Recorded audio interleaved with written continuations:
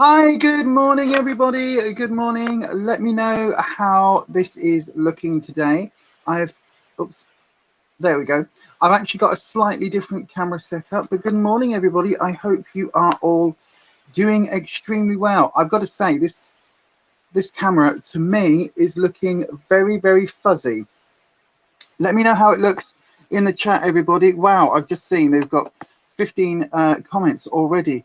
Let me have a look, because I think I'm going to need to swap back over. Hang on a second, because this looks incredibly fuzzy to me. Let me just, yeah, all right, okay. Let's just disconnect this one. Sorry, everybody, I've been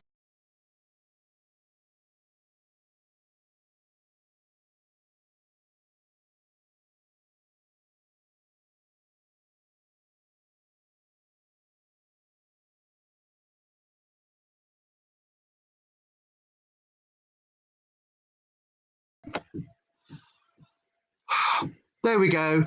The other one was muted. I do hope you are all well.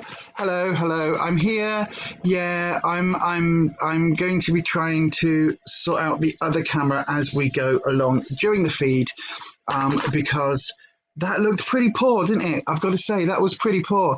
Anyway, good morning, everybody. How are you all? I hope you're all well. Welcome to Beyond Authentic Health and Beauty, where we are documenting our slimming world journey and very much beyond. This is part of the beyond side of our channel. Yes, the dogs are on the sofa with me this morning. I don't know how long that's going to last for, because they are in a right old mood this morning, especially the little Eddie Monster just there. He is in a right old mood. So yes, we'll see how long that lasts today. I am just going to pop this onto the other camera as I'm talking to you, so just bear with. How is everybody? Let's have a look at who's here. Can you hear me now? You should all be able to hear me now, hopefully. Let's have a look. Oh no, Belinda's got COVID. Oh, I hope you're well. I hope it's like the Omicron type variant, where it's a lot less to deal with than when me and Rufus first had it. But even when we had it second time round, it still put us on our backsides for a bit. I hope you're well, my darling. Good evening to Nanette. Good evening, I should say. Good morning to Nanette. Good morning to Belinda, as I say. I hope you're feeling better soon, Belinda. I really, really do. Yeah, talking in the chat. Hello all, sorry to hear you've got COVID, Belinda, says Ed, and your back is bothering you, Nanette. Yeah, sorry if everybody's feeling poorly today. Fibro's a bugger, COVID's a bugger, ill health is a bugger, recovering from surgery is a bugger. So whatever you're going through, I hope you're all okay.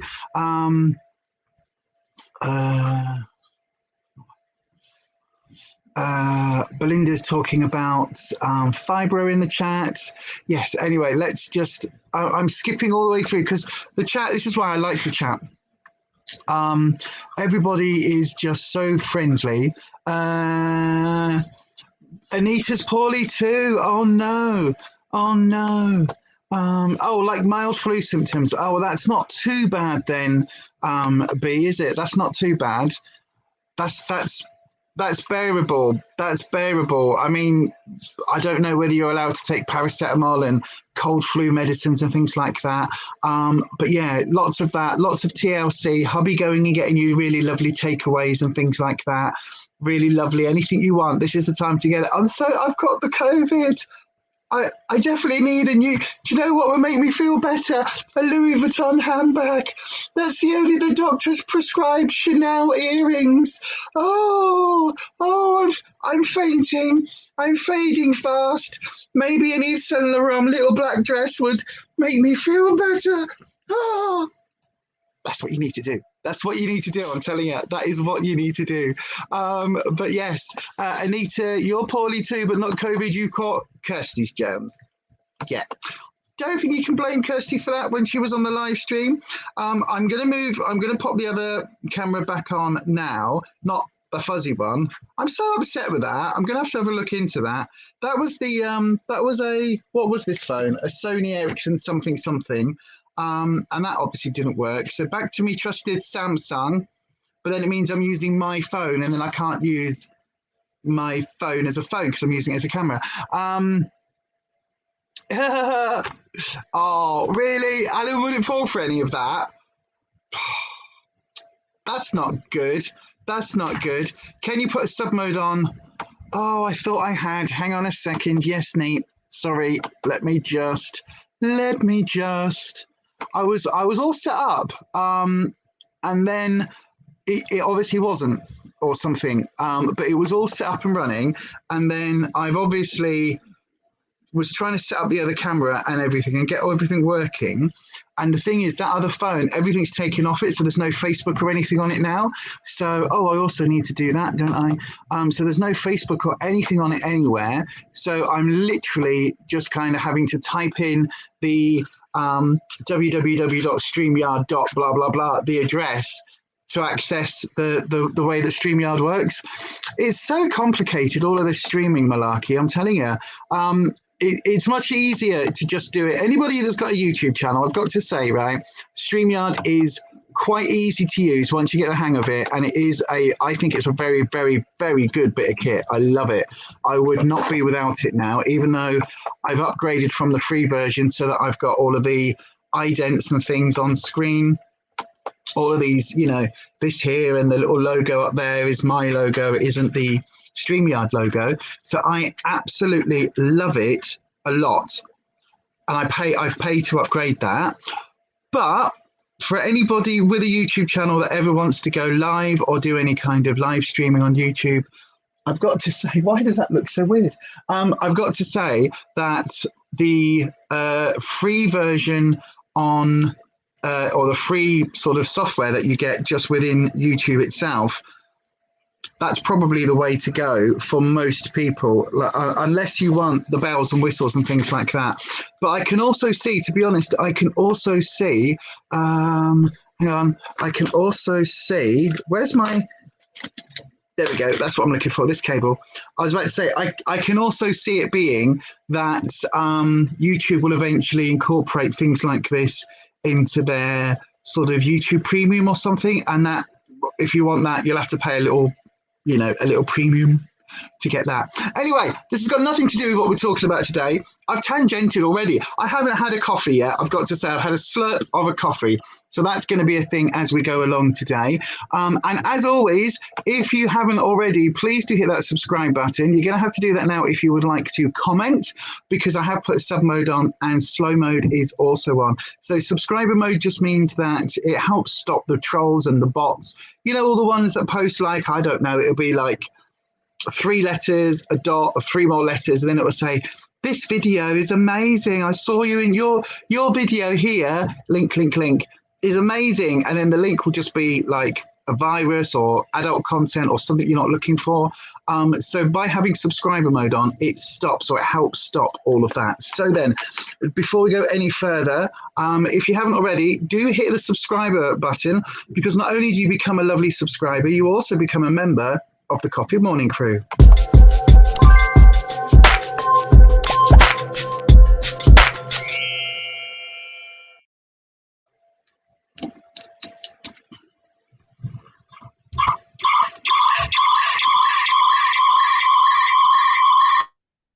Sorry, I was trying to fix it on the other thing.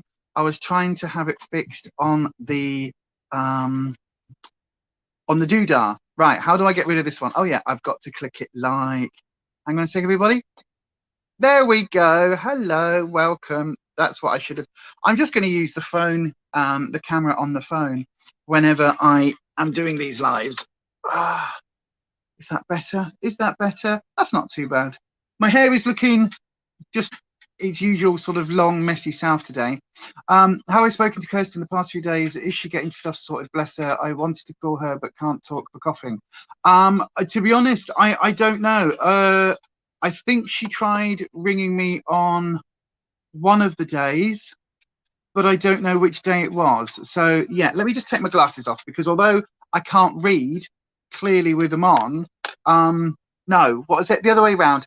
Oh, hang on, everybody. Let's have a coffee break. Before we go any further, I need some sort of coffee because my brain is not functioning yet. I've been up for a couple of hours and I just haven't had time to get to a coffee. It's been that bonkers.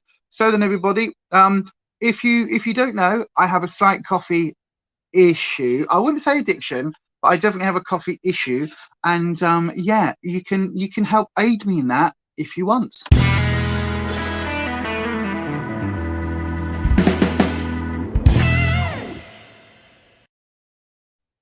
So if you would like to buy me a coffee, you can go to the address just up there, buymeacoffee.com/Beyond Authentic. The I in authentic, as always, is a 1. So what am I drinking today? What have you all got? Let us know what you've got in the comment section. Let me know in the chat, sorry, I should say, what you are drinking. By the way, if you're here as part of the replay crew, good morning, good afternoon, good evening to you. I hope you are very, very, very well. I am drinking in this cup. This is my packed coffee. This is, I think I've got one more sort of scoop of this is the Santa Rosa, something like that. It's a really nice sort of slightly fruity sort of aftertaste on the coffee. It's really, really nice. From Pact, this is what I'm drinking. Pact is my favorite coffee brand. They pay more than fair trade. They deal with individual farmers. You get a little leaflet or a little like card that tells you where the coffee was farmed. You can get it for $6.99 a month. I pay $7.99 a month because I get one, so I know which farm this is. The $6.99 a month one from Pact is basically that's more of a house blend. So it's like all sorts of different farms and creators and growers. But this one is you get a little card, tells you the farmer, tells you who grew it, and they pay a lot more than fair trade. So I like that. There is a code down in the description box if anybody wants to use it. You get £5 off your first month subscription, and I think I get some money off my next month's thingy, but I'm not doing it for any of that. I'm literally just doing it because I love my Packed coffee subscription. But because I knew that was going to be my first cup, and because I knew that I was just I don't know where the morning's gone today. I really don't. It's just some mornings where you're like, everything's fine, and put the kettle on, and while I'm boiling the kettle, I'll go into this, and I've got that cooking while that's on, and I'm timing this, and everything goes ping, ping, ting, ting, goes the kettle. I don't know why the kettle's a car, but it does. You know what I mean? Those mornings where everything just comes together, and it's like you open the door, the sun's shining, the dogs go running out, they have a little toilet, and then they pick up their toilet and put it in the trash themselves, and they do all of that. Great, fantastic. Today was not that day. Today was not a la la la la la bluebirds sitting on your finger kind of, little mice and rats helping you dress at morning. No. Today was one of those days where you go, I've got me socks. Where are my socks? I've only got one sock. How have I only got one sock? I literally left the bedroom 2 seconds ago with 2 socks in my hand. Now I have one. Right. Okay. I don't know where that's gone. Let's go and find another pair of socks. So you then go back in the bedroom, and then you go, oh yeah, I didn't drink my can of drink last night. Oh, I better take that back in because I might want to drink that in a minute. And then you go, oh, what did I come in here for? Oh, socks. So I need to go and get my socks. I definitely need to go and get my socks. And then you come back out and go, right, I need my cellar water because I need to take my face off. Where's my wipes? Did I get my sock? No, I didn't get my sock. And then you're like, where's my coffee? Oh, I haven't made it yet. Right, okay. Oh, I need to let the dogs out. Right, okay. So the dogs go out. And then what are you wanting now? Did I do your ham? Today's one of those days. It really is. Talking about my socks are actually still in my hand, although they are both of them now. I did find the other one, but they're not on my feet. So, it all helps. Anyway, again, I'm tangenting. See what happens when I don't have my coffee first before I film any of this. Normally, by the time I come onto camera, I've had at least one coffee. So my brain is at least partially functioning. That's what you were doing this morning, Nanette. Right, let's see what you're all drinking. Nanette's got Coke. Hopefully that's the drink. That's good. I've got the Pepsi. Anita, you're about to make a coffee. Oh, good, good, good. That's what you were like this morning. Lizzie J, good morning, Lizzie J. How are you, my darling? I hope you are fine. Is it Jay or Joy? Jay. You have a sock monster. It's your tiny dog, your Yorkie. He runs off of them. Yeah, our Eddie does. Our Eddie's very good at that. He's also good at nicking your sock as you're trying to put it on your foot. So when you do that thing and you're like, you do the flick to open it up and put your foot in it. So I do the flick and then he's like, woof, and it's gone. So, oh, magic. Yeah, he's very good at that. Ed, you've been on it this morning. Just need to do the washing up. Been watching Disenchantment, this lovely live. Been watching Disenchantment till this lovely live. I don't know what Disenchantment is. I don't know what that is. How are you doing? I saw in the comments, Ed, that you've got your infection, but you've got your antibiotics under control. That is good. I am very, very pleased with that. Well, after talking to you on the live the other day and saying, go and ring the doctor. Oh, hang on. Anita's, no, Belinda's on the water. That's good, Belinda. I thought you'd be on the water. I really did think you'd be on the water because you're so healthy. She makes me sick, Belinda. She does. She's super healthy, super skinny, super pretty. God, just makes you sick, doesn't it? Did it make it? No, she's lovely. She's lovely, Belinda. If you didn't know, she's got her own channel. She's put everything on pause this week because she is so poorly. She's got the COVID. She's got the Rona. So yeah, do go and check out Belinda Chapman. Her channel is literally just called Belinda Chapman. Do go and check her out. She does hauls and all sorts of stuff. She started doing the menopause diaries. She's documented when she's climbed up a mountain. Nice everyday things like that. Helping somebody out doing one of these like triathlon, hard man, those like endurance fitness things. Yeah, just helping someone out. All of that. So go and check out her channel. Ness is here as well. Good segue. Hello, good morning, Ness. From Little Miss Budget. Little Miss Budget is also a channel here on the YouTube. Our lovely Vanessa, or Ness as we call her, there on the channel. So she's got a channel as well. It's called Little Miss Budget, and she takes a budget look at beauty.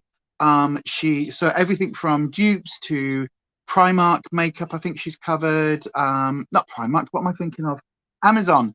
Good Lord, Amazon makeup and things like that. She's just done a video where she's been dyeing her hair. I haven't quite got round to watching that one. It's only just popped up on my feed. Not that I need any more inspiration to dye my hair. This isn't really. Hang on, let me see if I can change the tone on the camera. The light. There we go. That's more? There you go. Look, you can see my hair is now sort of a plum purplish colour. And I love it. I absolutely love it. I'm so glad that I've gone back to non-standard colours again. I really am. But do go and check out Little Miss Budget's channel as well if you like all things makeup related on a budget. In fact, look, there's a whole list down below, right? Just down there. Go into the description box. You want to. And there's a whole little link. Scroll down. There's my packed coffee link. There's some bargain links further. And if you scroll down, you'll see it says The Authentic Army. Those are the channels that are micro creators here on the YouTubes, really small micro creators, and we keep it 100% real.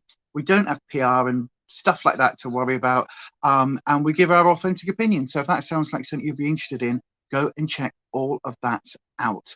Fabulous. Anyway, what are we now? 25 minutes in, nearly 20 minutes in, and still no mention of what we're actually going to be doing on this channel on the live stream today. So then, what is this channel? What is this stream all about? So the channel is all about health and beauty. Today we are on the beauty side. Now, I'm not calling myself a beauty. We are just looking at the beauty world and beauty products. By the way, this bubble wrap in the background is really annoying me, but I am literally I am at the very edge of my sofa because of the doggos. Because they are literally, I've got the two big ones laid out, sprawled out on the sofa here. Look, if I angle the camera, you can see them. Look at that. One sprawled out, lying on top of the other one, whilst Eddie is just probably eating something he shouldn't be eating in the kitchen. We've got a vegetable rack, right? And the vegetable rack sits on their big. They've got like a floor. You know the dog biscuit tub things, but it's literally floor to about it's not quite as high as a washing machine, but almost sort of up to the point where the door opens on a washing machine. So it's quite high up, right? And yeah, great, right? No problem at all. And our vegetable rack sits on top of that. So every time you need to fill up their biscuit bowl, we either have to lift the vegetable rack. It's just because we've not got a lot of storage space. But basically what that means is Eddie now associates all of the vegetables with his biscuits. Eddie also really likes carrots and sometimes parsnips. On my vegetable rack, I currently have some parsnips. So he keeps trying to get the parsnips and eat them and pull them out of the vegetable rack. So every time I'm not looking, I can see him with his nose up against the vegetable rack, kind of going, if I could just nudge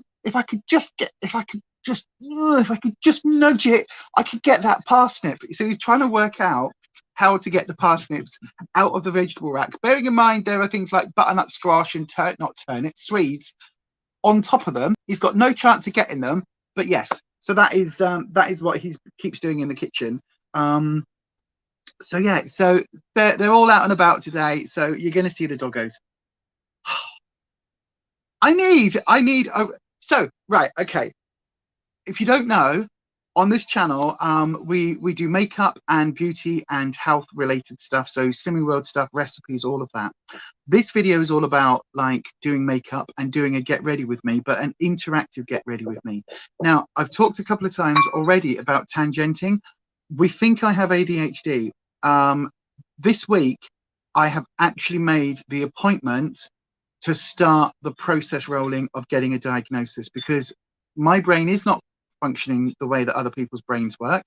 I struggle, as well as the fibro making me physically exhausted at the moment. I'm super tired. I really struggle in terms of keeping on focus and doing things. So yeah, we're in the process now of trying to get a diagnosis. So I've made the first appointment to get a doctor's call back, to then get the referral, to then get this rolling. It's probably going to take 18 months, but you know, whatever, at least we've started that process now. So yeah, so that's really interesting. Belinda's popped the angel emojis in the chat. I don't know why, but thank you very much for that. Lizzie, is it Izzy? It is Lizzie. I keep seeing Izzy, but anyway, Lizzie J. I hate those channels that show off how many free things they get. Yawn. I know, because it's like, the way I look at that, right? If you've got a load of free stuff because you're an influencer, I get that, you know, channels want to, or companies want to show you their products. I understand that, and I get that if you are an influencer, like. Okay, I'll give you an example, right? Oh God, I am so tangented already. I am so off topic. This is something I've just bought, right? The illustrated Hello.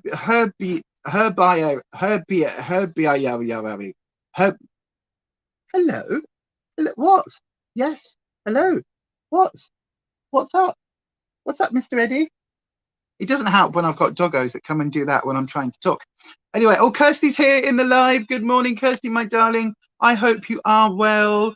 Nanette's got ADHD as well. It's really difficult getting a diagnosis as an adult. You see, when I was growing up, oh God, here we go, tangenting again. When I was growing up, I just thought this was the way my brain worked. I didn't realize until I was in my teens and 20s that other people's brains didn't work the way that mine did. And the way I've always described it is that I see patterns. Right, I'm really, it's why tarot is such an amazing thing for me. I see patterns, and so like on countdown, you know, the numbers game, I can get it like that because I can see the pattern. I literally, it just goes, oh, it's that. And so my brain works a little bit differently, and it means that I am quite scatterbrained, and it means that the way I've always talked about it in the past was we were talking about like having all of my hobbies on different moons, and they circle, and sometimes that moon will orbit around for a while, and other times it's on a really wide elliptical orbit. And so for me, I can pick up a hobby and I can be hyper fixated on that hobby for the longest time, and then just go, oh, I'm going to move on to this now. So many different things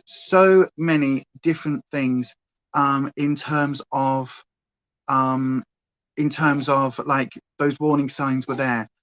Crap with company, crap with people, crap with everything that you're supposed to do to maintain friendships. I just don't understand any of that. It doesn't ring true, right? So that's been the way since I was a child. And now it's finally got to the point where I'm like, do you know what? There must be some sort of way of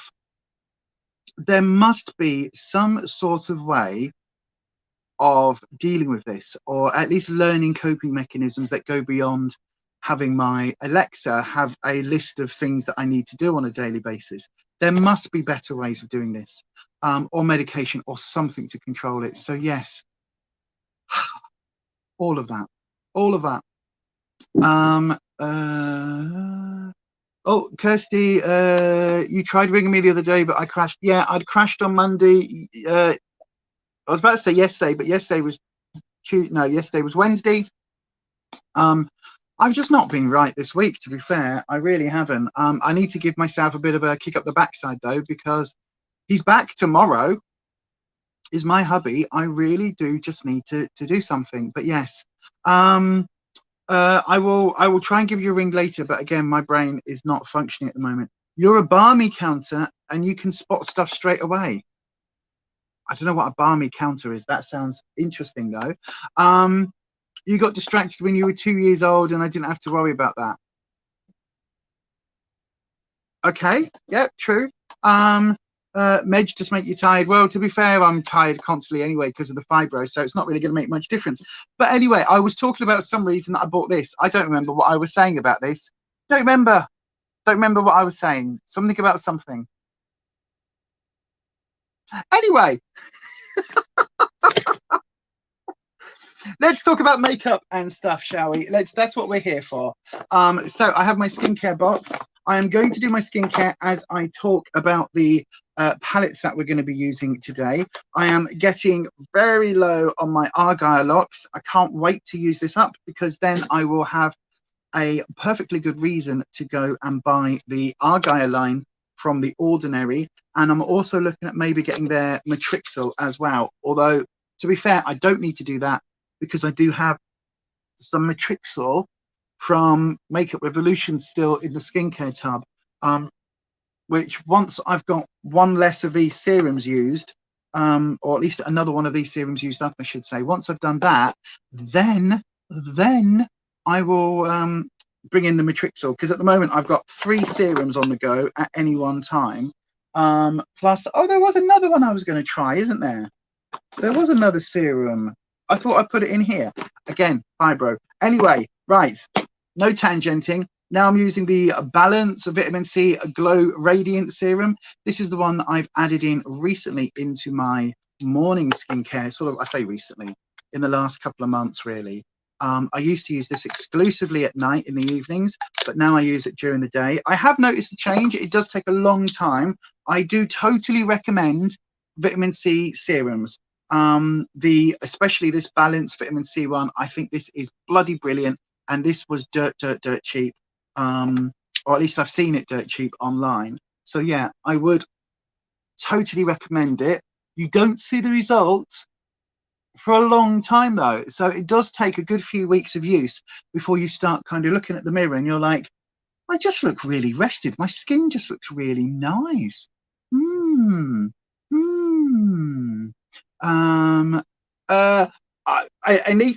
Anita, that is something I am looking at. That is something I'm looking at. I count everything. That's why you're an accountant. You love numbers. Wow. Oh, you meant diagnosed at 2, not distracted. Okay, that makes more sense. Anita. So Anita's saying that maybe on a Thursday live, while I'm reading this, I'm going to do my next step, which is my OK Illuminating Serum. So this is an illuminating one, but it isn't vitamin C. Alarm going off.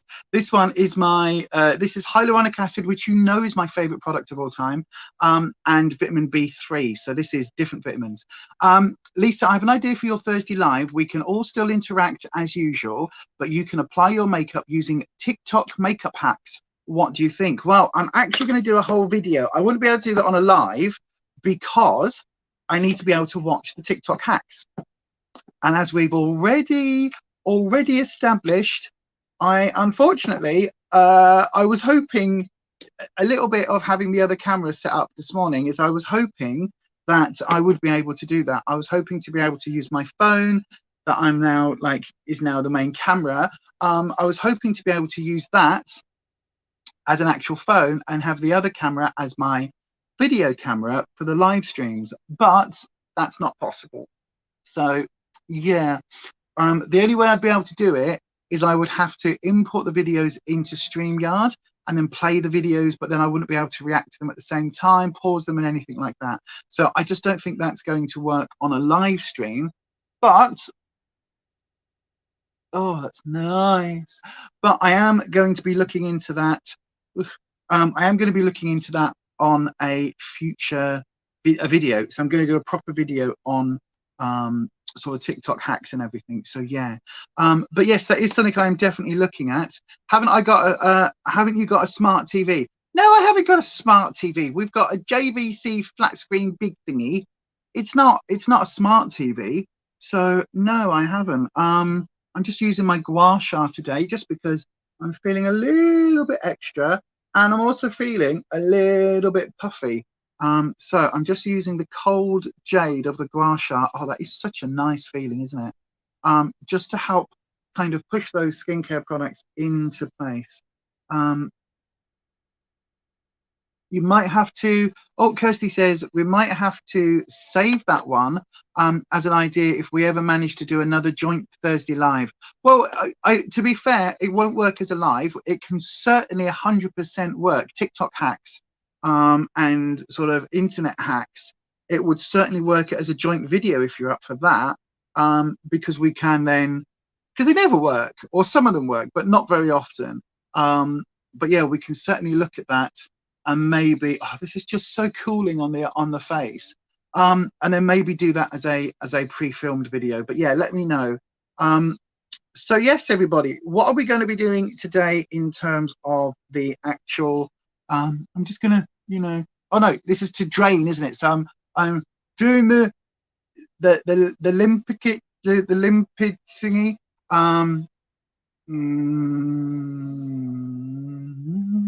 The Olympic system, the Olympics, the something, the limping. I don't know what it was. So yes, that is my serums. I'm going in with the this is a serum as well. The number 7 firming booster serum. So yeah, this is another serum, just another one of my moisturizers. I can't see the chat. I need my glasses on. What's that, Anita? Do you not use that? Yes, this is it. The one with the metal rollers in. Lizzie J. They're all so silly it would be funny. I know, right? They probably would. You have a smart TV, but because I don't have Wi-Fi, you can't use it to its full potential. My lovely neighbor lets me use her Wi-Fi. Okie dokie. That's a lovely neighbor. TikTok hacks, absolutely looking into that. Lymphatic drainage, yes, the limping system, like salicylic acid. You still haven't tried your gua sha? Oh, try it, Ness. It's just like a little luxury. It's just like a little cooling moment. It really is. This is how the little spurt look, a little spurt. So we're just going to apply some on here. Where's my mirror? Where's my mirror?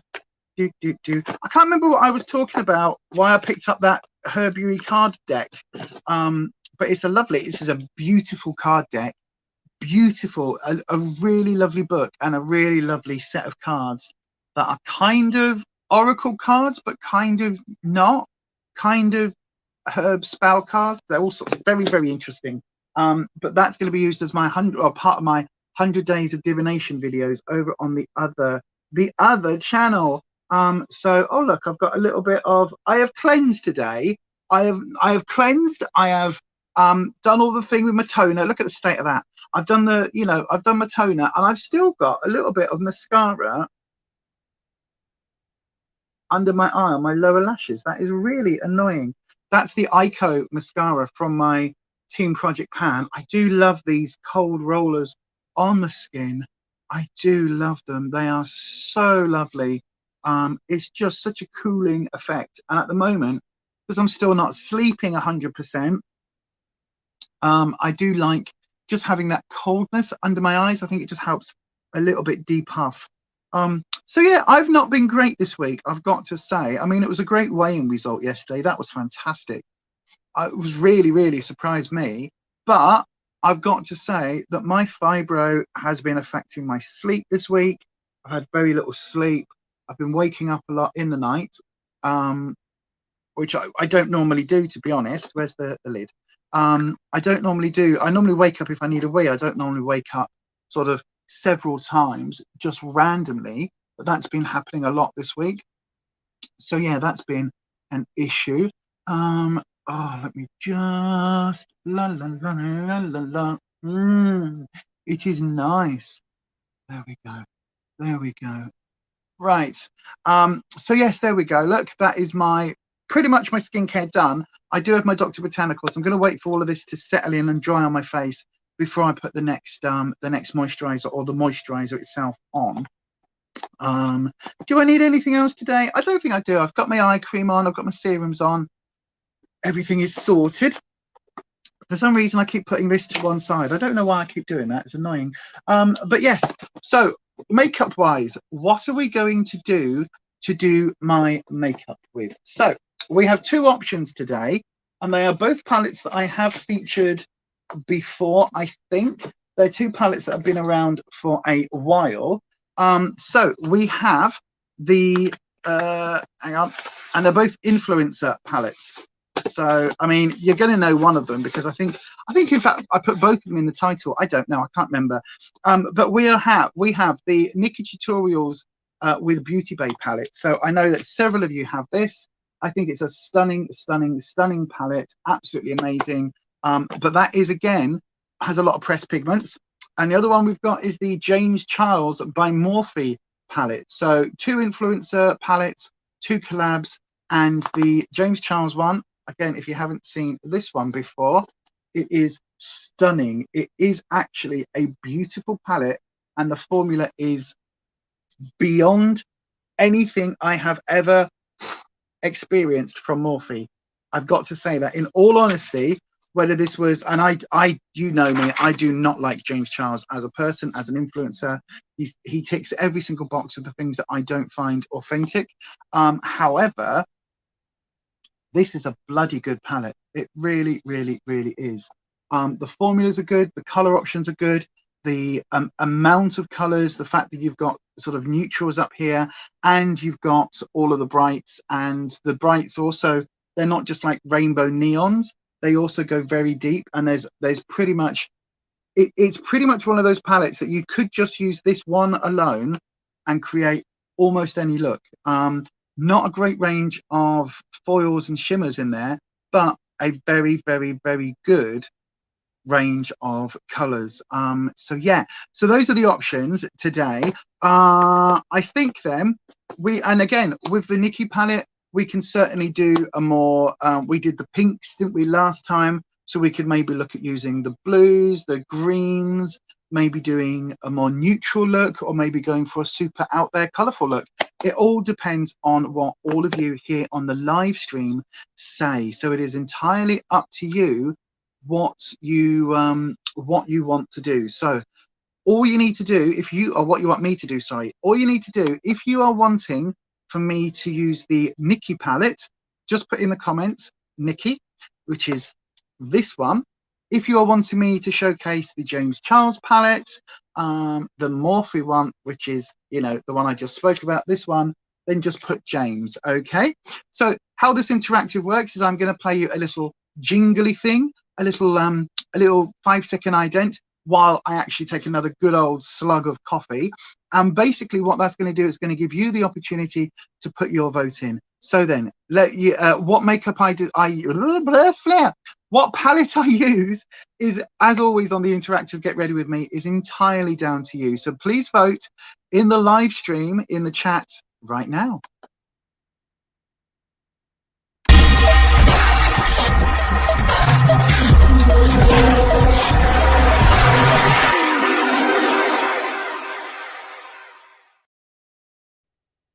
So is it the Nikkie palette? Is it the James palette? Let's have a little look what people are wanting to me to use today.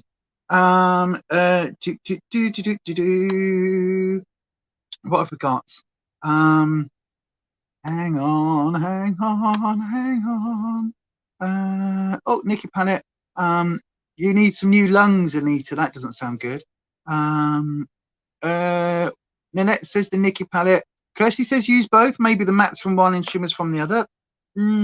That's an idea, maybe. Anita says the Nikkie palette, as you've used the James quite a bit off camera too. I've used both pretty much equally, I would say. I've used the Nikkie palette a lot. The James Charles palette doesn't wow you, says Neat. It didn't wow me. I've got to say, it did not wow me until I started using it. Once I actually put it on my face for the first time, oh my God, I then saw why a lot of people were like, wow, and a lot of people were like, hell no. It made me realize that. So yeah.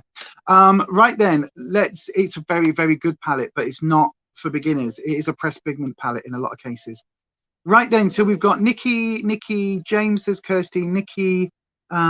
Everybody seems to be going for Nikkie apart from Kirsty. Oh, I mean, you know, I can't blame you. If I was to choose between these as people, I would absolutely get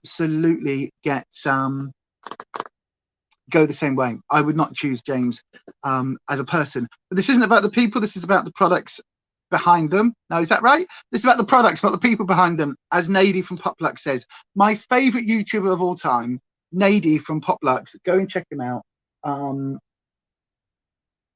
I've got a very loudly snoring Kirsty right now. She's very, very loudly snoring. Ness says it's the color story that doesn't suit you. That's really interesting, Ness, because like this is every color. This isn't a color story. This is everything. Like you can mix and match and get pretty much any color from this palette. So it is a universal one and done kind of palette. I kind of wish there was a matte version and a shimmer version of the same colors, because I think that is really interesting. But anyway, we have the Nikkie palette that everybody is choosing today. Kirsty snoring. No, what is going on? I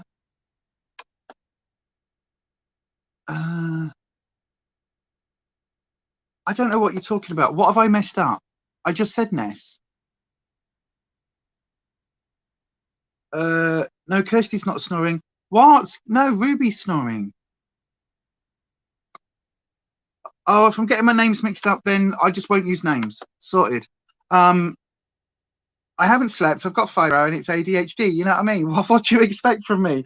Right then, so we are going to use the Nikkie Ness Neat palette, which is this one. So Nikkie Ness Neat, and this is what we have. So then, I guess then the options are going to be whether we end up doing a neutral, sort of more toned down, or a brights.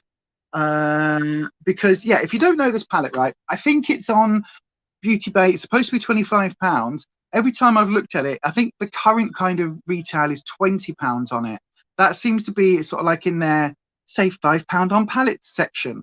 But I have seen it go down to like £17.45 or some random number, £17.25. I've got no idea what that was. So I have seen it, you know, drop down to about £17. Likewise, the James Charles palette, I have seen that for as little as £20 on Morphe. It keeps going in and out of stock on Morphe. I don't know why, but I would recommend picking that up. Absolutely. How about a neutral but with a Nikkie pop of color? Absolutely, that's a good idea. Neutral for Anita. Anita says BeautyBay have a sale on again. I'm not even looking at those at the moment, to be fair, because I don't need any more makeup. I really don't need any more makeup. Right then, so in the chat, if you would like me to try a neutral look, so I will show you what I mean by neutral. So we're looking at the sort of the more standard, sort of basic, if you like, colors. So we've got Basic Truth, which is this rather gorgeous sort of beigey cream color. We've got the, I guess, Blend and Snap. This pink could be considered a neutral. It is a very vibrant pink though. But we've also got Zoma, which is this sort of corally shade down here. And then obviously we've got the browns. So we've got Mila, which is this sort of warm tone mid brown. It looks almost orangey brown on the camera.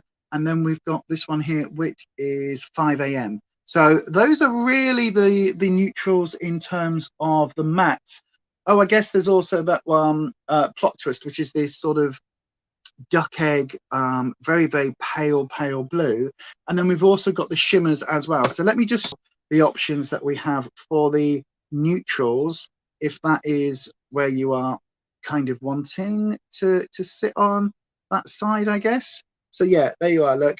So we've got the 5 a.m., the Mila, that one there is the basic truth, which means basic bitch in Dutch, which I love. Zoma, which is that warmer tone coral, and then the bright pink is blend and snap. And then you could also add in that redemption in there as well. So even the neutral side is still quite bright on this palette, which I do absolutely love. And then we've got the shimmers. So let me show you the shimmers as well. No, anyway, right. So that's the first choice. So we got choice one is this is what I would call the sort of the more neutral side of things. And then for choice two, oh, actually, let's put the periwinkle blue in there as well, because it is a very pale color. So that's the sort of more neutrals, and the sort of the more toned down. And then for the brights, let's go with all of these. So we've got Slasher, which is that lovely plum color. I love that so much.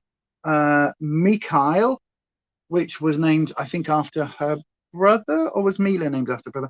I can't remember. We've got VLA, which is that bright yellow just there. This is now not coming off my fingers, is it? Let me just, I have to get those off my fingers.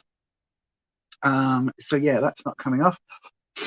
And then we've got EW, which is this gorgeous jade green, and Amsterdam, which is this deep royal, almost navy blue. So these are the colors from the palette.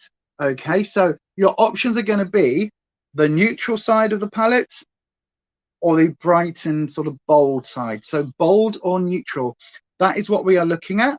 Now we can do, as Kirsty said, a neutral with a pop of color, but that for me would still be, to keep within that sort of color story, we'd be looking at this with maybe a yellow or this, and really bringing out the pink or something.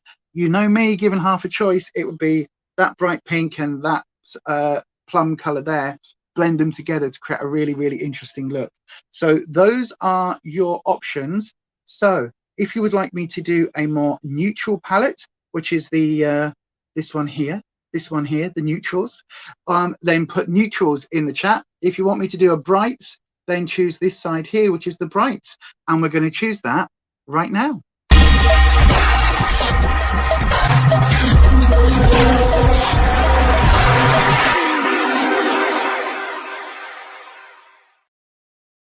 Hang on, did I just see oh wow, how have I missed all these whoopsie, how have I missed all these chats? Did I just see my other half in the chat? Yes, I did.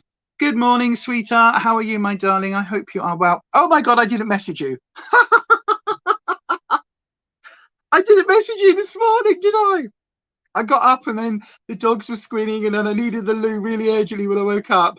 I was like, run for a toilet. You're watching QVC? What, you mean with me? I know, right? This is my QVC. Are you ready? This is my QVC.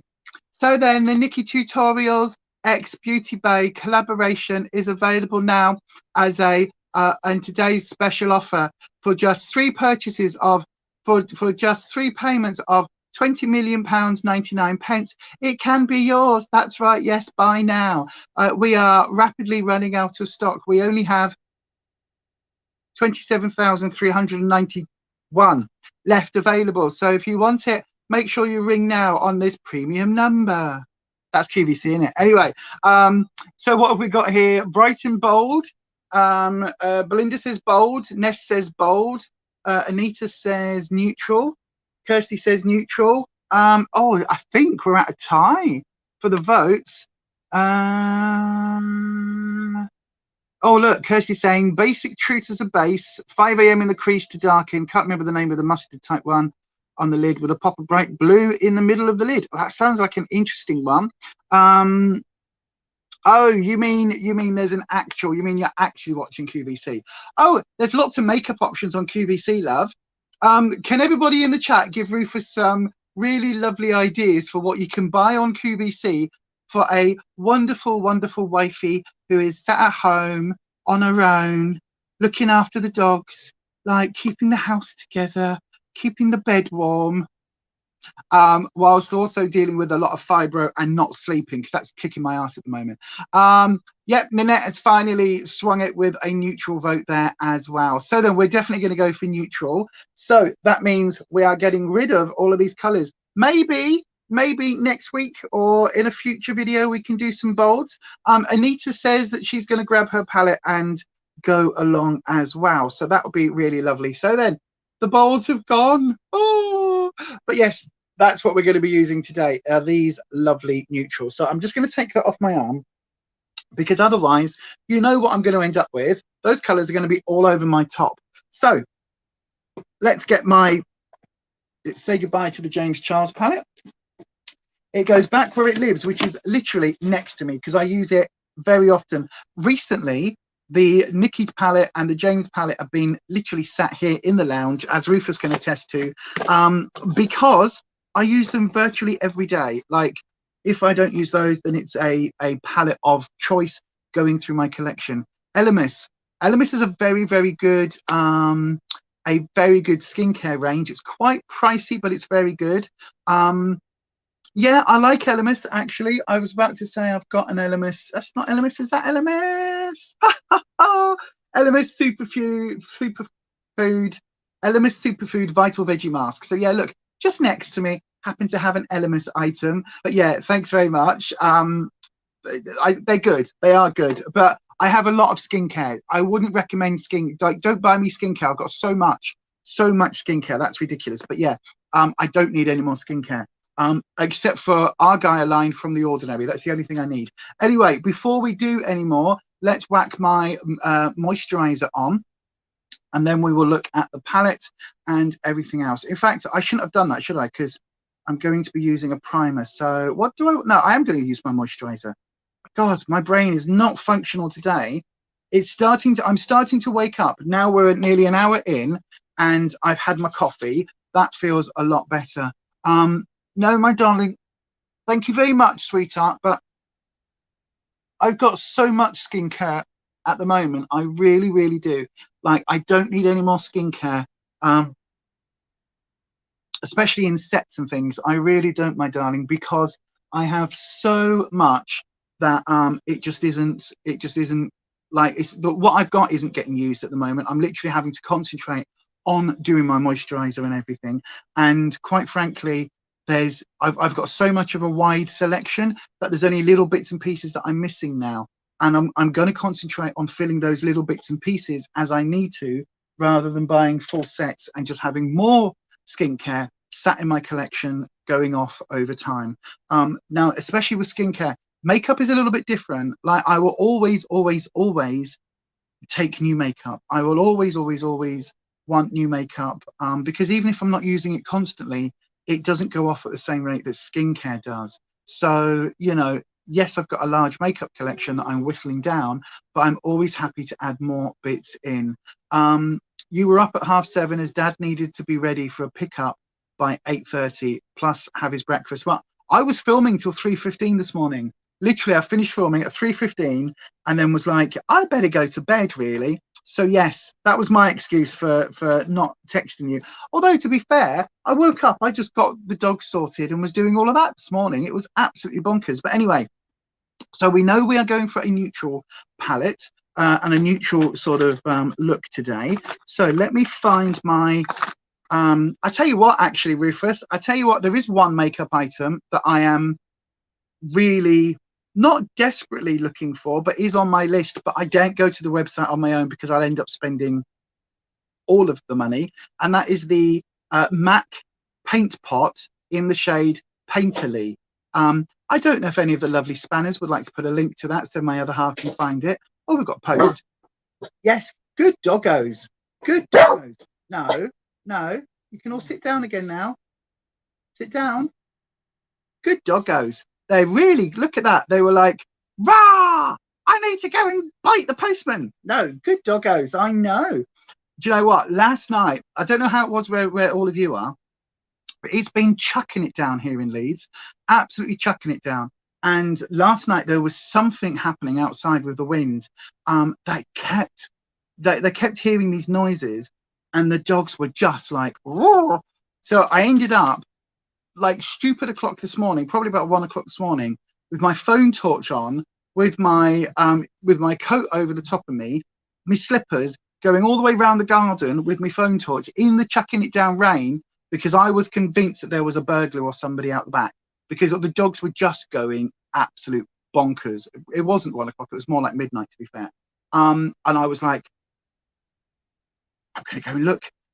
Because they just wouldn't let it go. But I don't know what it was. I don't know what was making them bark. I don't know what was triggering them. It was absolutely mad. But anyway, MAC Painterly Paint Pot. This is the dupe by Makeup Revolution. They no longer make this. I'm gutted about that. It's the Revolution Pro Eye Elements in Core. This is MAC Painterly Paint Pot, or MAC Paint Pot in the shade Painterly. This is a one-on-one dupe, basically. And since I have put this in my team Project Pam, I'm doing really well with it. Really, really, really well with it. Look, you can see, look at that dint in there. Look, I'm doing so well. It's really, really good. I love it. And this is very old. As I say, they've probably not made this in about a couple of years. So it is quite dry when you first sort of stick it on your finger, but it does, as it warms up to skin temperature, it is absolutely brilliant. So yes, Lizzie J, you're back and you've had a shower and you are putting your face on with me. Oh, fantastic. Well, so far we have voted on the Nikkie Tutorials palette, and we have voted, or you all voted, for a neutral look. So yes, what's that? The case needs sending back, as it was a 21A case cover.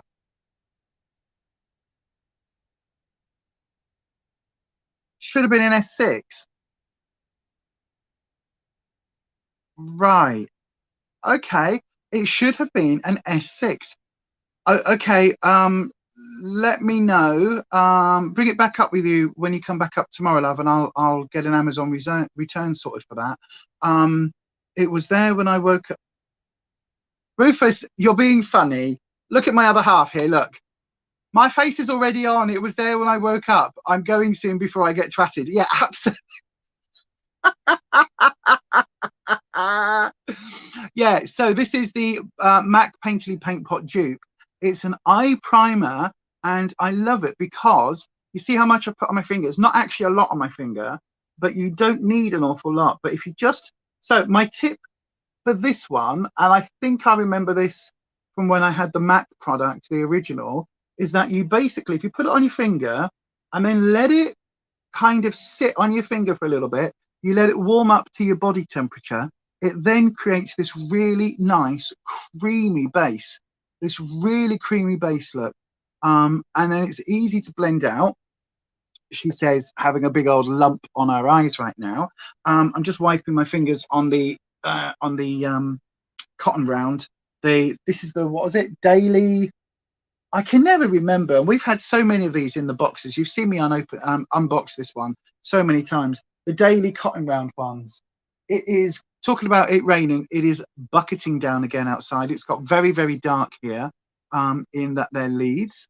So, but we're not expecting snow. Apparently, other places in the country are expecting snow again. I don't know. Let me know where you are. Have you got a snow warning in place? I keep checking on Alexa to see whether you know, that forecast is changing, but it says so far in the next 7 days we're not expecting any snow in Leeds. So yeah, no idea. Right then, there we go. So that is the eye primer on. Now I do take it all the way up to my eyebrows, just because. You don't have to. I do, because I've got a lot of eye space there to use, and to be honest, because of the hooded eyes that I have, I do quite like taking the sort of the underbrow highlight sort of all the way up to there. So yeah, so I have been filming, as I was saying last night. I have filmed 2 of the 100 Days of Divination videos. So I've been looking at a couple of new tarot decks. So that's really, really, really interesting. They are beautiful. The new decks I've got, they are absolutely stunning. So then I've got my brushes and I've got the palette ready. So we are all ready to go. So then we're going to start off with a neutral look that we are going for. Now, Kirsty did say to start off with basic truths. That I think for me is the only option that I have to start as a sort of base color. So that one there. So I'm just taking a fairly fluffy brush. I've got my color swatch, that's what, my color swiper switcher thing, and I've got quite a fluffy brush. This is one of my Spectrum brushes. This is the B06, if anybody's got Spectrum brushes. I really do like it. So yes, look, a nice kind of flat-headed. Oh, look at that, Rufy. It's sunny down there. Scotland's expecting snow. Okay. Oh, if Kelly's on from Afflicted Beauty, we can ask her if she comes on, if it's snowing there. Oh, look at that. Kirsty's put a link just there on the chat, Rufus, to what's that? Here's a link from MAC Cosmetics. So that's the MAC link. And I did see also that that Anita did say it's available in Boots as well. Not that you have to buy me one, because as I say, this is probably going to last me for about another 3 or 4 months at this rate, the MAC Painterly Paint Pot. But yeah, you don't have to buy me anything. What am I even talking about? You don't have to buy me a single thing. You really, really don't, my darling. Just come back up on Friday night. That's what you need to do. Come back tomorrow. Right, I'm using the magnifying side, because if you don't know, there's 2 mirrors in this palette. One is a standard mirror, and then we've got this 2 times magnification mirror, because it just helps. For people like me that need glasses, this is perfect. I ain't got no posh makeup. Mine's all Pound Shop and Wilko makeup, says Lizzie. There's no problem with Wilko. Wilko do Essence. So they do the Essence Princess Mascara, which I think is one of my favorite mascaras of all time. I am not a snob when it comes down to makeup. I'm telling you, yes, I have, like, I'm putting this now as a base. So I'm starting on the outside corner, because again, remember everybody, where you put the colors, first of all, that is where you get the most payoff. So wherever you put the color down, that's where you get the biggest impact. So yeah, Rufus is currently in Romford, and an Essex blow dry. All I wanted was an Essex blow dry in it. Belinda's in Chelmsford, so Belinda's not a million miles away from you, Rufus love. So yeah, Rufus is helping out obviously his mum and dad at the moment. So yeah, wherever you put the brush, that's where you get the maximum payoff. Okay, so again, as I was just saying, Lizzie, I have very cheap makeup, and I have Anastasia Beverly Hills, and I have, you know, Jeffree Star and KVD and all of that. And to be honest with you, like, I think the mid-range, you can't really tell a difference. Budget to higher end, you can tell a difference. So a lot of Makeup Revolution stuff that I've got, and a lot of bits and pieces like that, they are all quite, you know, quite decent really, that mid-range. So Makeup Revolution, Maybelline are normally okay. Elf, I love Elf's formula. You can get palettes from them for £3 or £4. They're really good. MUA, really hit or miss. But what you find is if you go cheaper than that sort of drugstore, so if you go into Poundland and places like that, the pigmentation's really difficult for me. I find it really difficult to build a color and to get those options. So I would rather spend £3 or £4 on a palette rather than £1 or £2. But I also don't see the point in spending 70, 80, 90, hundreds of pounds on palettes. And the higher end stuff that I have, if it hasn't been a gift from my other half at Christmas time or a birthday, where he's bought me, you know, the Blood Money palette that came out, the JSC green palette, that was a gift from my other half. Or I've picked up palettes either secondhand or, you know, from mystery boxes and things like that. Then I would not pay 50, 60 pounds. I wouldn't pay 50 pounds for an eyeshadow palette. I really wouldn't pay 50-60 pounds. The Anastasia Beverly Hills palettes, I think those at the 45 pound price point, that's about my limit. I think they are very, very good, and I think that they're very good. I think they are, for the price. Paying 40 pounds for a palette is quite a lot of money, but they blend so easily. I'm just going to do the other eye. They blend so easily, and they just work. It's effortless. The formulation is good. The pigmentation is good.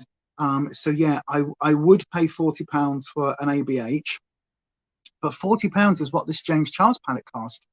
And I would not in any way, shape or form pay 40 pounds for that. Even though I love it, I wouldn't.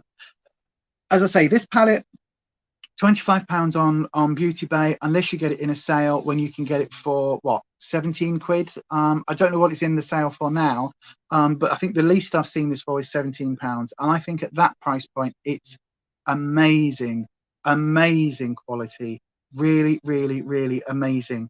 So yeah, I tend to stick to the sort of drugstore to ABH high end or JSC high end at that maximum of 50 quid. And I do recommend the JSC palettes I've got. I totally recommend the formula. And again, I've got to be so careful saying that on the YouTubes these days, because obviously Jeffrey is somebody who has been well and truly cancelled in a lot of people's views. But I do still recommend the formula of the product. So yes, I know this is going to look very strange because I've taken that eye primer all the way up, but there is method to my madness. Once everything is blended and I've got my foundation on, it will look decent. Right, so then if we're going on the neutral side, I think I want to blend that out with this tone Zoma, which is this sort of corally tone.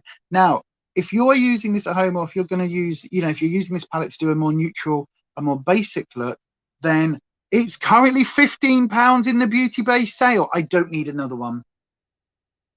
My brain immediately went, wow, Anita, that is the cheapest I've ever seen that palette. That is the cheapest I've ever seen that palette. This, for £17, you're getting a bargain. For 15 quid, especially if you can gain your BeautyBay points, for 15 quid, that is absolutely amazing. Like, grab it. I would recommend that. If anybody hasn't got this palette but wants a colourful palette that you can also do neutral looks with and you're not sure about it, pick it up at 15 quid. Jesus, that is bonkers. Lizzie, yeah, the JSC palettes, they're fantastic. The quality is fantastic. Blood Sugar, Blood Money, no, what is it? Blood Sugar, Blue Blood. Totally recommend those. Blood Sugar is one of my go-to red palettes, red tone palettes. Absolutely amazing. Blue Blood, I think, is just my favorite blue palette of all time. Love, love, love that. Blood Money, again, the greens, phenomenal. I love my greens. That palette is stunning. Bloodlust, which was the purple palette, lacks a little bit of a punch for me. It's missing something. I think it's missing a Cadbury purple. That's the only one that's missing. The rest of them, Conspiracy I really like. Jawbreaker, I haven't got the full one. I've got the mini. But Jawbreaker is very, very good. But yeah, have a look-see. Have a look-see. If you can pick them up on Depop, if they're genuine palettes and you can pick them up on Depop for anything around the £20-25 price point, I would say, give them a go.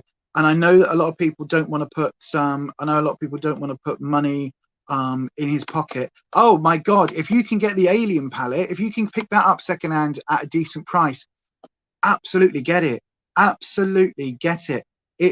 Alien is one of my favorite all-time JSC palettes. The reason I didn't mention it is because it's out of stock now. He's stopped making it. It's now a discontinued line or discontinued palette. And a lot of those colors, or a lot of very similar colors, are now in the Conspiracy palette. So yeah, I do recommend having a look-see, have a look around at those. I'm just looking at Linda talking to Kirsty about the various things that's happened to Kirsty this week. I'm not going to put it on my stream, but yeah, it's been a tough one, hasn't it? It's been a tough one, my darling. The JSC palettes are in the BeautyBay sale as well. Have a look. The sale is, I would recommend, if you can pick up a JSC palette anything around half price, whether that is new or Depop or eBay. Be very careful because there's a lot of dupes. Certainly, if you're going to go for eBay, my recommendation for buying JSC would be to go for the chunky palettes. So the Blue Blood, Blood Sugar, Blood Money, Bloodlust, Conspiracy. Those palettes, because they are such a unique construct, the actual palette themselves is such a unique shape. Those are very hard to dupe. Any of the flat palettes, whether that be Pricked, which is one of his latest ones, Orgy, what's the other one that I was just mentioning, Jawbreaker, any of those, any of the mini palettes, there are so many fakes of those out there. Be very careful because a plain basic cardboard package is very easy to fake.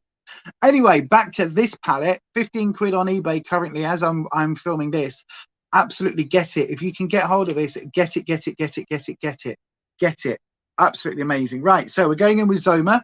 Fairly like a large amount on my brush, but it won't be in a second because I am tapping off. So you see I've tapped off all the excess. So now we only have on the brush kind of what we need on the brush. And again, I'm taking this from the outer corner first and taking that color in. So the outer corner, so whatever palettes you use, wherever you put the brush for the first time, look at that, I'm tapping back in because I'm not happy with that payoff. I over tapped so you can see the color. Wherever you put your brush for the first time, that is where your color is going to be its strongest point. Okay, so if you're doing a standard kind of, you know, lighter to dark on the outer corner, if that's kind of the look you're going for, if you were to put any color, if you start on the inner corner, that's going to be your darkest spot of that color, which is going to make it really hard to blend. It's always better to start where you want the deepest color to be and then blend into the lighter and then back out. So yeah, that's why you'll see I always start on my outer corner and then take the color in. So I'm just gonna keep taking that windscreen motion backwards and forwards and just really blend it out and blend it up, just because I want this really soft blend. Now, because I have such hooded eyes, you'll see in a lot of my videos, I take the, in fact, tell you what, hang on. There we go. I've moved you a little bit closer so you can see a little bit easier. I take the color, I take it a lot higher up than most people do, because look, if I put a big blob of color there, right, doesn't that look really high? That looks ridiculous, right? Wow, clown eyes. And then I drop my hood and it virtually disappears. You see, so I go like that, and then when I drop the hood down and I have that hooded eye, it kind of disappears. So I have to take my color really high up to kind of overcompensate for that hood, because then as it drops, you can see that color when everything's there. If you haven't got hooded eyes, just go to where you are comfortable with the eye shape and then don't take it any higher. For me, I have to take it higher. So if you've got hooded eyes, do what I'm doing. If you haven't got eyes that are either as hooded, or if you don't have any hooding on them at all, then you don't need to, you don't need to do this sort of step. You don't have to take it up quite as high. But I'm building that color up now on that outer corner, because we're going for a smoky, because we're going for a neutral look, doesn't mean we can't have a bit of fun with it, and doesn't mean that we can't, sort of smoke it out a little bit and things like that. So I love this 2x mirror. I absolutely love it. It's one of my favorite things of this palette. But one thing I will say, if you are used to seeing yourself a little bit blurred, a little bit further away, you've not got your specs on, a 2x palette or a 2x mirror or a 5x mirror, when you're that close up doing your eyes, you see every wrinkle, every crinkle, everything. You know what I'm saying? So yeah, just be very, very mindful of that actually there's no hiding. You can't hide what your face actually looks like when you are on a 2x zoom. You do see every flaw, every wrinkle, crinkle, and line that is forming on your face. But you know what? I like that. I like the lines. It's a map of our face because it shows us our journey throughout our life, doesn't it? Absolutely. Lizzie, you have hooded eyes, but you just slap it on. Your best bet if you've got hooded eyes is to literally kind of work out, let me get a clean brush, work out where your hood is. So drop your eyes. Okay, so you drop your eyes. There we go. So I drop my eyes and then I think, right, if I put my eyeshadow, let's do it on this one. If I put my eyeshadow here, then I can see it. So where is that position? Right, so there, that's going to be, so there, look. So my eyeshadow needs to go all the way to here for me to see it when I drop it, because if I was to put the eyeshadow just onto like where people regularly put their shadow, which would be here, when my lid closes, it's underneath that lid, it's underneath the hood. So it's something to bear in mind. If you do have hooded eyes, go up higher. This Zoma shade is absolutely lovely neat. It really is. It's a beautiful sort of soft corally peachy shade. It's not too intense, but it does give you a nice sort of soft wash of color. And you could just quite happily stop there, to be fair. You could. Now, again, because of the hood, I do take my color up a little bit higher. So you won't need to if you don't have that hooded issue. But as you can see, if I get the angle there, look, as I come across, I have to take my color just slightly higher up, just like so. So I take my color higher up. So again, there is also there's an inclination. If you have hooded eyes, there is an inclination to kind of stay away from or you know, not reshape. But just because you've got a hood doesn't mean that you can't wear eyeshadow. It doesn't mean that you can't have eyeshadow to show up, because obviously if you just do the normal sort of crease line that every other beauty channel tells you to do, when you're doing this like this and you go, oh, it looks really pretty, and then you drop your hood, you can't see it because all of that color is on the bit of the lid that it gets covered up.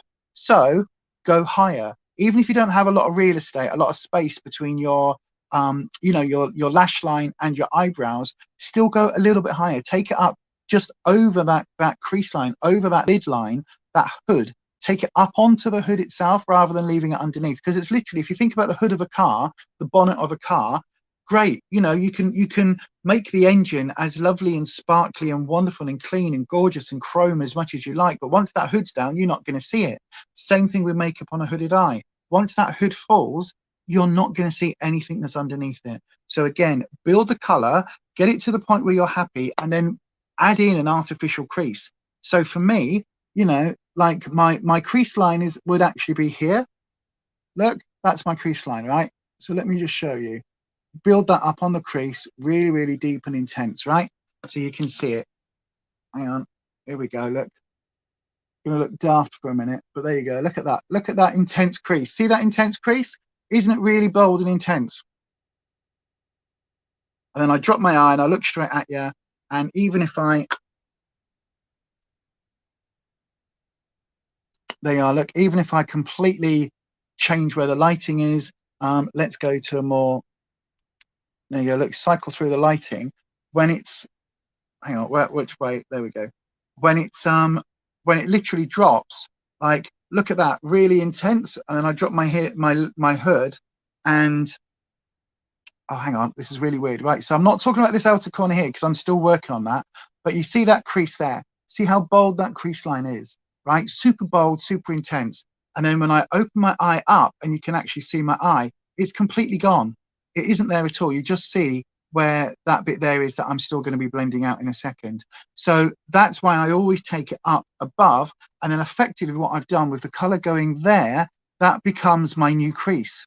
So it's effectively playing with perspective and playing with shadows and shades to actually create that look. So it's almost like a filter, almost like an Instagram sort of filter thing, where I am just changing the shape of my eyes to actually, you know, better reflect or to better create a look. I don't know where, is that a better camera? Is that a better angle for the, not for the camera, for the light? Is that a better one? Anyway, right, let me go back in, and before this color permanently properly sets down, let me just blend this Zoma out on that outer edge. And now I'm going to tap in with the basic truth again. And I'm just going to lay a little bit more of that just on the upper edge, just to blend that Zoma right out. And again, if you notice, I haven't swapped to my blending brush yet. I'm still using that same brush. So yes, I just really need to put in the chat. Do please, if you haven't already, excuse me, do please hit the like button, give it a thumbs up. And again, do all the subscribey things, all of these things down here. Look, subscribe and ding the bell, like and comment, all of that. That really helps me out on YouTube.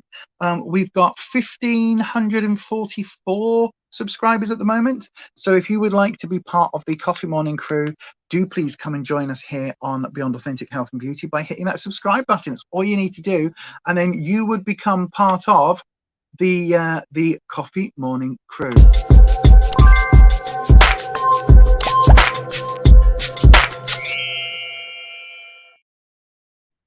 Sorry, Ed's comment come up on the screen then, didn't it? It really did. That's a better one. Thank you very much. So yes, that's good then. If that's better to see the sort of where I'm doing the application, I don't know whether you can see now. Look, you can see that now I've blended out the upper so it matches the other eye.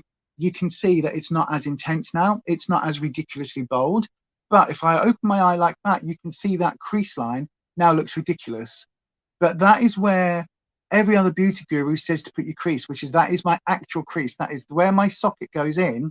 Like, look, as you can see there, look, that's where my socket goes in. So that is my crease. But it doesn't work for me. If you do your makeup and you've got a hooded lid and you do your crease where your actual crease is, it's going to disappear. So that's why I always take mine up higher. Now I will just blend that crease line out a little bit so it's not quite as intense.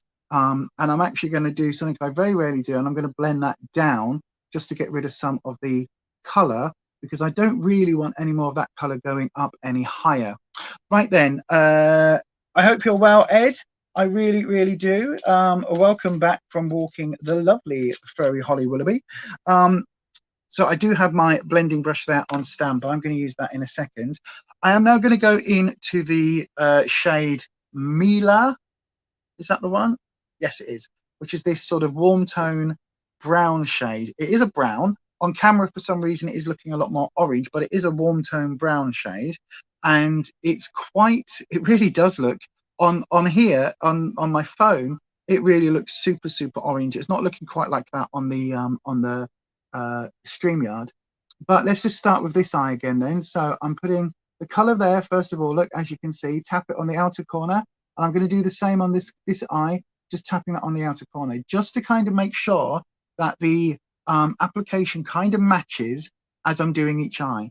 And then with what I've got left on the brush, I'm just, again, holding the brush fairly deep in, and I'm coming directly at the eye. So I'm not coming in from above, I'm not coming in from below, I'm trying to come in fairly flat on because I am working in the crease. So just to bear that in mind. And then taking that color and just building up on the outer 2/3. So I'm not going any further in than this sort of third part there. I'm not going any further into my eye, but you can see just how much that is already deepening up the color. And just to get a bit of a balance, I'm going to take what else is left on the brush. I'm just going to go onto the other eye as well. Now, this is my actual crease, but that's fine because I'm going to take it up a little bit higher. As you can see now, I'm just taking that color up a little bit, and just bringing that color up a little bit more above my crease line to again re-accentuate that artificial crease, as you can see. So take it across. And again, I've not dipped in more than that one single dip initially. I've not had to dip in again at all on this shade because it is very highly pigmented. And now I'm just using this almost like a blending brush. So again, I'm just coming in and trying to take the colors, trying to take the color up and blend it up and slightly out. So again, this is reinforcing the idea that my crease is not just my actual crease. My crease is actually now, as you can see, as I let the hood drop, you can see that that color is starting to build up and give a little bit more of a nuanced sort of look. It's deepening up that outer edge a little bit, so that outer corner, it's not gone too far in, but it is just giving us that sort of that deepening up of that color and sort of that opening up of the eye, because we've got that deeper shade there as well. And now I'm going to tap into the darker of the brown shade, which is 5 AM. So there's quite a bit of color there, tapping off, so there's not too much left on the brush. And again, starting on the outer corner, So this time I'm tapping it down a lot lower onto my actual sort of mobile lid, just on the outer corner of my mobile lid, and then just taking that color up a little bit. So as you can see, taking it all the way up. Again, just tap, tap, tap, tap, tap. Very soft brush. I don't mind this one coming in from a slightly lower angle because I don't want the color to be sort of going down any lower than that. I'm trying to keep, again, where's my example brush? I'm trying to keep my color from the outer edge of my eye up to where my eyebrow would be. So look, I'm trying to take that line. So right to the far end of my eyebrow wing, and then to the inner corner of my eye. So that's kind of what I'm aiming for. Now, this eye, I can normally do that. This eye, I really struggle with. So yeah, let's see how I do on the other eye. And again, all I'm using is that same brush each time, just to kind of give me that, I don't know, that similarity of approach, but also just because, you know, I'm a bit of a lazy truth, if you like. And it's much easier for me to use one brush that I know the application style of, and just use that color switch. So again, just deepening up that outer corner, tap it, and then take it up ever so slightly higher. Again, not reapplying. And don't worry, I will blend this out in a second. But again, this eye, as you can see, there's something I've got here about the shape of my eye that it tends to dip down a bit more in the outer corner. It really does.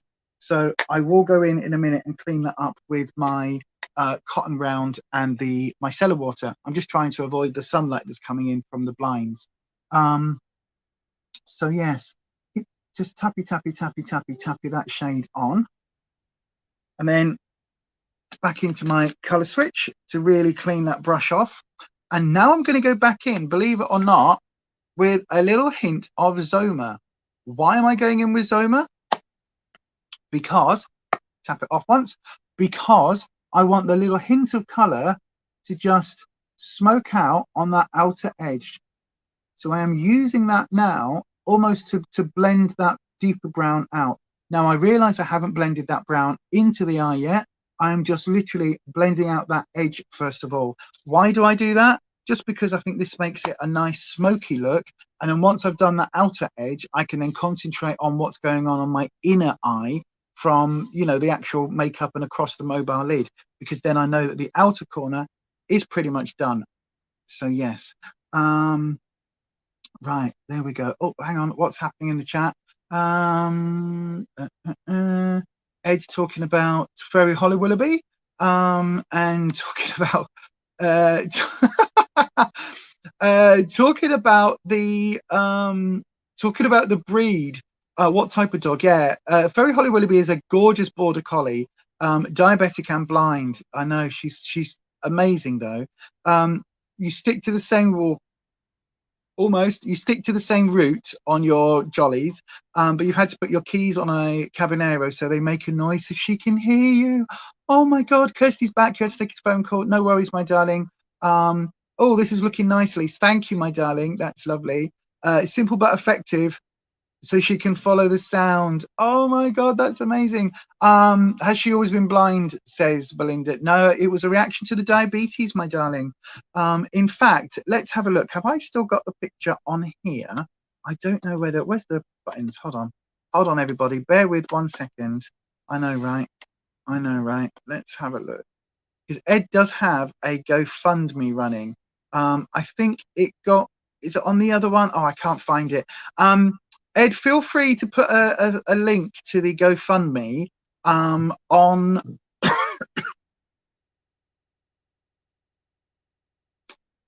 I tell you what, Ed, you're on their Instagram. You can always send Anita or Kirsty the GoFundMe link on to their Instagram, because I think they've both got mod status on this channel, and then they'll be able to post that in the link. So yeah, there is a GoFundMe running because Ed has to give Fairy Holly Willoughby an injection, I think twice a day. So yeah, twice a day, every single day, and it's expensive. It's very, very, very expensive. And Ed has just had surgery himself and is recovering from surgery. So if anyone out there is watching this, has a spare $5 or $10 and wants to help with that GoFundMe, if you send that across, we will put that link on. And in fact, whoever gets it, whether it's Anita or Kirsty, whoever gets that link, if you can just like reserve that and keep that to one side and keep it on our list, because we'll put it, you know, randomly through some of the videos that we do here to try and help out if we can. But yeah, she has 2 injections a day. The cataract she's got can't really be removed, and it is costing Ed an absolute fortune. So if anybody is able to help out with that GoFundMe, I know that it will help immensely. It really, really will. But anyway, back to doing my Zoma. Not that wasn't dismissive, Ed. I do apologize if that sounds really dismissive, but yeah. Lizzie's just bought the Alien palette for £25. Yay! It's a nice palette. It is a nice palette. It really is. There's a lot of different options. Right, let me just smoke this one out before I forget. There's a lot of different options with that. There really is. It's a beautiful, beautiful palette, and I do understand why he's discontinued it, because he's got similar shades in a lot of his other palettes, to be fair. And obviously, if you're going to do that sort of shade extension and brand extension, so you've got a bit like Colourpop, where you've got a different palette per possible variation of a shade, then you don't really want, you know, one that's got all of those shades in at the same time. Plus, there's a lot of crossover between Conspiracy and Alien, but I do really like the Alien palette. Is it Area 51 that is my favorite from that palette? Possibly, can't remember. Right, blending brush time. So just taking this soft fluffy blending brush, and again coming in from quite low down, as you can see the angle there. Look, if I turn it to here, you can see the angle that I'm going in at. And the only reason I'm doing that is because this is a rounded blending brush, and I want the most contact from the side of the brush on my eye. So I want the most contact for blending. So yeah, let's have a look. I'm just going to slightly blend that out, take the color, and just with the slightest and most gentle tappity tappity tappity tappity. There you are. Look, you can see I'm just going over. There we go. And just blending that deeper shade into the others to not give it, I don't want like a sudden splodge of dark brown. I want it just to get steadily darker as we go along, and that is sort of just starting to happen. I'm not blending too much on the mobile lid because I'm going to be using a shimmer on that in a second, but I do just want there to be that nice sort of transition, really, that nice blend. And then again on this eye, I have gone slightly deeper with the brown on this one. I tend to go a little bit more heavy-handed on my right eye, I think because I am right-handed. So yeah, I'm not entirely certain as to why I do that. But there we go. Then just tapping, very light strokes, just kind of moving that around just to blend that darker brown in, like so. Right. So there we go. So that blending is nice. Oh, what was that? Hang on. Has Kirsty popped it in the chat? Have you? Yay! Oh, she has. Here is the link, everybody. If you want to help out Ed and Fairy Holly Willoughby, do please go across to that.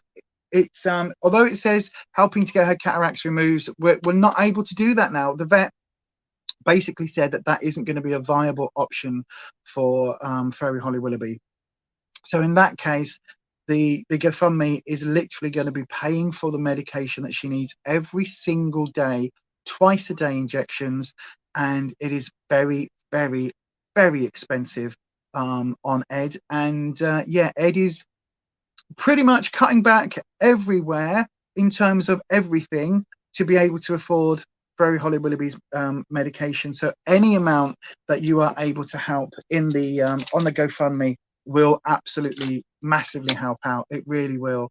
And I know a lot of people feel really funny about GoFundMes and things like that, but she's a lovely, lovely dog. And this situation, you know, she came into Ed's life not that many years ago. She's quite old now, Fairy Holly Willoughby, but it wasn't that many years ago that she came into Ed's life.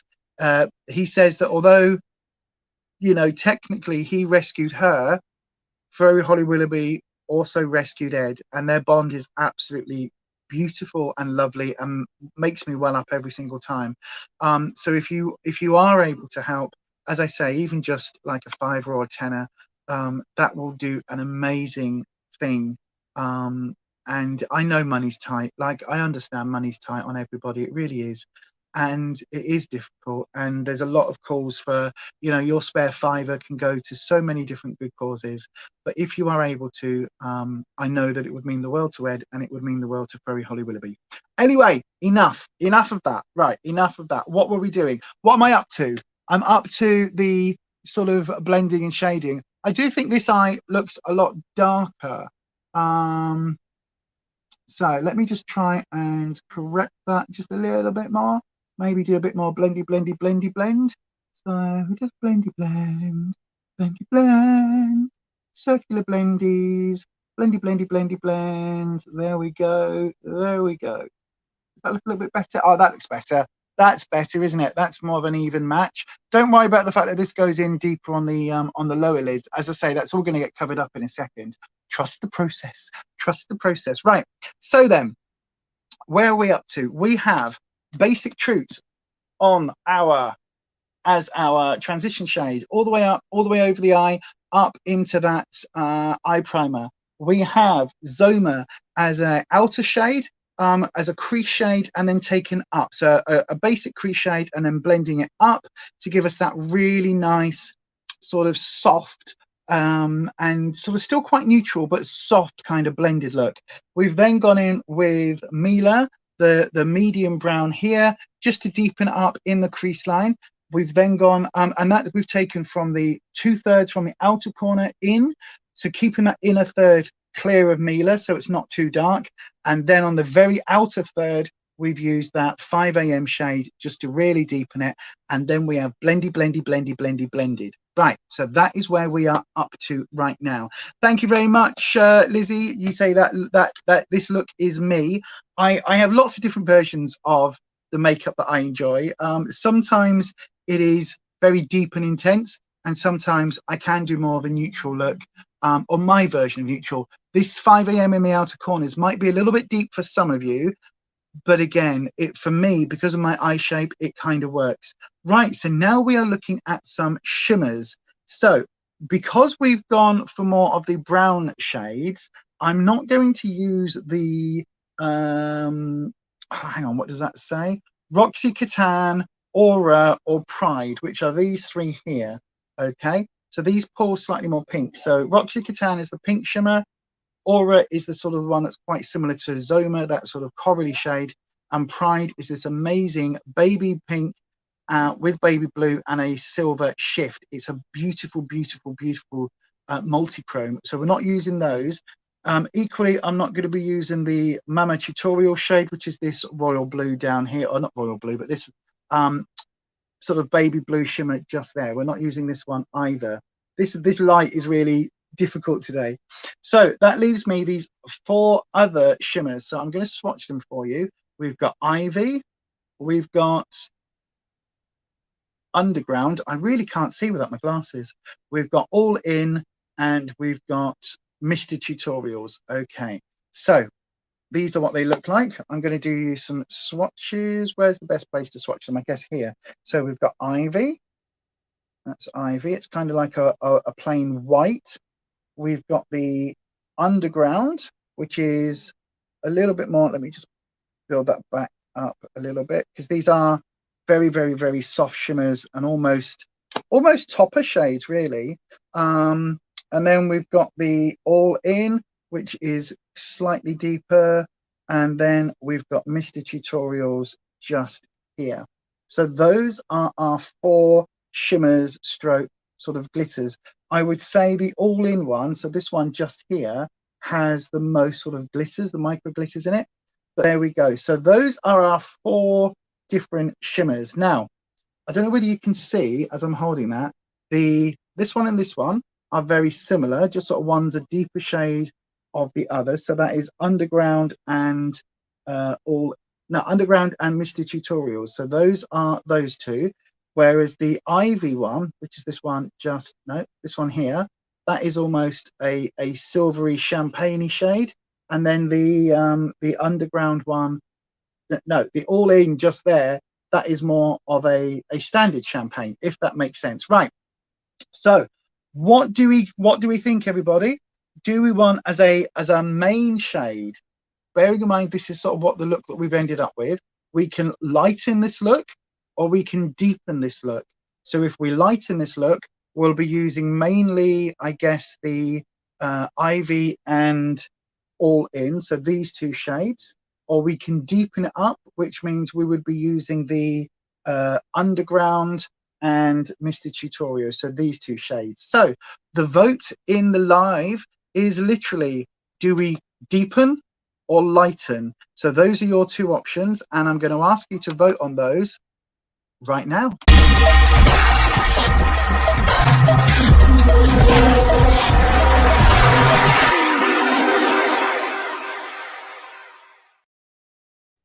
Let's have a look at the comments. What have we got? Oh, nobody's voted for any of it. Right, okay, that's fine then. That's fine. We'll just I'll give you a couple of minutes. So do we deepen the look or do we lighten the look with the shimmer? I know that sounds ridiculous, doesn't it? Right, actually people are now voting. I can see the votes coming in. Everybody's saying lighten. Oh, Nanette's saying all in, so you want us to lighten it. Neat is saying lighten, Nanette's saying lighten, Belinda's saying lighten, Ness is saying deepen. So yeah, so most people are saying lighten the look. Okie dokie. I've just got my second coffee, so let's have a little look. Not as nice. It's just I mean, it's all right. It's a Colombian, instant Colombian blend coffee thing. So you think that the underground shade is nice? I really do like that underground shade, which is that one there. But it would, I mean, it wouldn't deepen this too much. But as the lightest shade to use, that would. But we're going to go with everybody's option, which is to lighten. So I'm going to pick up just on my finger the shade Ivy. So that's the first one we've got. Okay, and then let's just sit a little bit closer. Now I'm going to tap this shade. As you can see, there's this space here that I've got no shadow on. So that's still my base just there. So there's no other shadow there at all. Now this is where I'm placing the Ivy. So I'm just placing it on that base. Look at that instantly. Instantly, it lightens. Instantly, it's giving us that shimmer, shimmer, shimmer, beaming to the gods that Nikkie is very, very famous for. And now I'm going to take, again, just dapped in just a little bit on my finger, and I'm going to do the same on the other eye. So just absolutely tapping it into place. And then I will, in a second, blend that out ever so slightly. So there you go. Look at that.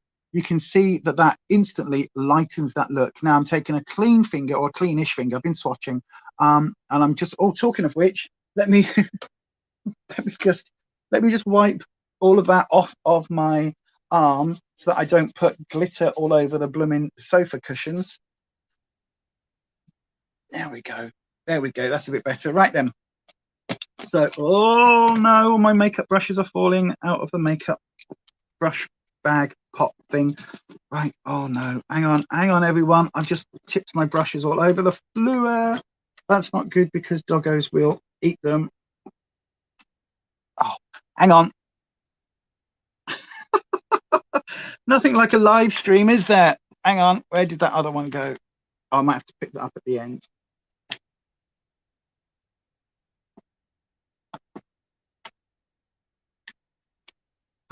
No, I can't find it. Right, anyway, never mind. Right, so we've now got the Ivy shade on our inner corners. As you can see, on this one, I've gone slightly too far in. So I am just tapping that. I mean, not too far in. I went further in and it was a little bit more bold. So I'm just tapping that out slightly. So using a cleaner finger just to kind of blend it. And you can see, you can see the shimmer's been picked up on the clean finger there, the middle finger. Now on the other eye, because it is quite difficult for me to match the two, especially when I'm doing this on camera, I didn't go quite as far into that middle. So I'm just extending that slightly. So there we go. That's more even. So now the color, that Ivy color, is about a third of the way across the mobile lid on both eyes. Okay, so now I'm going to go in with the shade All In. So just wipe that off again on my color switch, even though I'm just using my finger. And the shade All In is this sort of champagne gold color. It's absolutely beautiful, stunning, stunning, stunning, stunning. So we're going to take this and I'm going to place this all over the rest of the eye. Not the eye, just the mobile lid, by the way. Sorry, just the mobile lid. So take that all over like so. So you can see now there is a lovely sort of transition from that white shade in that inner corner across to the gold. And I like that. I think it's quite nice. I am going to tap over the white again in a second. Just to show you again, tapping it with a finger and placing it all on the mobile lid and just taking it all the way out like so. So that does lighten that look. As you can see, it gives us a much brighter lid and does, it kind of emphasizes the darker shade that we've done, but it also adds that wow to the eye. Now let me just show you what I was going to do with this ivy. So again, I've picked up the whiter shade, that ivy shade on my finger. There you go, looks better there like that, doesn't it? And I'm just placing that just on that transition line where I've matched those two colors, where they cross. Again, wiping my finger, going back in with a little bit of that All In, and then just tapping it back across, just to really blend those two sort of shimmer shades, and just so where they overlap, just to kind of blend those two together.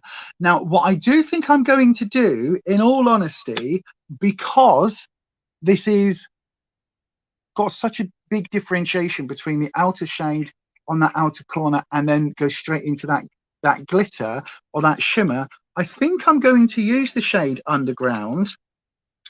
Let me just double check. Is it that one I want to use, or is it going to be Mr. Tutorials? Do I want to go super deep or super sort of more of a midway? I think I'm actually going to use, what do I want?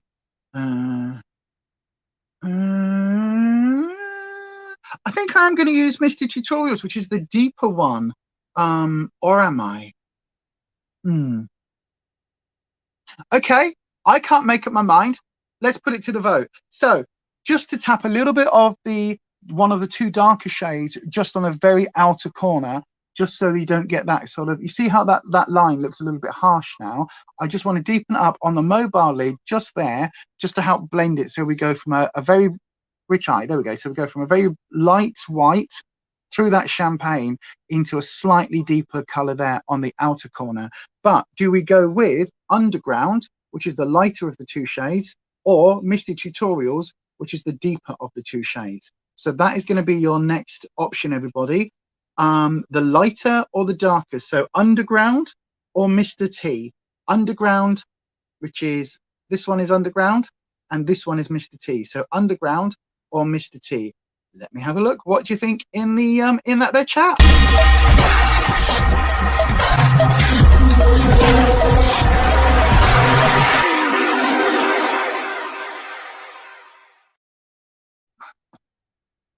Let's have a look at what you all think we should use to deepen it up. Underground or Mr. Tutorials, Mr. T. Nanette says Underground. Ness says Mr. Tutorials. Neat says Underground. Ness, you're really pulling for the deeper gothic sort of darker shades, aren't you today? Belinda says Underground as well. Okay, well, it looks like Underground is pretty much the consensus. So personally, I would have gone with Ness, to be fair. I would have gone with Mr. Tutorials. I was really pulling for that darker shade. But okay, you all want to use that Underground, so that's what we're going to use today. So that is on my finger. As you can see, in the light, it is still super light. But once you get it a little bit deeper, you can see the browns in there. Right then. Eddie, what are you doing? Please, Eddie, don't eat the washing machine. What are you doing? You've got biscuits down. You've had ham. Why are you eating the pawl of the washing machine? What is that about? You've got treats there. There's bones there. You've got chews there. There's toys. You've got everything everywhere, all over the lounge, and you're eating the washing machine. He's like, no, I wasn't. I don't know what you're talking about, mum. Right. Good Lord. So then, underground. Now, you can use these with a wet brush as well, or you can use them with a dry brush. But to be fair, it's better if you just kind of use a finger. That gets you the best option on a lot of these shades, especially the shimmers. But you can even use your finger if you want to on some of these pressed pigments as well. I don't tend to with the matte shades, just because I get a messy application. But you can pretty much just tap in, swipe, blend out with a finger, clean up with a little bit with a, you know, makeup wipe or something, and away you go. I've seen people do that. I've seen, you know, this palette used quite a few times in really quick one and done looks. You can do that quite happily. So yeah, anyway, we're going to use this underground shade, and we're just going to tap this over the top, just on that outermost corner of the mobile lid, just to deepen it up ever so slightly. I love this palette so much. The quality on this palette is so bloody good. Like, I've got a couple of BeautyBay palettes. BeautyBay really upped their game with this one. They really did. They really did up their game. I've got to say, if this was a £40 palette, I would not be disappointed in it. And I know a lot of you have got this palette as well. I know a lot of you really, really rate it. Yes, it's a bit finicky with it being, you know, some pressed pigments in there, but I've got to say, I think it is absolutely one of my favorite palettes of all time. Literally of all time. I love it. I love the color stories. I love the options. I love the fact that it's Nikkie, obviously, as an out and proud trans woman now. I think she's amazing. But also, just look what, forget the people behind the product. Let's just look at the product. Look, as a basic palette, look what it's doing. This is only the neutral side of it as well. And you can do so many looks. So yeah, 15 quid at the moment on BeautyBay. Get it. Just get it. I know, right? I should be on commission or something. I'm not. So there we go. That now, I think it looks really, really kind of good. Yeah, looks kind of good, right? That little bit of extra, you can, it's really hard to see on camera, but I don't know whether you can see. As I move my eye, just look at this eye. As I move my eye, we go from that really bright shimmer across, and you just get this, that shimmer now. Look at that corner now. That's where that underground is. Look at that. You can see where we go in a corner, bright white, and then into that champagne, and then into that slightly deeper. But because it is such a good pigment and such a good shimmer, when you're looking straight on, it doesn't look super dark.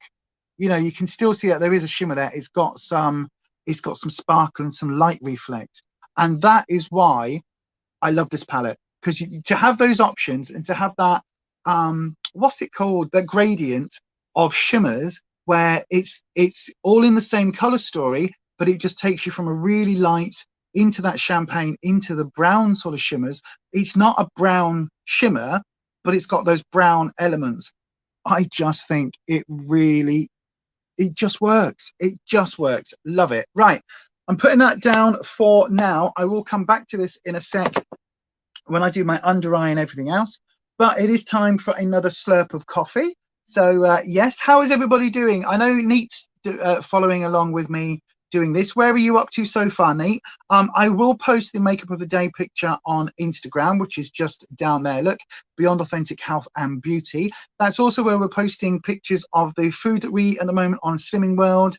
I had quite a decent result actually this week on Slimming World, which I wasn't expecting. I have got a soup.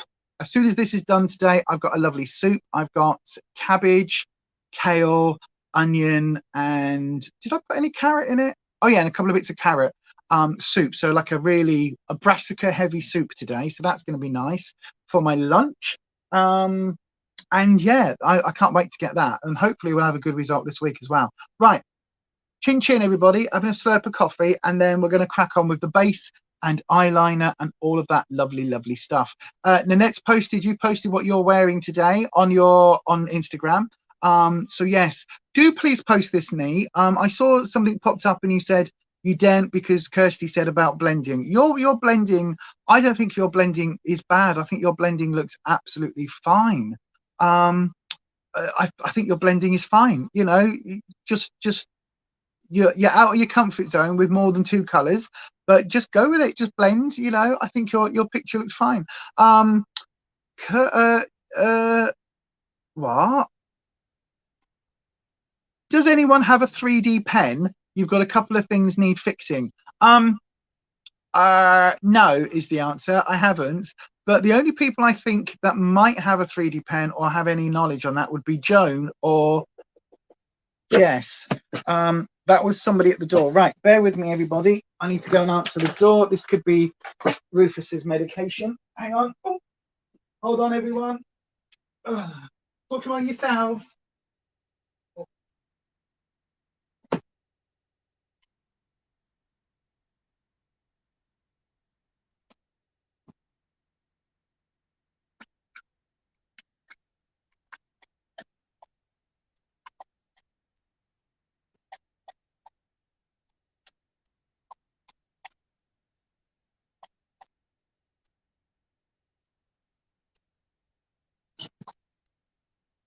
What on earth?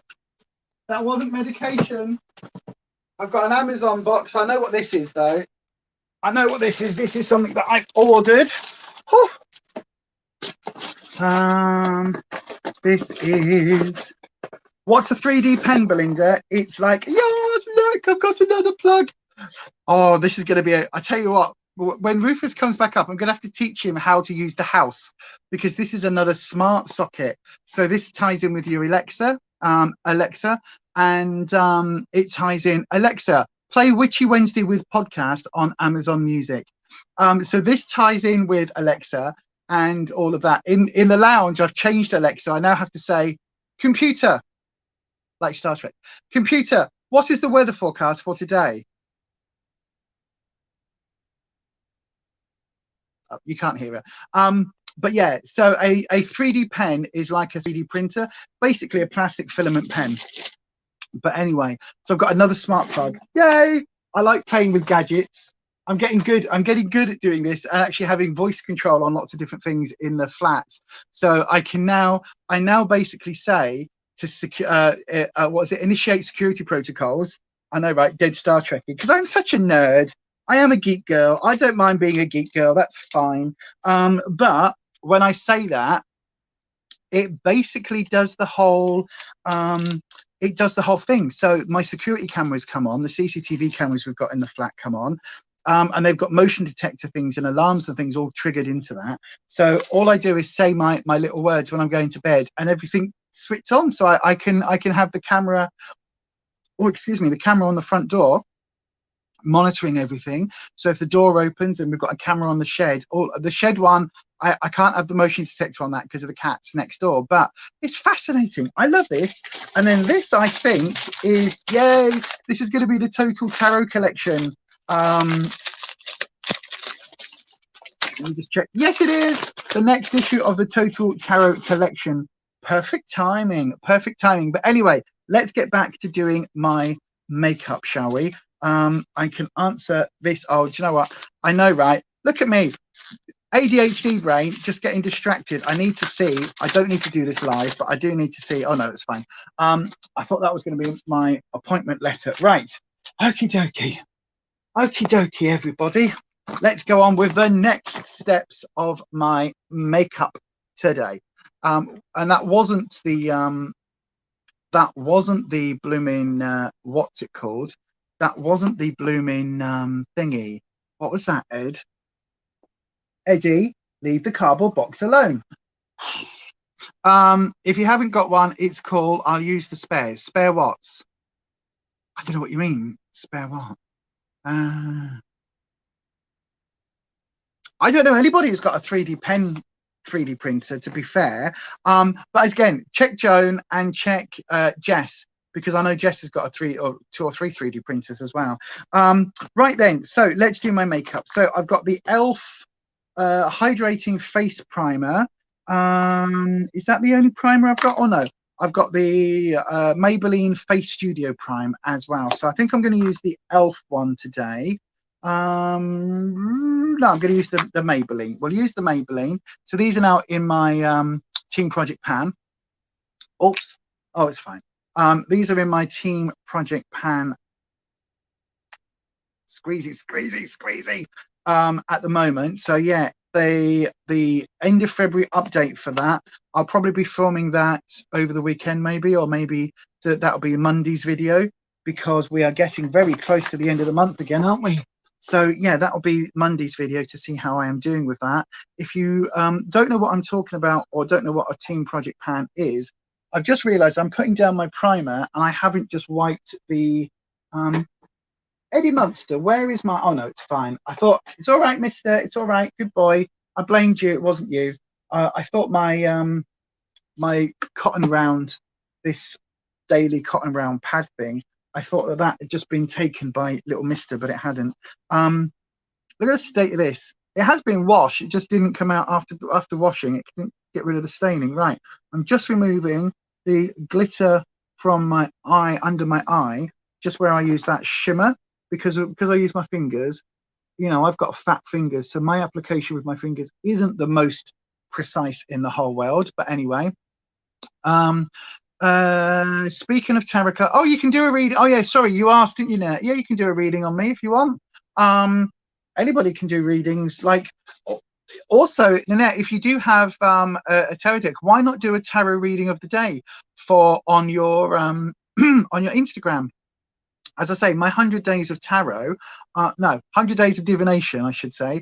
I'm starting that on the 1st of March. So that's starting on Tuesday. So I'm pre-filming a couple of flip throughs of new tarot decks I've got. I've got a couple of oracle decks and things as well. So I am actually pre-filming those at the moment for the longer videos. But the actual short ones, the sort of the daily pulls, I am just going to do on the day. So some of those will be Instagram reels. Some of those are going to be on TikTok. But also there will be some shorts here on YouTube as well. So if anybody is interested in that, do go over to the Beyond Authentic, where the I in authentic is actually the number 1.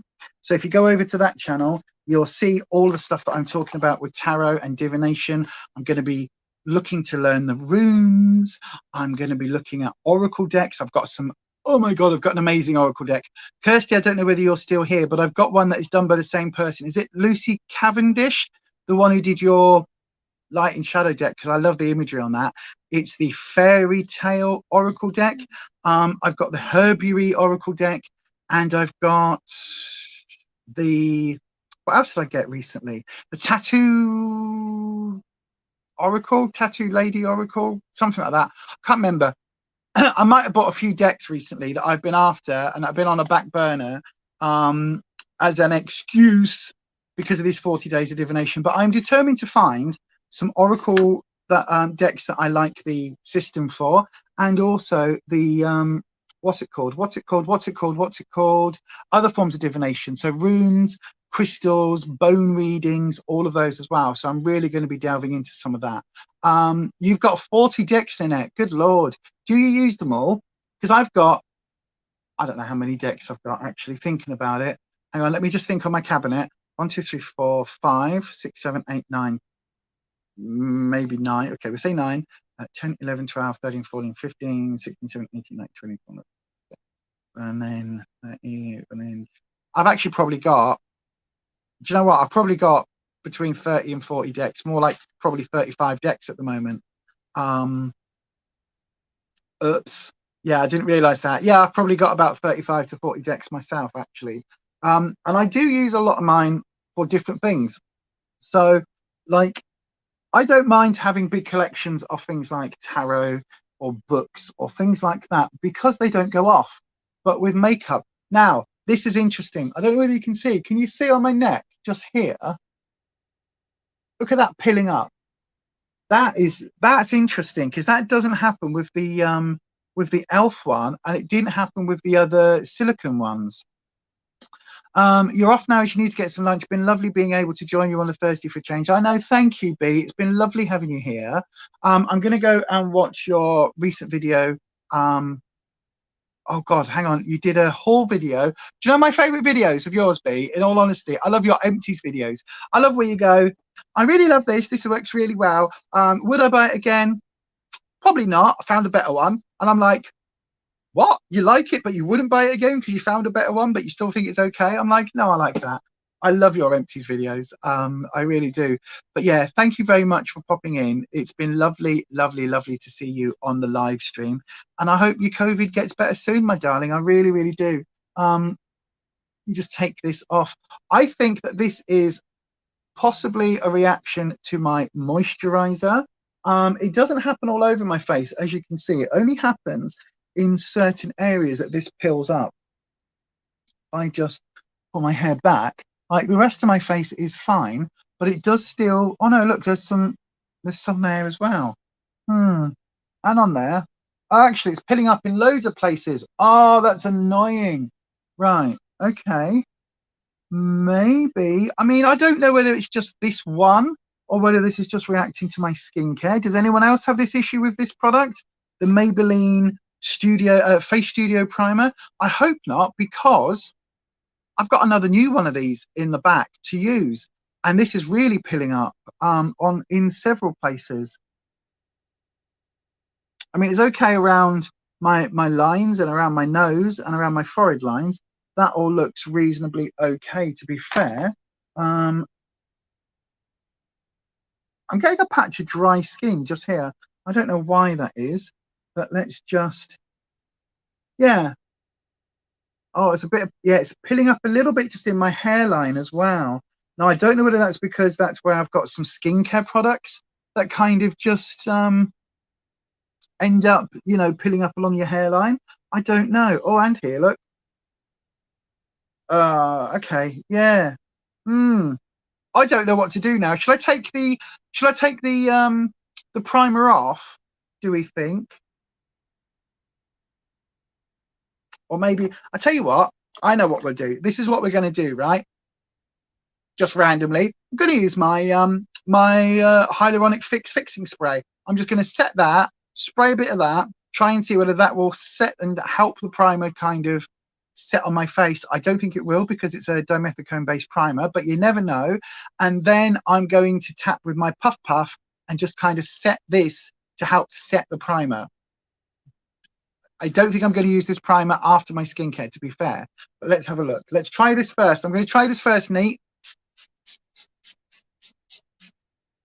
Right, that's my spray. And then using a Puff Puff without anything on.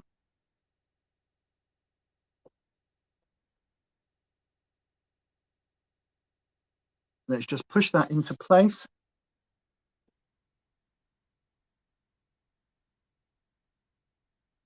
See, this is what I like about doing these live streams with y'all, is because, like, I've talked about products pilling up and reacting to my skincare in the past, but I've never been able to show you that, because normally I'll go, oh, okay, stop filming that video and take it off and redo it, use something else.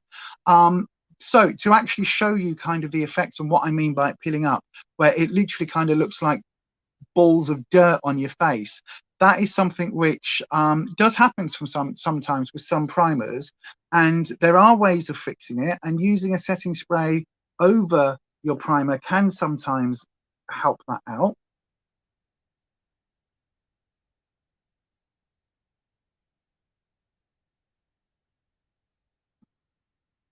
Oh, Ness, I saw your Instagram. Have you had any more strange parcels turning up from Amazon? What did you have? What was the first one? Your stickers. Your first one was your stickers, wasn't it? And then did you have a bottle of, my brain just went, bottle of gin. Anyone wants to send me a bottle? No, don't send me a bottle of gin. I don't drink alcohol anymore. What was the other one you had? Was it a toner? Was it a toner or was it micellar water? I can't remember. But yeah, somebody, Ness has a, what is it? Anonymous benefactor. Is that what they call them? So somebody has been sending Ness random things off of Amazon. I wish I got sent random things on Amazon. Do I even have an Amazon wish list? I think I do have an Amazon wish list. I think I have got an Amazon wish list. Do I? Yes, I do have an Amazon wish list. I don't even think it's posted anywhere. I should post it down below, really. But I keep buying things like plugs. you know, that's my Amazon wish list. I don't even know whether my Amazon wish list is public. Is this off your wish list, Ness? Is that how people are doing it? Maybe I should add my Amazon wish list onto the videos if anybody wants to support me by buying an Amazon wish list product. I don't know. I'm guessing Ness has got an Amazon wish list. But yeah, mine would just be, at the moment, it would just be smart tech. It would be things to plug in so that Alexa can go, Alexa, turn the lights green, and then all of a sudden we're in a disco or something. That's all the tech that I'm looking at the moment on Amazon, because I'm not allowed to look at makeup. So not allowed to look at that. Not allowed to look at skincare because I don't need any of that. Although that the Lady Gaga House of Gaga, there's a black eyeliner that is just apparently amazing. So yes, as far as I know, your Amazon wish list is public unless you make it private. But how would anybody know that I've got an Amazon wish list? That's what I mean. I don't know how. I would have to post a link to it, would I? I don't know how that works. So Ness has possibly posted your Amazon wish list. No, they're not. I have no idea who it is. What, they're not on your wish list? Well, then how does somebody know that that's your brand? Because, like, I was about to say I'm using the simple one, but it's not. This is just those. Oh, I need to send you those as well, don't I? Bugger, I forgot. This is those. She says, looking somewhere frantically around her to see if there are any anywhere. There aren't. I've got a load of little samples of my cellar water. Yeah, I've got a load of little samples that come in magazines that somebody gave me a whole box of that I just cut off and then pour into my my simple one. But yeah, that's not your. Is it the same brand, Garnier? I think it is. Yeah. So anyway, I'll send you some of those out as well, Ness. But yeah, that's just. What was I talking about? I've been distracted again. Clueless, but you're getting a bit freaked out by it. Why are you getting freaked out by it? Obviously, somebody somewhere, you've got an anonymous benefactor. Somebody somewhere is obviously likes your content and it's got to be a friend. It's got to be somebody that you know, otherwise they wouldn't have your address. So yeah, I would be too Ness, to be fair. Have you contacted Amazon about it? Oh, Nanette sent it to you. That's fine then. There you go. Nanette sent it to you.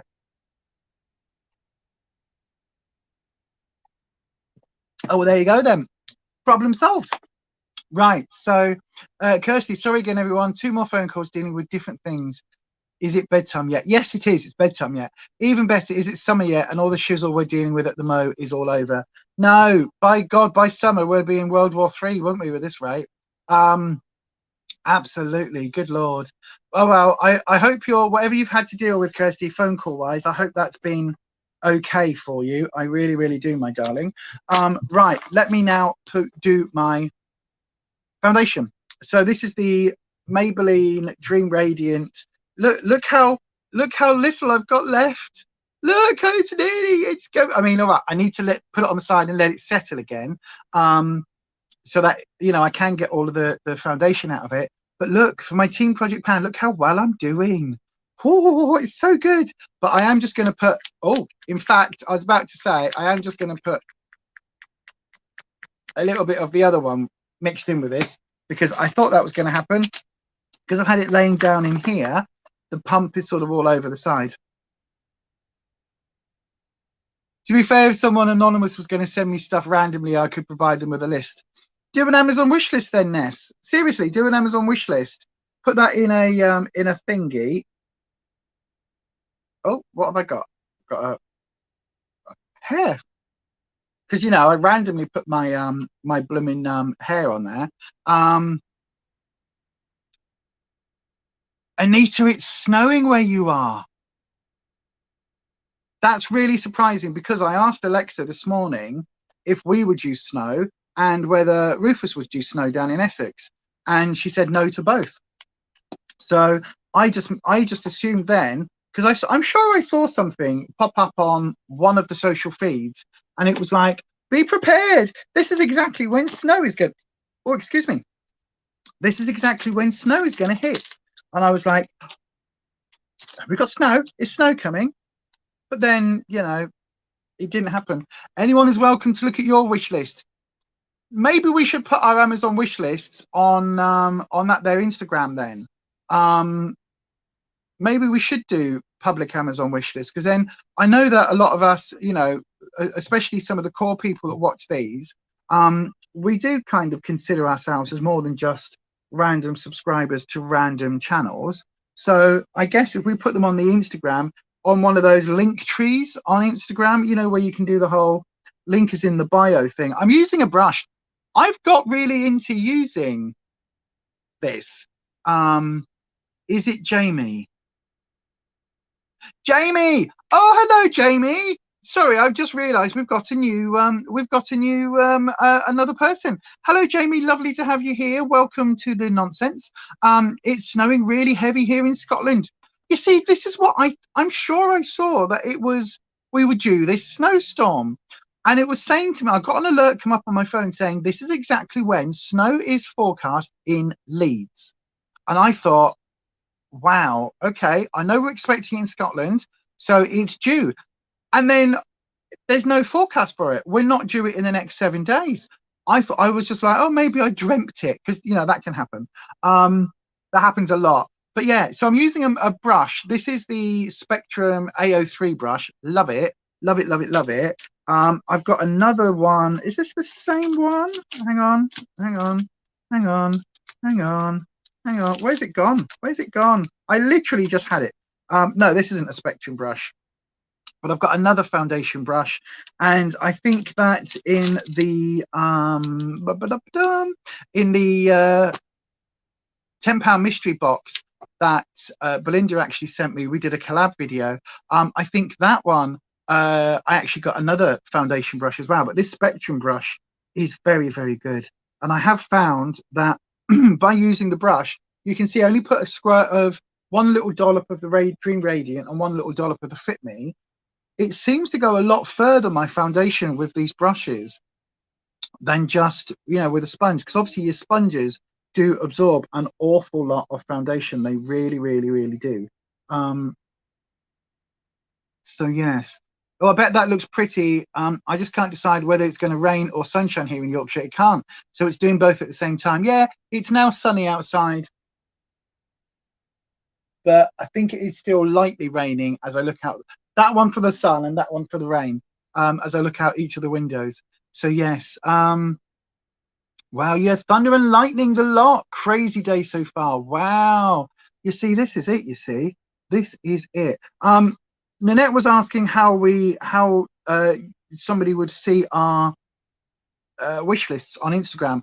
To be fair, I don't know, like, as I say, unless you choose to make them public, I don't know how anybody would find them. To be honest, I don't know. But for those of us that have got Instagram accounts and things like that, we could always put wish lists on. Is this pilling up? Is this the... Oh, it is. Oh, feck. I should have done what Neat said. Oh, I should have taken that off. Yeah, it's pilling up. The foundation, the primer is now pilling up as I'm applying the foundation. So then we are going to take this off. Oh, no.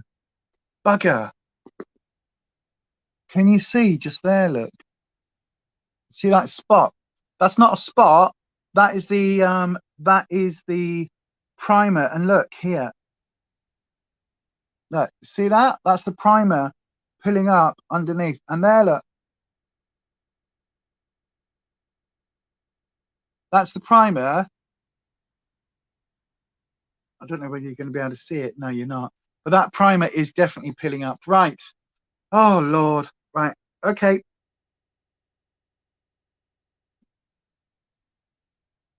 Here we go then. Let's take this all off.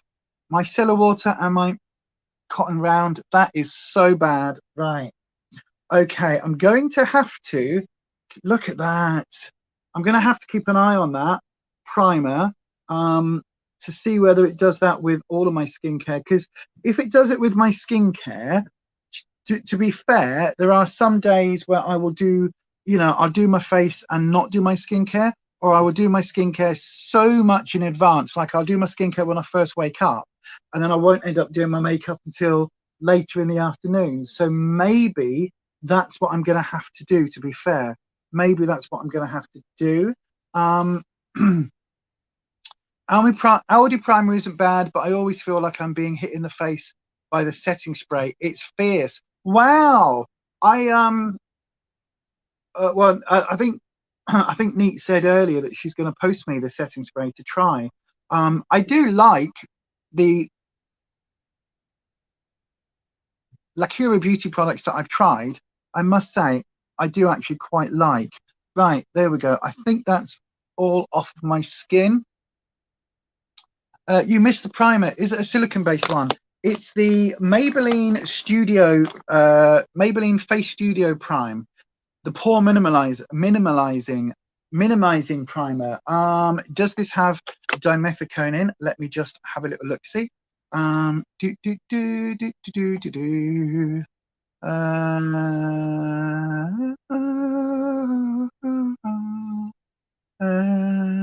Oh wow, there is no way in how. Oh yeah, maybe I can see that.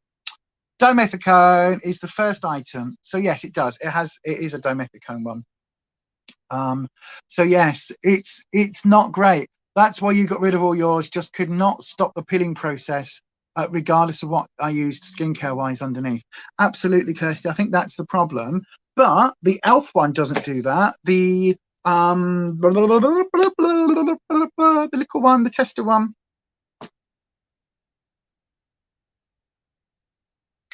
Smashbox Photo Finish. That doesn't do that. So we'll have to have a look. We'll have to see what we think about that. Right, so my skincare is... what should I use then? Shall we just not go with a primer today? I tell you what, we'll do the setting spray as primer trick. Just an excuse for me to use on my setting spray. There we go. This is a TikTok hack.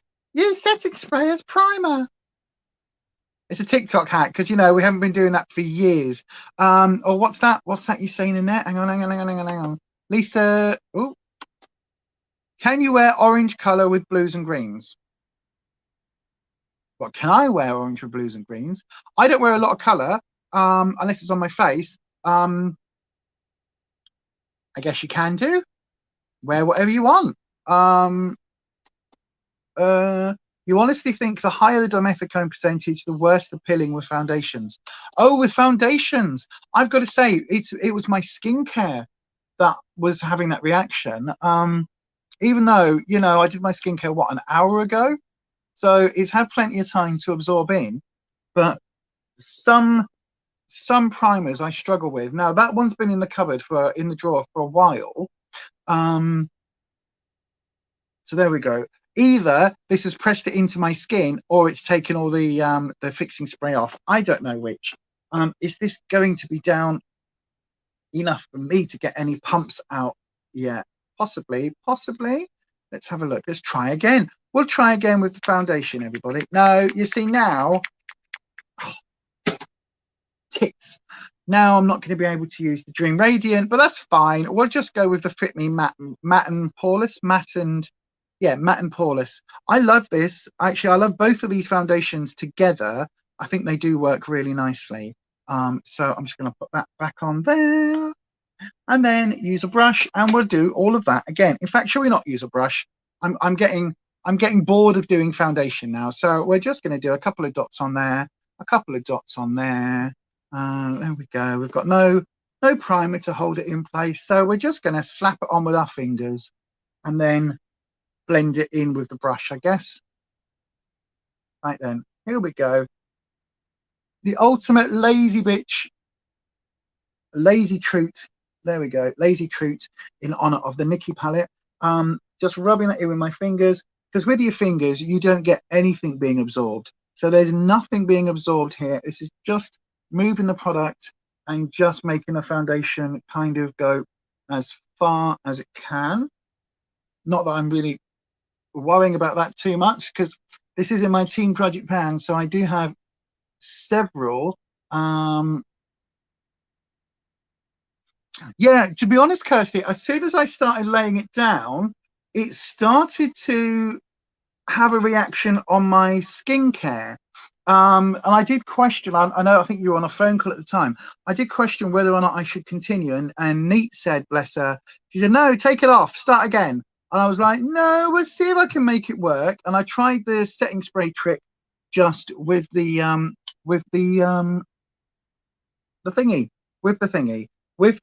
primer, and it seemed to be okay until I then started putting my foundation on the top. But there we go. So we're back to the sort of normal point now where we would have been a few minutes ago, with the foundation all over my face. And I don't think that looks too bad. Just applied it very quickly with my fingers. You do get an even coverage with your fingers. I don't know why people stop using their fingers as beauty tools certainly in terms of your base products. Like, why did we ever go on to using all these other tools, products, sponges, you know, blenders and all of that, when actually it looks just fine with your fingers? You know what I mean? I don't know. But anyway, let's grab a slurp of coffee because I am getting choky. See, always listen to the major. Absolutely, major. That is good advice, good life advice there from our lovely Anita. Always listen to the major. If you don't know why we call Anita the major, it's because she's a major pain in my ass. It's not. It's because she is our major spanner. She's in charge of the moderating team for my channel and also for Kirsty's channel, which is The Kitchen Witch. If you don't know, go over and have a look at that. Kirsty does oracle readings and a Friday night natter once a month. And the Friday night natter is all about kind of meeting your mates down the pub, except we're all in our own individual houses. So yeah, go and have a look at The Kitchen Witch. The Witch of Kitchen Witch is spelt with a Y, so do have a little look at that one. Right then, I'm using my L'Oreal Age Perfect concealer. Now this is actually quite, I don't know whether I like it or not. I like the concealer. I think this is the wrong shade for me. I think it needs to be maybe a half a shade lighter, or possibly like a full shade lighter, in all honesty. As a concealer for under the eye, for concealment, I think it's nice.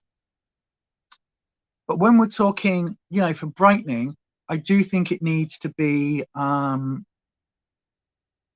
brightening. I do think it needs to be maybe a shade lighter. I don't know.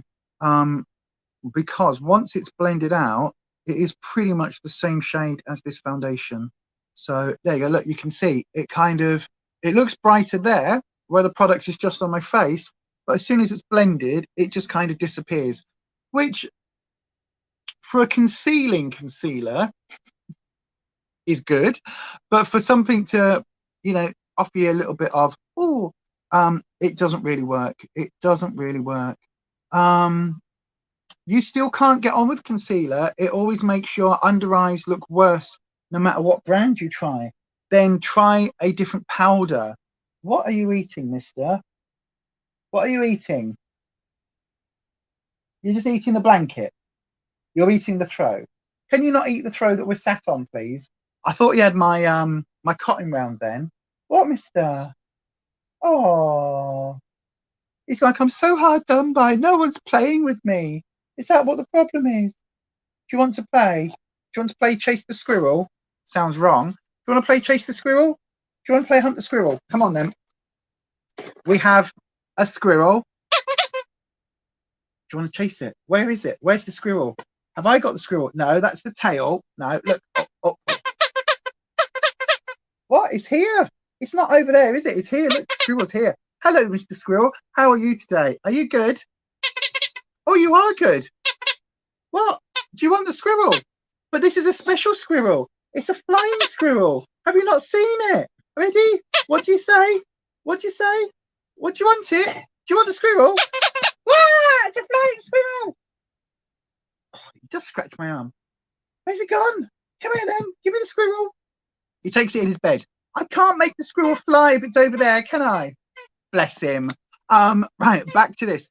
Yeah, so for me, Nate, I think that the concealers, if you have increasing, well, what's the problem? There we go. Let's break it down. What is the problem with your concealer? You say it makes your under eye look worse. does it make it look darker? Is it the lines or sort of wrinkles? Because I do get like a wrinkle line just here that I've got to be really careful about how I apply my powder on. So what is the issue you're experiencing? Let us know. Let's have a conversation. Let's see if we can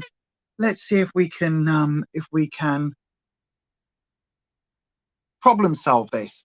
If we can, oh, there's a word I was looking for, but yeah, problem solve will do. So as you can see, that concealer, once it's all blended in, it just looks exactly the same as my foundation.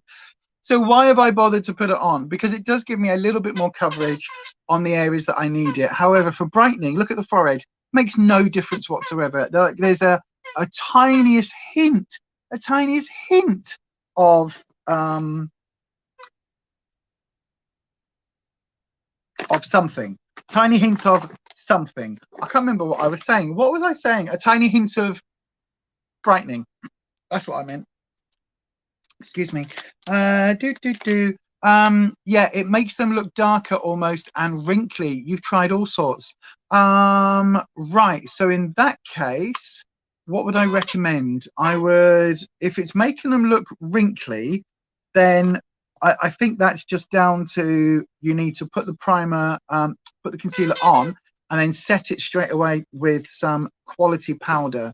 Now, I don't know whether you saw last week, this got introduced into my Team Project Pan, and it's virtually gone. Look at that, virtually gone. We are literally scraping the edges now of this pressed powder. So I'm going to have to look at another one. But I do just set that. As soon as I've done my concealer, I try and set the pressed powder into place. I do prefer a loose setting powder. So after this one, I think, oh no, oh, it just crumbled. Oh no, I just lost. Oh, I mean, this is going to be used up probably even after today. I might only have one more use out of it. But I'm going to use that Lacura one that is the dupe for the Laura Mercier that you sent me, Neat, because I actually quite like that one. Oh, I tell you what I can use. Have I got it here? Have I got it here? Yes, I do. Is this the powder or is this the, oh no, this is the foundation. Bowls. I thought I had a little tiny tester come through from MAC. And this is actually a foundation. I thought this was I've got a powder one somewhere. So for a second I was like, oh, I can try that. But no.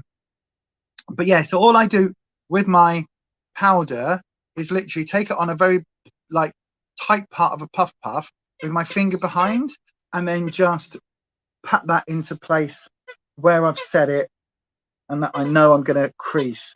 So for me, it's my forehead lines and just here on my little crease just in between my eyebrows. So I do try and powder that and just set it as much as I can. And that kind of is all I really do. I'm going to set the rest of my face just with what's left of this powder, because there's not a lot left. Oh, look, another chunk's just come off. Look at that chunk. Okay, let's see if I can mash the chunk into an actual powder. Wow, I mean, if I wanted to go heavy with my powder, I'd use this all up. You use your Laura Mercier to set very lightly. Then,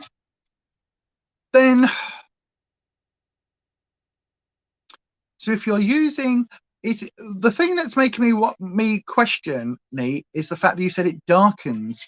So either your products are, it could be that your foundation and your concealer aren't playing well together, and so your concealer is oxidizing. So it could be, again, look at different concealers, but you said you've used different concealers, or it could be that actually your powder with the concealer, like that's what's causing it to oxidize. No, Eddie, no, that is a lid of a coffee cup. We don't eat that. Thank you very much. So it could be that is what's causing it to oxidize, but there's obviously something going on there. Try a different concealer. Try a different a different powder with the same concealer. Try, just try working that out a little bit if you can. And yeah, try and break down what's actually causing it to darken, because it does sound like there is some sort of either that, or maybe you need to go for a lighter shade concealer. Maybe you're using concealers that are too close or too similar to your skin tone, because quite often a concealer will oxidize. So you could see that one on my skin. When I applied it, it was lighter, and as soon as I blended it out, it blended into my skin tone and darkened to match my foundation. So it did oxidize a little bit, but it oxidized to match, which I don't mind. I have had a couple of concealers in the past where I'm really struggling to get any more powder out of this. There's just like the little bits on the edges. So I'm going to consider this pretty much used up in a second. Wow, that's bonkers. So yeah, I have had a couple of concealers that oxidize. And all I do with that case is if they oxidize to the point where they're darker than my foundation, then I chuck them. If they oxidize so they match, then I will just use it as, you know, to deepen up the coverage. So instead of it being a medium coverage like my preferred sort of foundation, I will just deepen it up over some spots or over areas. Now the thing is, if you do deepen anything up and you do increase your coverage, you are going to get more cakiness going on, particularly if you then put a bunch of powder over the top. But again, if you are just using the powder just to set lightly, like I've been doing here, because again, it's not a loose powder, so you really are limited as to how much powder you're picking up each time, then you know, all of that is going to play into effect. But there we go. So my powder is now on, my base is now set.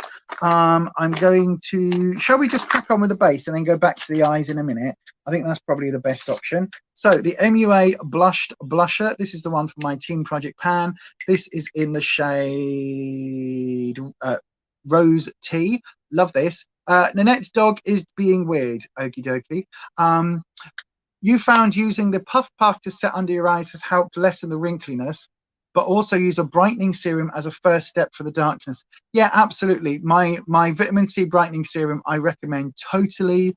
I use that every time I do my face, every time I do my skincare, I use that. I really, really, really do. These are the Lacura brushes, the dupe for the Real Techniques. Doors going again, bear with. This is probably going to be the medication drop. Let me just, I've got to answer it, by the way, when it's medication, because Rufus and I are both on a controlled medication for pain, so it means that we have to open the door. So just bear with me. Talk about yourselves again. Hold on.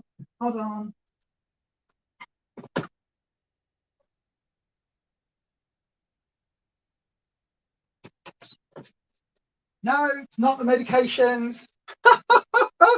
Oh gosh, this is this month's OK Beauty box. Look what I didn't cancel, because you've got to cancel it 5 days or 10 days before the next payment is due, and I forgot, and then it was time, and then I was like, oh, cancel it, and then I couldn't. Look, so I've got another beauty box. We'll open that on a video. That'll be coming up soon as well. What, mister? Hello? Yes, I know. What? Hello? What do you want? What do you want? What? I haven't got squirrel. You've got squirrel. You took squirrel over there. Yes, you did. If you get me squirrel, I can throw squirrel. Shall we throw Freddo? Hang on a second. Let's throw Freddo. So he's got all sorts of toys everywhere. No, that's my tarot collection packet. Don't eat that.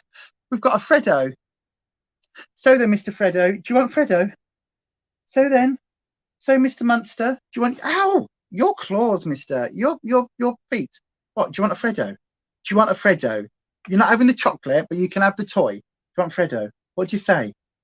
What'd you say? Come here then. What'd you say? Come here. Come here. Come here, Eddie. Come here. What'd you say? What'd you say? He's waiting for me to throw it. What'd you say then? What'd you say? What'd you say? What do you want? What do you want? Do you want me to throw it? Is that what you want?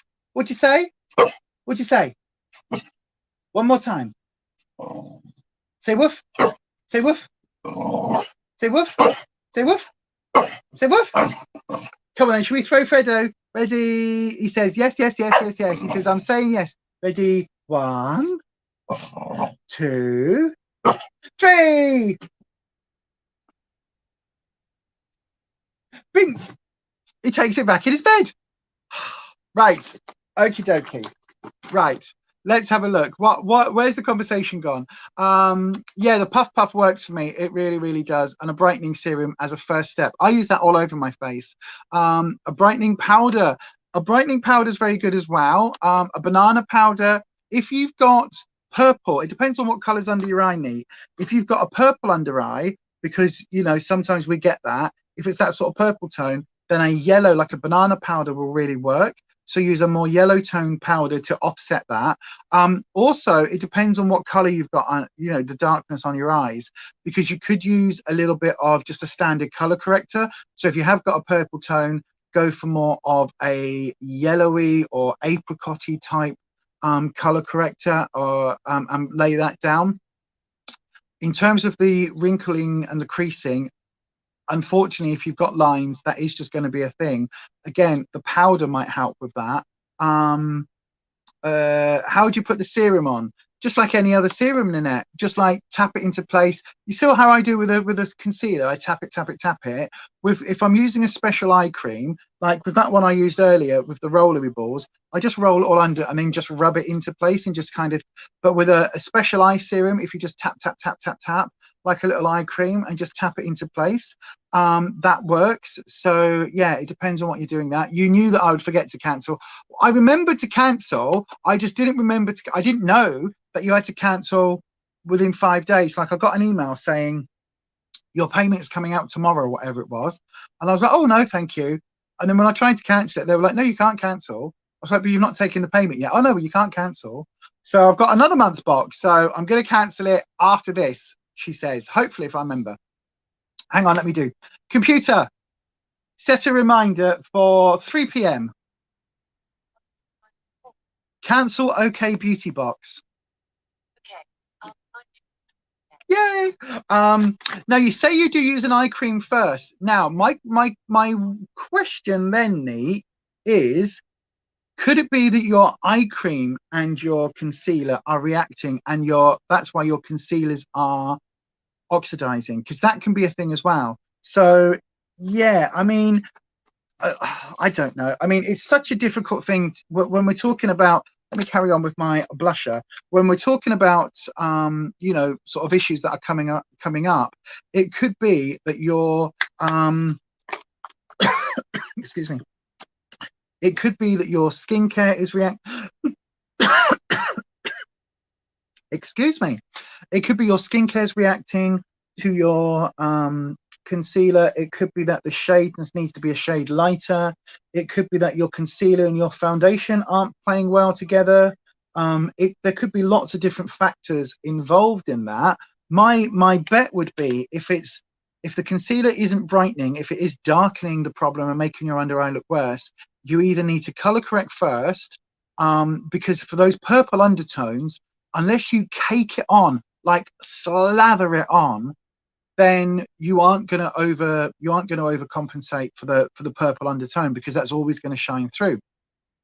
So you either need to go for a full-on, like serious, like hardcore Nikkie tutorial style, you know, full coverage, which works if you have flawless skin. If you've got flaws and lumps and bumps and lines and wrinkles and crinkles, then that isn't going to work. It's going to make those look worse. But if you are doing that thing where, you know, as I've done now, I've moved from a full coverage to a more medium coverage foundation, it makes everything look a little bit softer, and it lessens the effect of those wrinkles.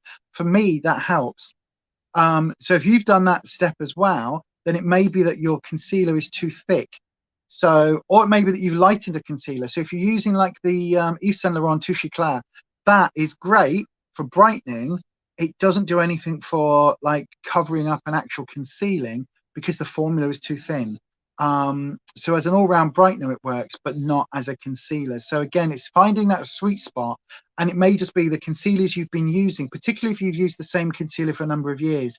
As we age, all of our products need to shift, because our skin is shifting, and if our skin is shifting, then how those products play on our skin is going to shift as well. Does that make sense? Hopefully that makes sense. As I say, I'm not a makeup artist. I'm just a makeup enthusiast with a lot of years experience of doing mine and a few other people's, but mainly my face, you know, from terms of you know, doing the trans thing, and sort of being able to feminize and reshape faces right the way through to, you know, stage makeup. So, but as I say, I'm not a makeup artist. I'm just an enthusiast. So this is my, what's it called? See, I've forgotten what it's called. Contour. Good Lord. My brain is really struggling today. I don't know whether you can tell. I'm surprised that my under eyes aren't looking horrendous. Is wine good for moisturizing your face? If you put it on your face and like tap it in, probably not. If you drink it, probably not. But yeah, maybe. You've tried the Maybelline Dark Circles Eraser and L'Oreal and NARS. Try the shade. Try the shade. Also, hang on, yeah. Kirsty, I think you've just mentioned what I also try putting the concealer under your foundation and then the foundation on top and then a brightening powder on top of that. That could work. That could work.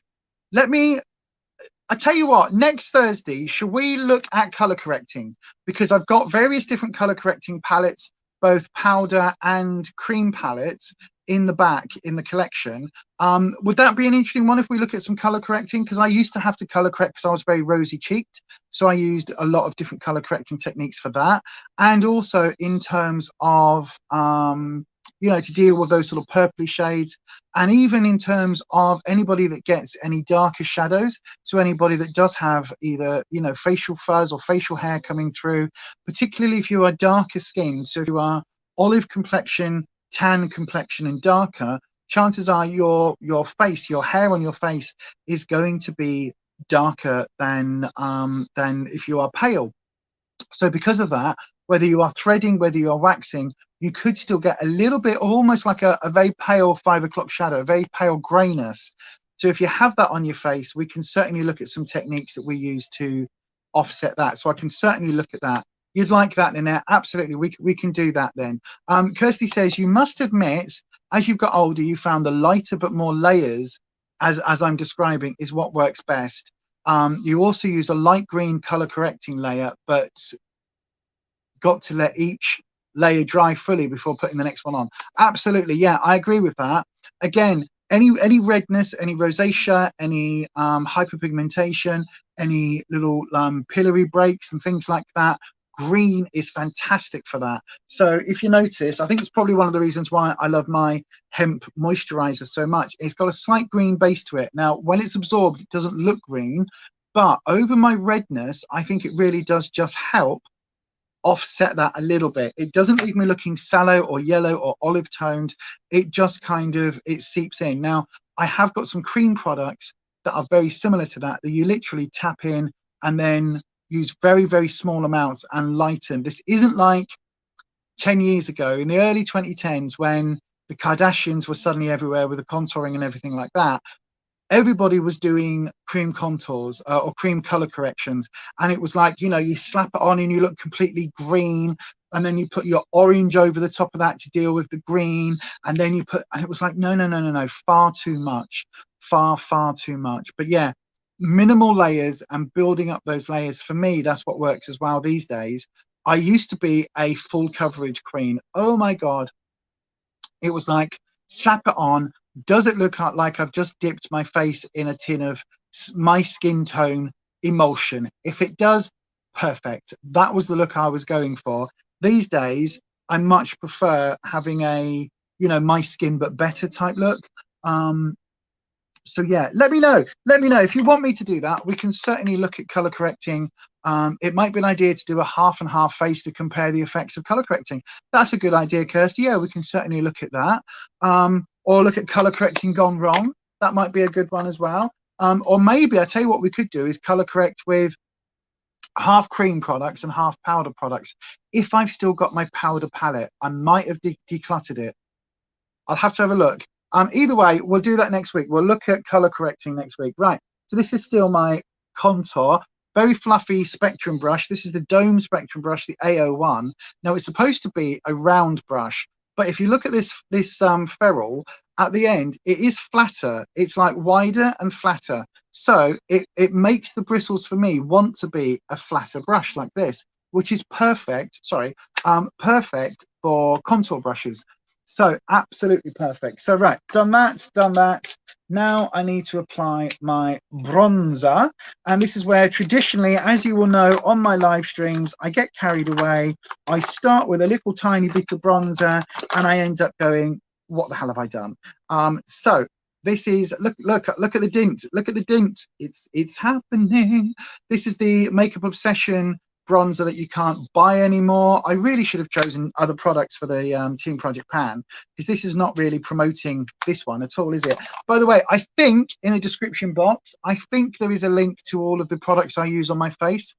I think, and they are all of those are Amazon affiliate links. So I do get, like, I don't know, if you spend £25 million, I might get a penny or something. I don't know how any of this works, but they are affiliate links, just to let you know. But they are all on down in the description box. Nanette, can you ask for a video? You can do. I might not do it, but you can certainly ask, my darling. What would you like me to talk about? What would you like me to cover? I'm using this fluffy brush. This is the Lacura Fluffy Real Techniques brush. I've just tapped off just a little bit because this brush does hold quite a bit of product, and I'm not looking for that sort of Kardashian type bronzing today. I do just want a more subtle kind of on the outskirts. Look at that, you see it looks much better using a much fluffier brush. And I think I said this on the last one as well, Kirsty. I remember having a conversation on one of your lives where you were like, makeup brushes do matter, and I was like, I can't really see a difference. I can, not so much in price, because again, these were like $5.99 I think for a set of 4, so it's not that they're expensive, but using the different type of brushes and using brushes differently. So now I'm just tapping the brush, but if you look, I'm tapping it upright, so I'm tapping that color into the brush because I do just want to soften just this one corner here, because that tends to be where I get a lot of the product sticking. So yes, so there we go. You love it when you first hit pan. How do I do my nails? Oh, I can't do a video about that because I am so bad with my nails. I literally just paint them. What I have on my nails today is a Makeup Gallery Time to Shine quick dry nail color from Poundland in the UK. That's the main purpley color. The glitter color I have on is by Nails Inc. It's Nails Inc. London, the festival range, and this is in the color Glastonbury, which is a purpley glitter, which is the one I have on my index fingers. And then I should have gone over it all with this, which is my quick dry nail color. Again, Poundland quick dry clear coat.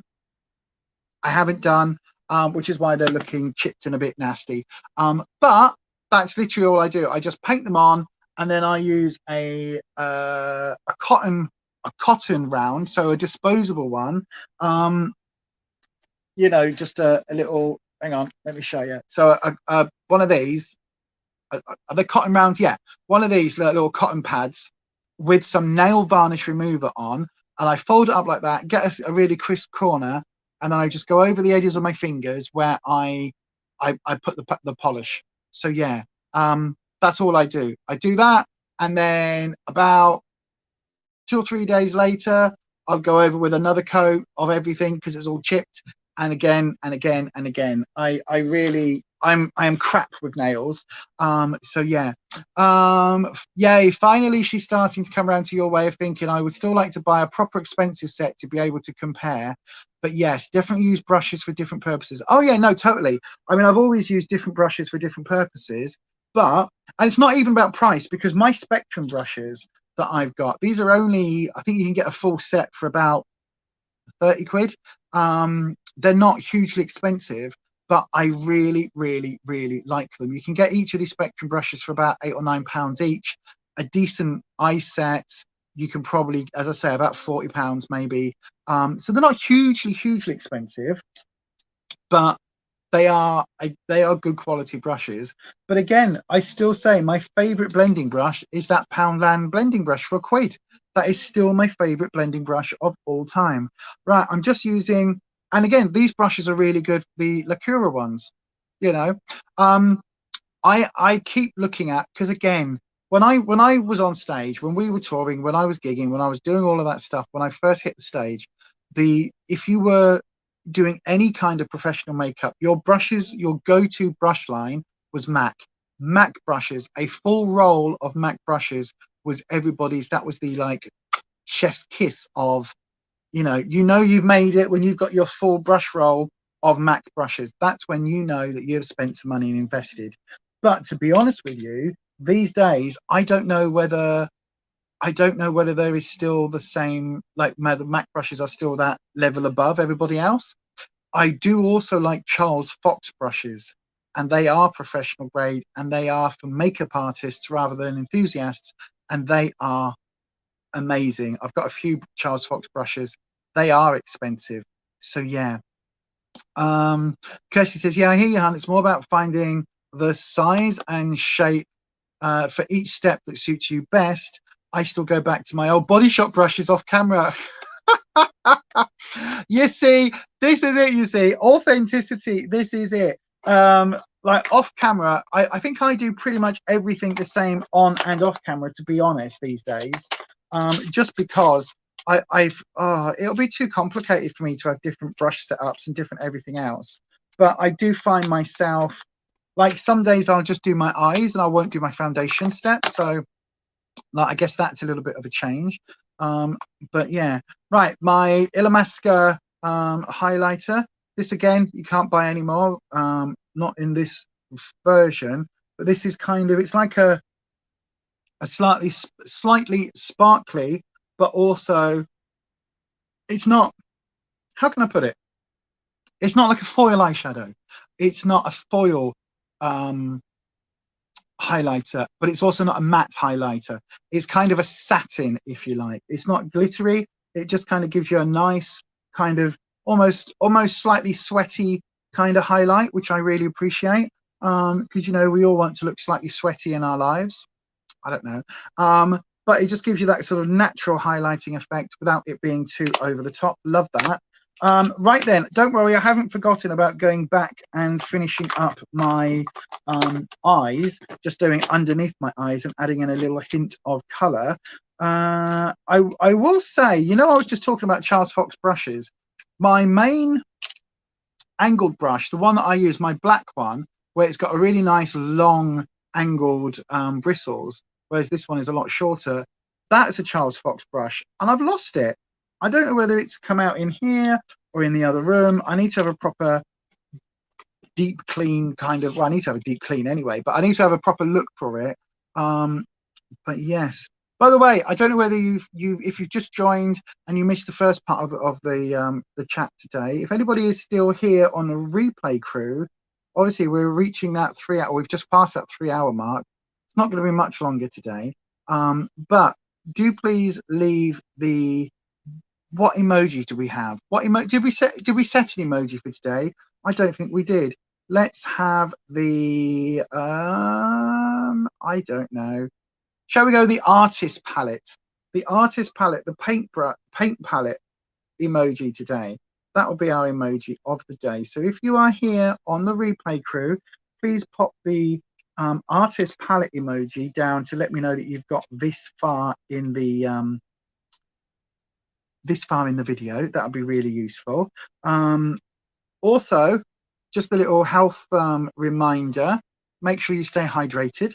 And also just a little update for those of you that may or may not care, but if you missed the beginning, I have just started the process to get a ADHD diagnosis.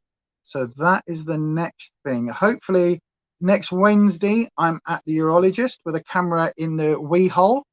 So yeah, there is that happening. So we're going to finally try and work out whether, finally trying to work out why I am still peeing out blood clots and why sometimes my blood can be a bit pink. So we'll find out what is going on, whether it's kind of a big issue, as in a really big issue, or whether it's just a kidney infection, or which it isn't. or like, you know, some other sort of issue happening with the bladder, but definitely shouldn't be happening like that. So we're going to work that out. That's next Tuesday. I've got, so yeah, I'm catching up on all my doctor's appointments, and my fibro appointment should be coming through as well very, very soon to finally get that sorted out after it all going tits up with the Rona. So yeah, hopefully health-wise, I'll have some interesting information to report soon once we know what is actually happening. I've just realized I've gone super dark with my brows. Again, if you are new to this channel, if you don't know why I'm just like fairly slapdash painting in my brows, it's because I have alopecia. So I have no eyebrow. Well, actually, look, I have an eyebrow hair there, and I've got one just there. Why have I got an eyebrow hair halfway down? Oh, that's not that's not tweezers. I've got an eyebrow hair halfway down my blooming eyelid. What's that about? No, I have no tweezers there. Right, never mind. What's that about? I don't have eyebrow hairs. Very, very strange. Very, very, very strange. Right, hold on. I can't talk while I do this, otherwise the shape goes weird.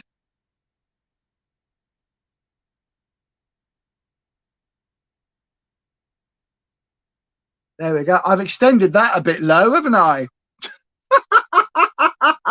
What's that about? Right, quickly. Just, there we go.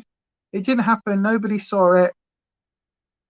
There we go. Just smudge it right out on the edge, and then it disappears. Yay! Oh, your word, finally. What, with the camera or the? Because that's not like. Apparently, I was supposed to have that done in October, Kirsty. Apparently, in October, after I went to the urology team, and they were like, "Oops," and they sent me for the CT scan. After that, the next appointment was supposed to be the camera in down the urethra into the bladder, looking at what's causing it. That was supposed to be the very next, like that month. I finally got round to ringing the doctors and got a receptionist that wasn't the troll bitch from Hal. And I said to her, look, I'm still chasing this up. I said, obviously, it can't be that important because after the CT scan, they haven't found anything. So therefore, you know, I'm not worried too much. And she said, oh, she said, it says here that they've requested the cycloscopy, I think it's called, the camera in the urethra. She said, they've requested it. She said, have you not had an appointment for that? I said, no. She said, hang on, let me have a look. She said, no, right. So I'm going to go and chase this now. And literally the next day she rang me back and said, right, there's an appointment coming out on the 2nd of March at, I think it's 10:30 in the morning. This is where you're going. This is where it is. They're going to get you in immediately. And I was like, holy hell in a handbasket. You have just, like, this isn't you're going to get an appointment. It's going to be like 3 or 4 weeks down the line. She was like, no, 10 days. 10 days later, I've got the appointment. Amazing. But it also then made me go, I wasn't worrying about it, even though it's still happening a lot. I wasn't worrying about it because I thought, well, after a CT scan, if it was the big scary, then they would have seen that. You know, they would have gone, oh, look, something's not right there. They would be able to pick that up. But apparently not. And apparently you kind of need both done so they can look at it to work out maybe what's going on. So the fact that I was just like quite blasé going, oh, wow, you know, obviously I'm on a waiting list for a camera, so not really a major problem. So yeah, so who knows? You know, it could be something really nasty that's had an extra 6 months to grow in my body. You know, it really could be. We don't know. The only thing, do you know what? And I'm not worried about it because it's just a camera. You know, they put on like a numbing cream, like an Emla cream, so that everything is numb down there, so you can't feel anything. And then they just go, you know, so they spatula it on, and then they just go with a camera, straight up, twisty round. Here we go, and there it is. Oh, look, now we can see. So I'm not worried about any of that process. I'm a little bit kind of, I guess, not concerned, but I'm a little bit sad that it's on the Wednesday when Rufus is going to be down in Essex, because there is a little bit of a concern there. Like, what if they do put the camera in and immediately say, you know, yes, there is something in the bladder and it is something, you know, very serious. What do we do then? And so to be dealing with that and all of that, I think is quite worrying. But chances are they're probably not going to look at that or give me that sort of reaction on the camera day. They're probably going to be going, do you know what? It will get sent back to a specialist or sent back to a urologist, and they'll look at it, come back in a week's time for the results. It's probably going to be that. So I'm okay. And to be honest, look, whatever it is, I ain't going to let it stop me. Whatever it is, we'll just deal with it. If it's some weird kind of bladder thing that's happening and I've got to have something, then that's fine. If it is the big scary, you know, if this is the big scary that I end up with, then this is the big scary I end up with. Like, we've been expecting it with my family history of the big scary, and with skin cancer scares and all of these things I've already sort of had in the past. If this is like my big scary, then we'll deal with it. It's not going to beat me, whatever happens. And of course, it might not be big scary. It might just be a little bit scary. So whatever's going on, we will absolutely deal with it, whatever is going on. So yeah, we'll just have to go with what we're going with, doesn't it? Let's have a look. Kirsty says, why doesn't that surprise me? You're still pushing for something you were told in December you were an urgent case for. Absolutely. It's annoying, isn't it? But they should have been following up that you'd had the tests you should have, and they don't. It's always on you to chase things, and it winds me up. Absolutely, my darling. I didn't even know that I was due the camera. Like, I didn't know. I just thought, they said, oh, we'll get some tests. I thought the CT scan was everything, so obviously not. It winds you up too, hun. Shouldn't have to chase them. I know we really shouldn't, but you know, it is just one of those things. It's just one of the way they work, unfortunately. Nanette, they are different here. They put you to sleep with a cat. What, just for a camera in your wee hole? They put you to sleep? Really? Oh, they don't do that over here, Nanette. Over here, they're just like, right, have a quick shot of brandy. Can you feel anything? No, right, shove the camera up. And they don't even use micro cameras. They literally just get like a TV studio camera, like one of the big ones. They wheel it in with the camera operator on the wire, on the old cable, and they make you straddle it. And then they go, right, sit on that. And you go, oh, straight up. That's what they do over here in the UK, Nanette. That's what the NHS is like. Seriously, it's almost like shoving your phone up there. That's how bad this. I'm joking. Let's have a look. Neil's here. Hello. Good afternoon, everyone. Just saying hi between all the actions. Just say it's my work with the Illuminati, Lisa. Wink, wink. Okay. Really glad you are getting medical things sorted. Let me know how they go. I know, right? I'm bad at sorting this shit out, but I am trying to be proactive this year and chase things. I really, really am. It's just, you know what the NHS is like. We all know what the NHS is like. Right. I'm just feathering out the brow powder just a little bit, just to take it down a touch. And yeah, we all know that the NHS is really struggling at the moment with the old Rona, because, you know, all right, no longer do you have to self-isolate, but I bet you if a nurse is at work with Rona, the whole world's going to go, what? You can't do that. You've got to take time off work. You know, and some of us, unfortunately, are still in the risk categories, which means if we get Rona, we could be seriously poorly, you know, even though triple jabbed, or was it double jabbed and boosted, done all of that, had it twice, should be, you know, I should be fairly safe. We still don't know that, you know, we still could. The NHS is still struggling with the after effects of COVID. Yeah, absolutely it is. Absolutely. I totally get that, Nate. I totally get that. But, you know, the reality is that it will be 6 months that from seeing urology to getting this appointment. If this is big scary, then it's had 6 months to grow in my body. And I'm still peeing out blood clots now on a much more frequent basis than I was 6 months ago. 6 months ago, it might be like once a week, maybe twice a week. At the moment, it's every other day, and the size of the blood clots has increased. So something is progressing there and getting worse. We just don't know what that is. And of course, if it is big, scary, 6 months of growth with things getting worse is not good. That's not good, but, you know, not great. Anyway, and it seems in every aspect, what's that? of life, Ed. Unfortunately, these days, I'm so exhausted from having to do and think about things that other people should be doing. Yeah, absolutely. I mean, this is it. We all just have to be a lot more proactive these days. We all just have to take control and responsibility for our own lives, because I think gone are the days with a GP going, you know, I'll chase that up, I'll give you a ring, because GPs don't have any time to do that anymore. They don't have individual case studies, you know, unless you've got some weird and wonderful disease that nobody else has. Then they just don't have time to do that anymore, which I totally understand and I totally appreciate. But it is scary. Kirsty says, "Ooh, Neil, have an enjoyable rest of your day." Absolutely, my darling. I hope things work really well for you with the old Illuminati. By the way, everybody, you can now access our podcast. I think I said it earlier. If you've got an Alexa device, you can literally just say, "Alexa, play Witchy Wednesday with podcast on Amazon Music."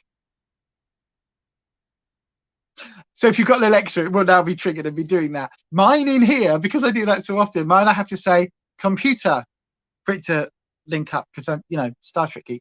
But yes, you can access the podcast on iTunes. Should be very, very soon. That should be going live. But it's on Amazon Music. It's on Mixcloud. It's on SoundCloud. It's going to be on Google something, Google Sound, Google Play, Google something. I don't know what their music streaming system is called, but I'm putting the podcast everywhere. So yeah, we're on episode 5 at the moment. That's the one that's just been released yesterday. Yeah, yesterday.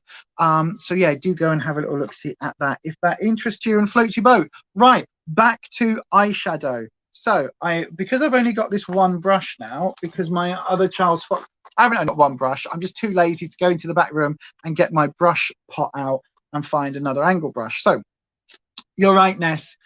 Something isn't right there, but you know, we're gonna roll with it. It is what it is, isn't it? So for my under eye, I'm going to do a couple of things. I'm going to use the 5 AM shade here, the deeper brown. I'm also going to use the Mila color, and I'm going to use Zoma as well. So all 3 of those colors, but I'm going to do it a little bit differently. Okay, so let me just show you. I'm using a angled brush, a small fine angle brush. This happens to be the JSC Morphe collab brush, but I don't know whether you can see. How can I hold it up? There you go. Oh, I've just dubbed my finger in. So look, there's the you can see how thin the brush is on the side. Look at that, almost disappears. So that's the brush. And what I'm going to do with this is I'm going to almost tight line my lower lash line, okay, but only from the outer corner to about halfway. So if I come super close in,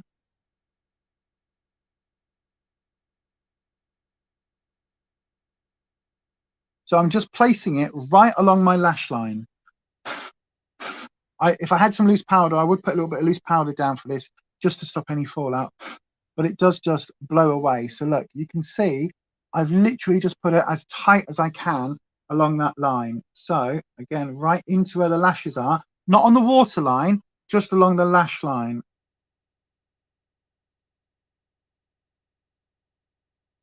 And again, only taking it to about halfway. Oh, there you go. I've done that a little bit too thick just there, but never mind. And then I'm just extending that up and joining it into that outer corner on the eye itself, just like so. So there we go. Look at that. That looks good. Anita says, Ness, have you checked the BeautyBay sale for that palette you wanted? Can't remember the name of it. Oh, you see, now you're making me wonder whether the Wilderness palette is on their sale. Not that I need another green blue palette, but it looks so beautiful. Oh.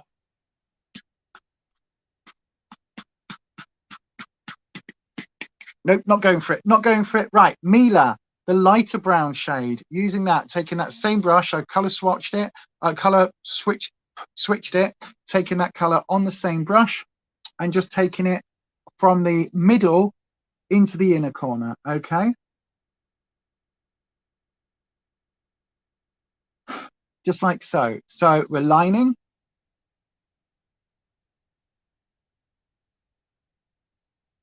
I don't mind this going all the way in.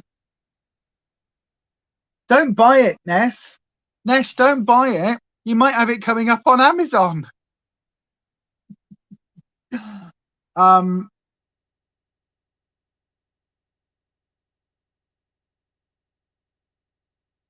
Right, and then I'm just using that brush just to kind of blend those two lines together so we get a nice transition between the darker brown and that warmer mid-tone brown.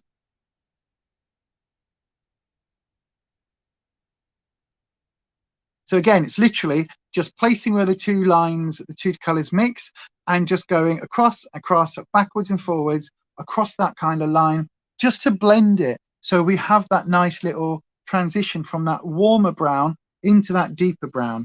Now, I do like that. There's a little bit of fallout, and I've just managed to get a little bit on one of my very few lower lashes that I have. So now I'm actually changing brush, because what I'm looking for now, so this is my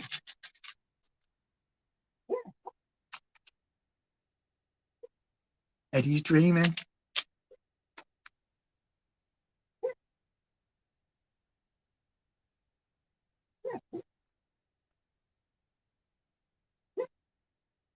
Good boy. Oh, bless him. What I'm now doing with my brushes is I am looking for, this is my brush bag. I'm looking for a small but fluffy brush. Now I do have this one here, and actually we've got this one here. So this is a Charles Fox, and this is a Spectrum. So I've got a thin flat packing brush and a slightly more rounded domed brush. So these are the two that I'm going to use. So, and there is a reason for this, is because the next thing I'm using is this Zoma shade, right? And this I'm going to smoke out on my lower lash line. So I'm using the flat packing brush first. I'm picking up that Zoma.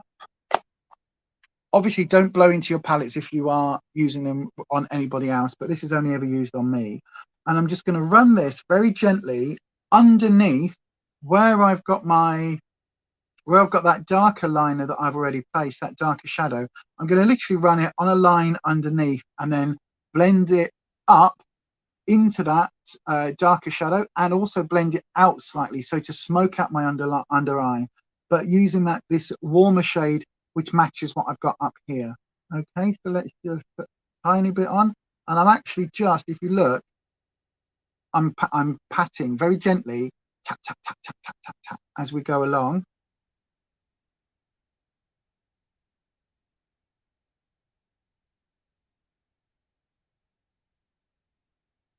Just to give it that little sort of subtle element of smokiness.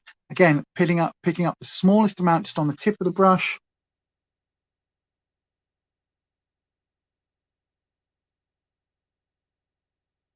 And I'm just tap, tap, tap, and then kind of blending it upwards into those darker shades. And then cleaning the brush off. I'm just smoking out that very outer edge.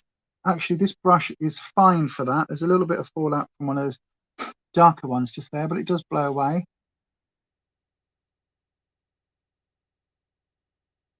I don't mind doing this like this, because if I look really, really close, I don't know whether you can see the wrinkle that I have. There's a wrinkle that comes in just there, look, just under the eye. Now, to disguise that wrinkle, by placing that smoky shade onto that top of that wrinkle line, you've got the darker shade on the top, and then that smoky lighter shade underneath.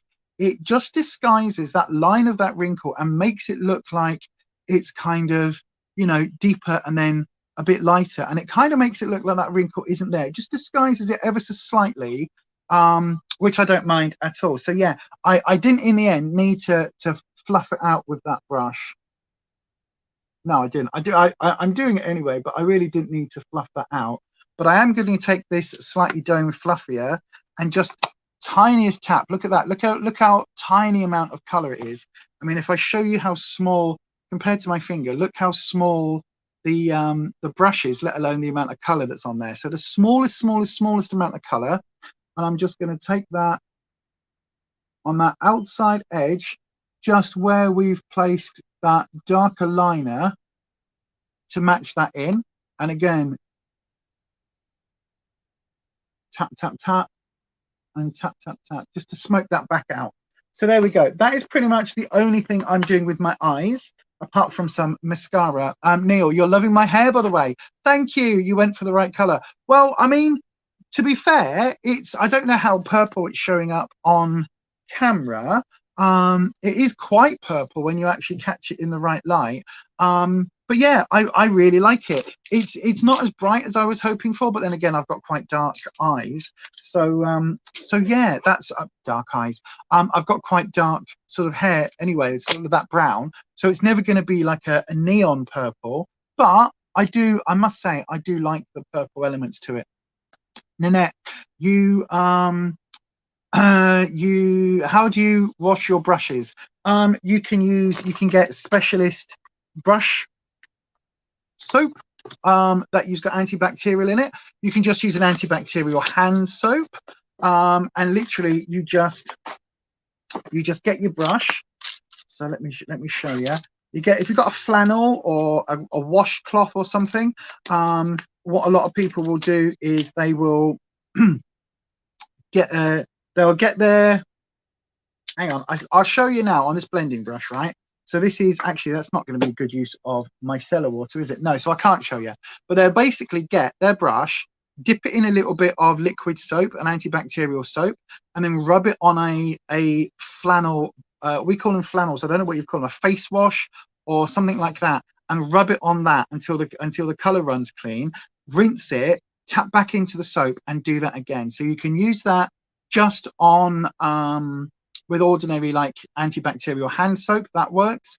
If you just want a quick, like you've just done your face, you're not going to do your face until maybe a day after, so you've got a gap in between, then you can just use some micellar water in a little like the top of a deodorant lid or something, like a little lid. You can just put a little bit of micellar water in that, or like even an egg cup or something, and dip your brush in, rub it on an old towel or an old washcloth, and just kind of clean it off that way.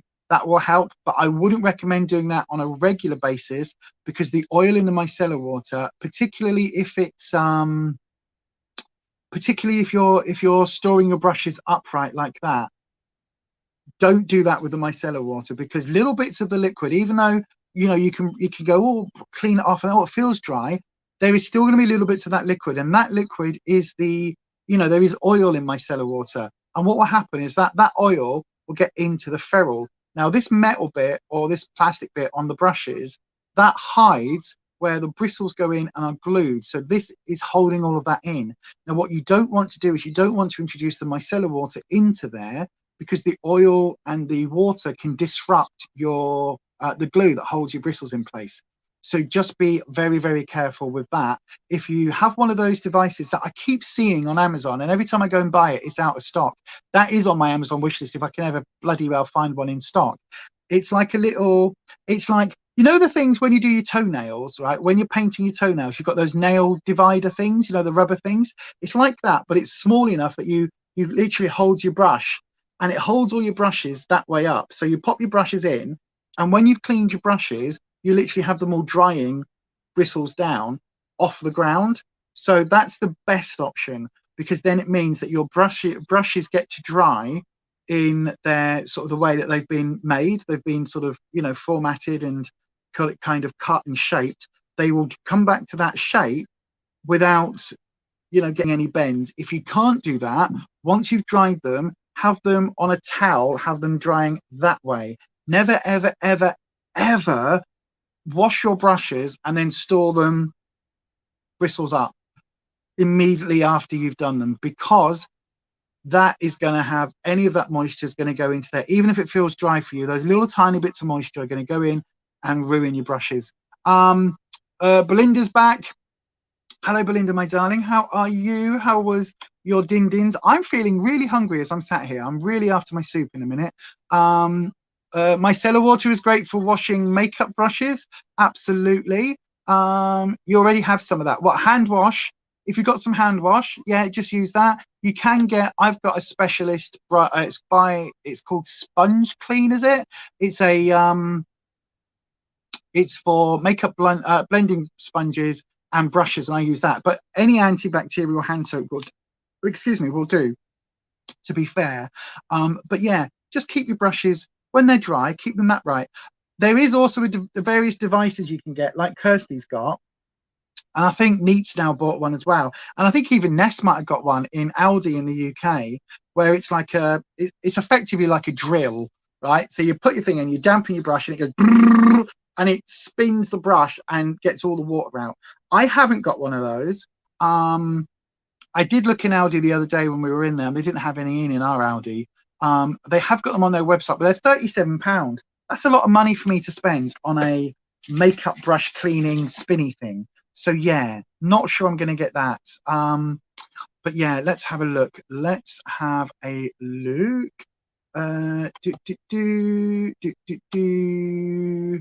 Washing them took forever.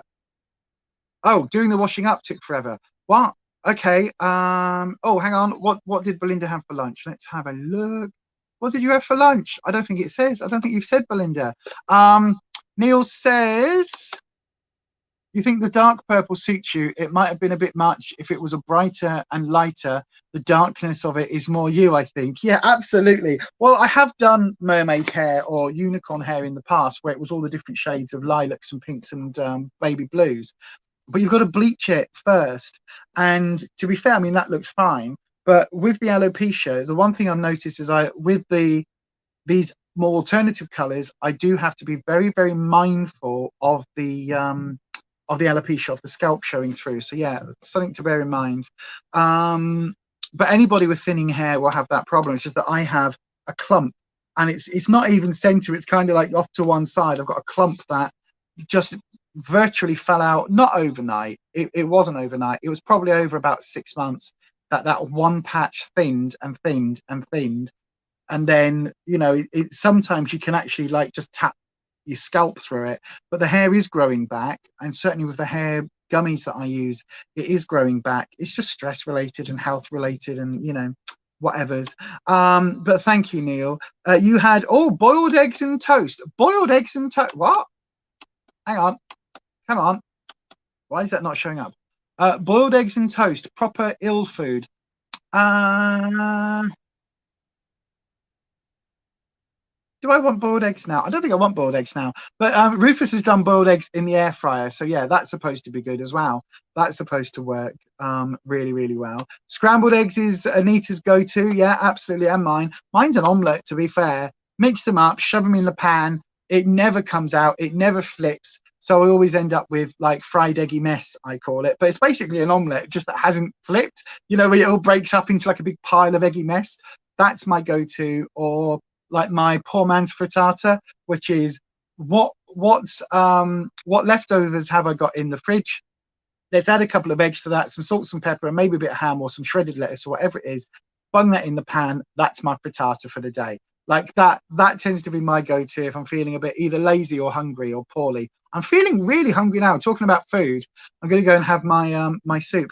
The washing up took longer. You put yours on a kitchen towel, draws the water out. Yeah, it can do, but still bear in mind it will draw the water from the brushes, but there is still part of the brush is still in the ferrule, even on these sort of cheap Poundland brushes. So there will be a good percentage, depending on the make of the brush, there'll be a good percentage of the hair from the bristles is in here.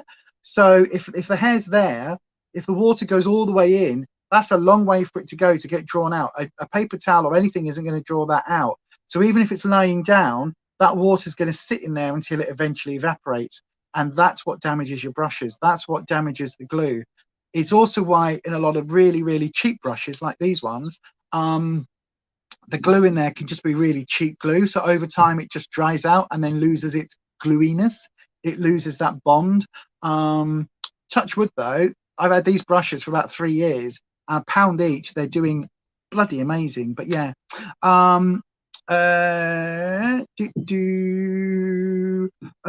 Good advice on brush cleaning. Thank you, Nate. Belinda, Wilco makes a brush cleaner, which is good. You've got a jewelry cleaner, which you clean brushes in. I've seen that. I've seen that. It's a little potty thing, isn't it? I've seen that. Yes. That looks really, obviously there's one on your channel. Yeah, go and have a look on Belinda's channel for brush cleaning. I've seen that one. I don't know whether I would trust my jewelry in it. It's fine for brushes, but I don't know whether I would trust my jewelry in it. If I have to clean my jewelry, I do the old Coca-Cola, baking soda, white wine vinegar, depending on what it is. Dip it in that. That's what I tend to do with my jewelry, to be honest.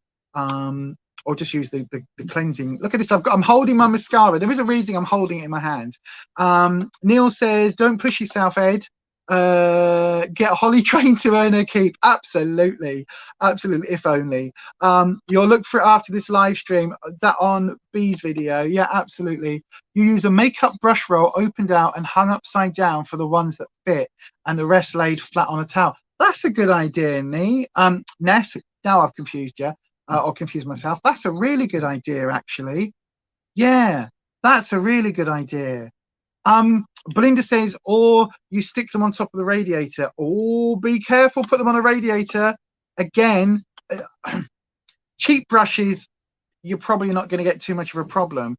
But on more expensive brushes, particularly if it's super high-end brushes, if you put like a dry heat, so like that radiator heat, if you're using that to dry out your brushes, think what that's doing to the glue that's binding them. So just be a little bit careful, because it can make the glue go brittle, which can then make the end can come out of the ferrule and it can fall apart that way. I've seen some amazing like handmade Japanese brushes completely fall apart because they've been kept on radiators or sunny windows, and the glue is like a particular, it's not like an everyday glue, it's like a proper rubber, like a natural glue, and those have all been a bit, tits up and a bit broken. But yes, to be honest,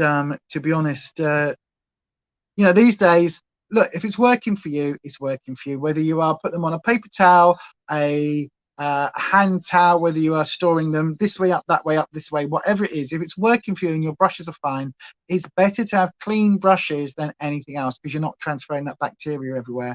I've got to say, I've got to do another brush cleaning video, because the ones in here are now getting to my 2-month mark. I know, right? These I think have been on the go probably since January, when I started my Team Project pan. So this is now the point where I do need to clean them and swap these out for my other clean brushes and swap them all over. So that's probably something I'm going to be looking at doing very soon. Right, so I am just holding my mascara, because this Ico Lash Alert mascara, it's starting to get very, very clumpy. I don't think I'm using it up, but because I'm using it all the time, it is now drying out a little bit and clumping. And I have found that if you do just hold it or stick it under your armpit or sit on it or whatever it is, because it's a nice squeezy tube, you can do that. Your body temperature, the warmth, helps the mascara. It really does. It helps the application. A bit like your concealer, on your finger, warming up to your skin and feeling better. Right, so I love this mascara. I do have the Maybelline Bang Bang. What was it called, Neat? You sent me it. Bang Bang Lash, Bad Girl Lash, Bad Bang Lash, Bing Bong, Bing Bong, Bing Bing Bing. This is how I sing when I do my mascara. Ding ding. Was that Lazy Town? Bing bang, bida bida bong, ding dong, ding dong, ding. Oh yeah, stick it in your cleavage as well. Anywhere that's warm, stick it under your boob. If you can do the pencil test. We're now starting the mascara test. We've all heard of the pencil test, where you shove a pencil under your boobie, and if it stays there, then you need to start wearing uplift bras and all that stuff. But no, stick your mascara under your boob. But if you've dressed and you've got everything on, then you could stick it in your cleavage. I just like to hold it, to be fair. You always warm up your mascara before use, B. Bad Girl Bang, are you finally going to use it? It's here next to me. I will use it. Do you know what? Shall I use it? Shall we use it today? I have used it once. I have used it off camera because I was like, right, I want to see what this wand business is all about. So I have used it once. This is where I'm going to be like, oh shit, where is it? Hang on, is this it? No, that's KVD. That's KVD. That's my lippies. Oh, that's now fallen on the floor. Where is it? Hang on. Oh, you see, I should have kept my gob shut, shouldn't I? Hang on, let me move all of this stuff. Move that to there. Then I've got to move my legs because my legs aren't great today, to be honest. My legs are really dodgy. Right. Oh dear God. Right. Okay. Hang on. I shall return. Oh, there's the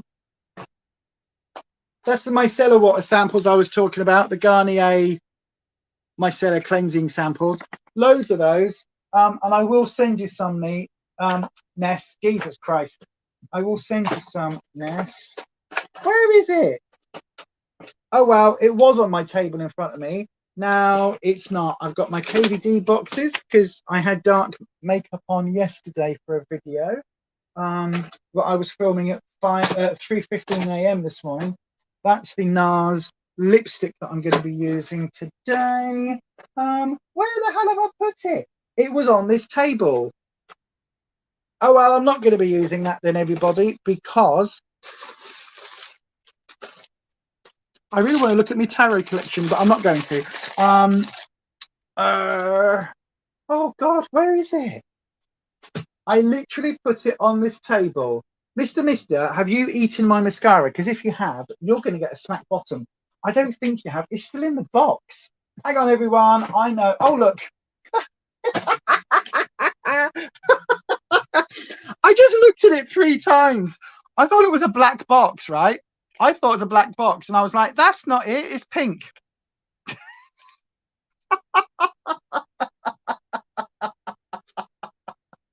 Oh dear.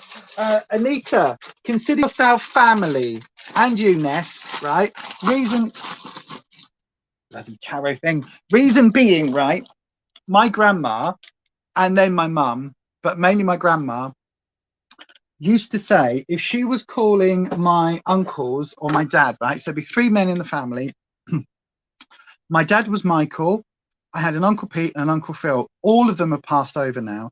But if my nan wanted Pete, she'd go, Mike, Phil, Pete, can you just go? If she wanted my dad, she'd go, oh, Pete, Phil, Mike, can you go? If she wanted my Uncle Phil, she'd say, Mike, oh, Pete, Phil, can you? Whatever, and the order would always change. She would never get it right, but she would always go through the other 2 names first with my uncles. Even largely with her daughters, she had 3. Well, actually, she had 5 daughters, but 2 passed away in a house fire when they were very little. So there were 3 surviving daughters when I was around, my mum and my 2 aunts. And even then she'd go through the other aunts. She'd go through, like, she was once talk to my mum, she'd go through my aunt's names and then get to my mum's name. Or she'd go through, if she wanted to speak to my aunt, she'd go my mum and then my other aunt before. It was always the 3rd name. And so for me, my brain is always doing that same thing again. It's a family trait. I can't help it. I really can't. I've done it for years with everybody. It's just a family trait. Lizzie's back. Cool, you're still here. Love you, hun. Thank you, Lizzie. I'm just finishing up now. We've had all sorts of interesting conversations today. Did I open this from the bottom? Yes, I did. I don't know why. Oh no, that's actually from the top. Oh, it's Benefit. It's not Maybelline. It's the Benefit Bad Girl Bang, everyone. This is the one that Shane Dawson's sister-in-law, what is she called? Morgan Adams and Raw Beauty Christie and a bunch of others all went on a press junket when this came out, and basically they all got taken on this amazing weekend or week-long trip up onto a hill or something, and then the release of this was literally like a giant mascara packaging, like a giant oversized packaging thing, and then some balloons and some explosions went off and they all got this in their kit, and then they all went home.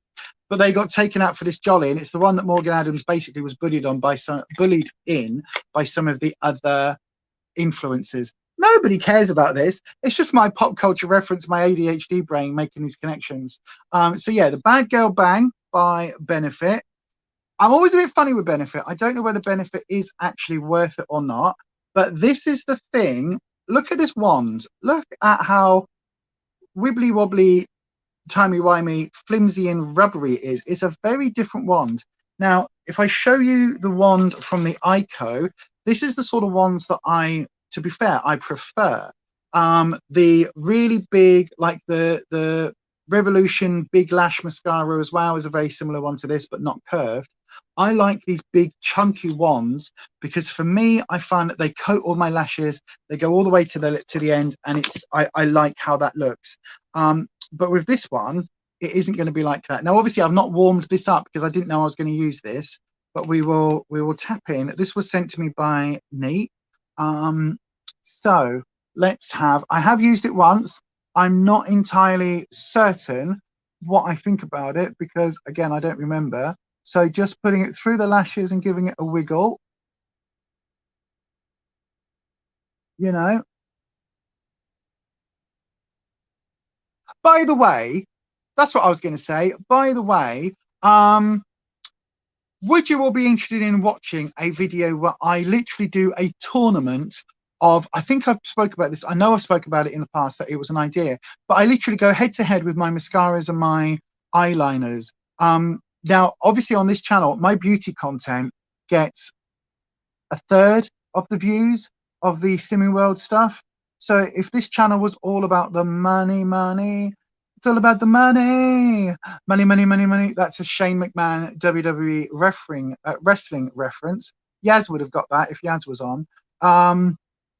But yeah, if you would like to see me do a full-on comparison, head-to-head, two different mascaras, one on one eye, one on the other, they go head-to-head throughout the day, how is it to use, blah, blah, blah, blah, blah, and to actually, you know, see what I think about them, and then to get a winner on my quite a few mascaras that I've got open, then let me know. And the same with eyeliners, because I have this idea for this tournament. Now, it's going to be a fair old pain in the ass to film and edit and all of that, but to be honest with you, I am more than happy to do that if you think it's going to be watched, if you think it's something you're going to be interested in.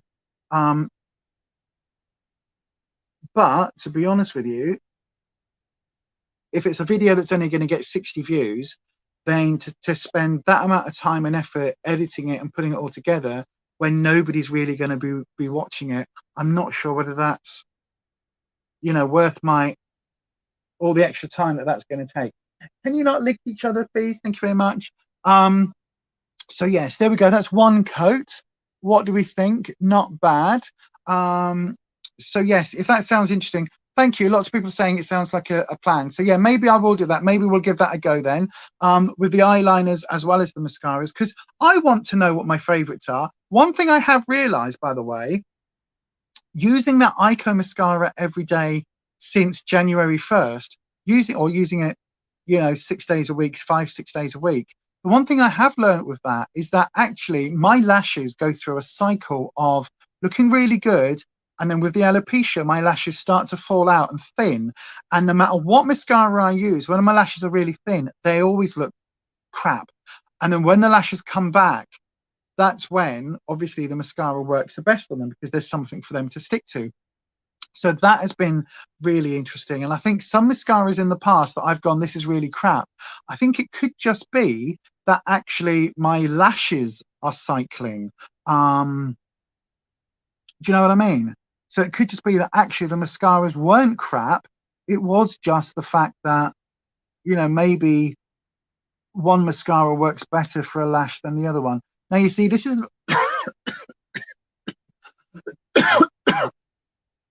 this is a problem I'm having at the moment. Because the wand, how can I show it? There you are. Look, because the wand doesn't have a lot of really fine bristles. Is that going to focus? Not really. But because it doesn't have a lot of really fine bristles, I'm finding it really hard to separate my lashes. So yeah, they're looking fuller, but to be honest with you, I think the only reason they're looking fuller is because it's clumping several of them together. Do you see what I mean? It really is just like, so I'm not sure. Let's have a look. What was that? Kirsty, oh my goodness, so sorry. That phone call was to sort out the urgent case from December. got your first appointment tomorrow lunchtime. You could seriously cry like a baby right now. Oh, Kirsty, that's so good. You see, you mention it, the powers that be, they hear it.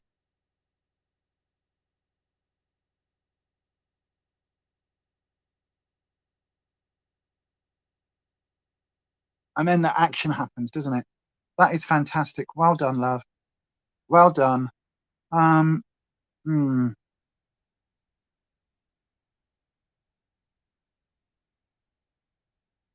I'm not sure.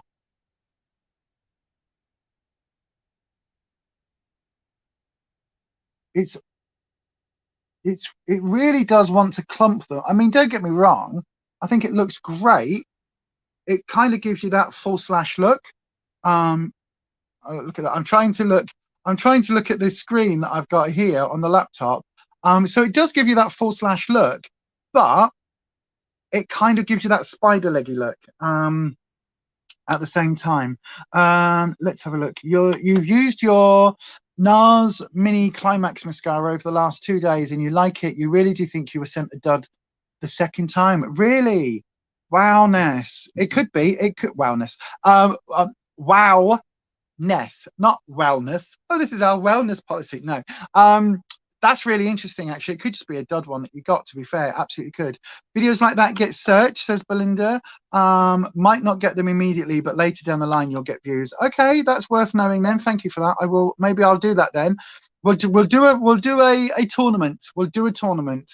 I can't guarantee it's going to happen before June because obviously starting on Tuesday, we are starting the 100 days of divination. So 100 days of videos and card pulls and pictures. I'm not saying it's going to be a video every day. I'm going to try and do a video as much as I can, even if it's only a YouTube short, but we're going to try and do that for 100 days. So it may well be you have to wait till mid-June because I don't want to over promise and under deliver with that. But yeah, I will do my best. You'll be interested in seeing that, Nanette. Thank you. Yeah, everybody's saying, good Lord.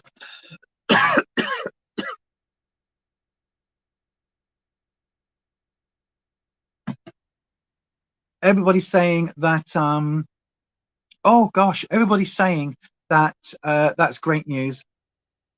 Yeah, so thank you for that. You need to give the first coat time to dry. I think I did. I think it was dry before I put the second one on. Maybe I didn't leave it long enough, but again, a mascara shouldn't have to come with an instruction manual, but you know, I get you. Yeah, absolutely great news. Have I got too much product on the brush? I did wipe it off. I wiped it off the wand with the thing as I was pulling it out. So there isn't a lot of product on there. Look, you can see there's hardly any product on there. Like I don't know how much more I can actually wipe off. It still isn't, you know, it still isn't really separating the lashes.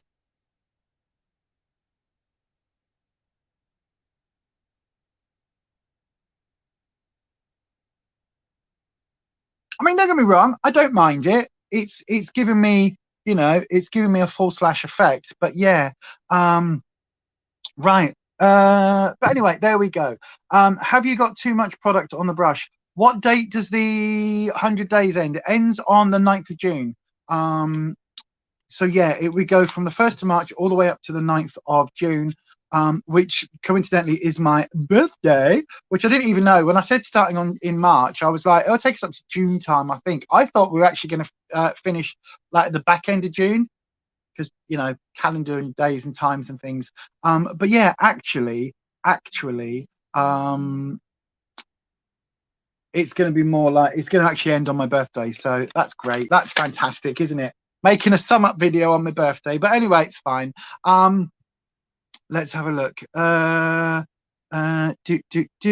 What's that? When it's dry, go back through with a clean, dry wand if you've got one, and it will help separate them. Or one of those lash comb thingies if you've got one from years ago. But again, it's a mascara. You should be able to pick it up, and it should do that. You shouldn't have to go back and correct those issues. So yeah, not quite sure whether or not that defeats the purpose. You should just be able to bang it on. And away you go. I am going to persevere with it. As I say, I did use it once and I did have that same issue. I'm not quite sure what all the fuss is about, but I also haven't watched anybody else's review or videos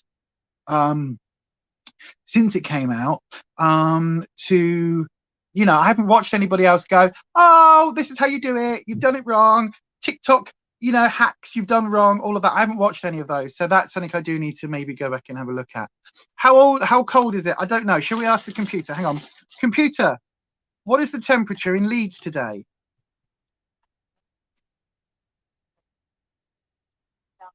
3 Celsius. 2 tonight. Okay, stop. Yeah, so 3 degrees Celsius and then dropping down to 2 degrees. You'll be interested in doing a tournament. Shall we do a collab? Does anyone else want to collab with us? We'll do a mascara tournament. We'll have to like have a little natter on the Instagram, but we'll take all of our mascaras that we've got open, take all of our mascaras and literally do a head-to-head with brackets, pull them out against each other randomly, because this is what I was thinking before, right?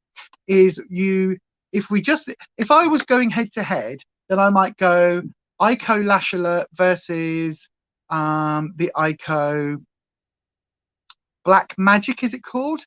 The little grey one. So I might pin them both against each other. But that isn't necessarily going to give us a genuine sort of look. And I think if you are using a tournament kind of process, then you want to do like the FA Cup type rules, you know, where you pull them out at random. So you might get Man United versus Accrington Stanley. Who are there? That, you know, you might get one going against the other like that. And I think if we've got, you know, if it is a random selection that we go through all of our mascaras and randomly pair them up, and then, you know, you've got, I don't know, say if you've got 12, you go 6 head-to-heads, and then those 6 ones that win go through to the next round, and then you've got 3 head-to-heads, and then they go around to the next one, and then, you know, whatever you end up doing. Again, it all depends on how many mascaras you've got. Now, if you've only got, I've just seen Ness's comment come up, you've only got 4 open, that's healthy. I think I've probably got about 12 open. To be fair, and I've got one that's unopened, but I'm going to put it in there because it's the Poundland one. Now, I remember when I got that it was bloody fantastic. I really, really do. But to be honest with you, that one is, I don't know what I think about it now. So maybe I would need to open that and in a tournament. I think that would be a fair thing to do, to be honest. Right. Finally, onto my lips. I have my my NARS. Oh God, can never remember what this is called. Talida,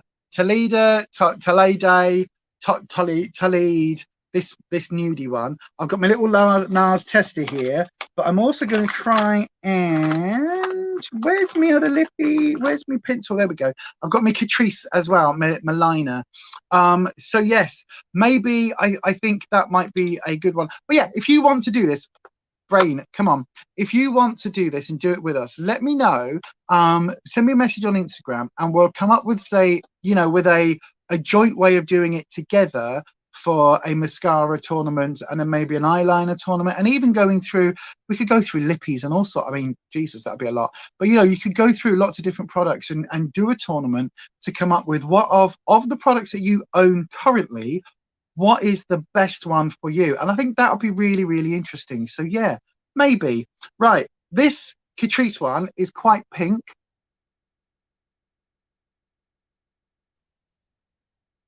So I'm just going to use it. Hang on.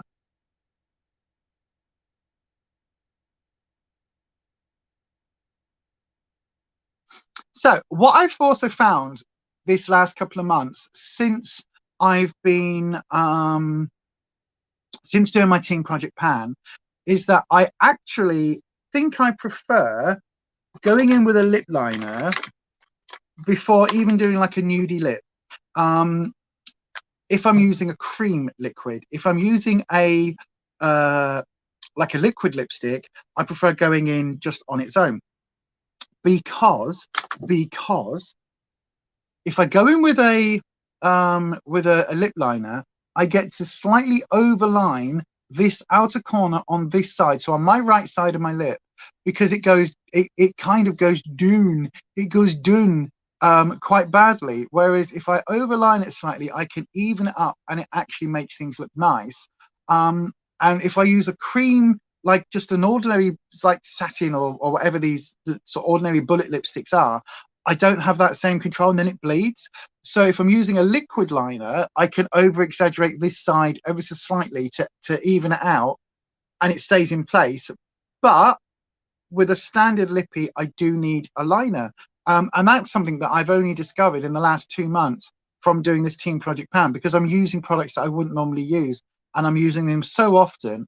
I'm kind of relearning what these products do on me when I do my makeup application. So I'm loving the Team Project Pan stuff at the moment. I really am. Right, okay, let's do this.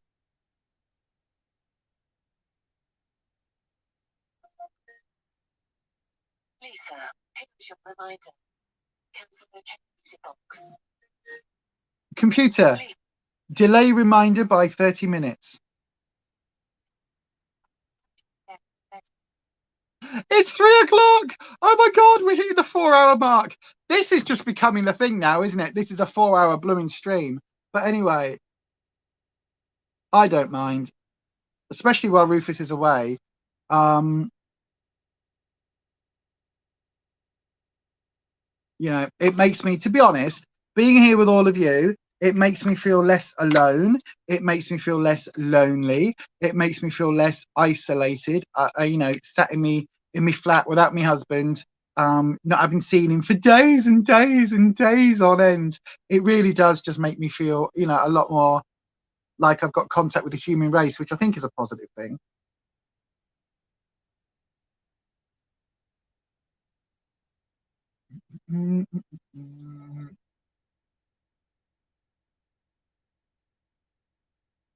There we go.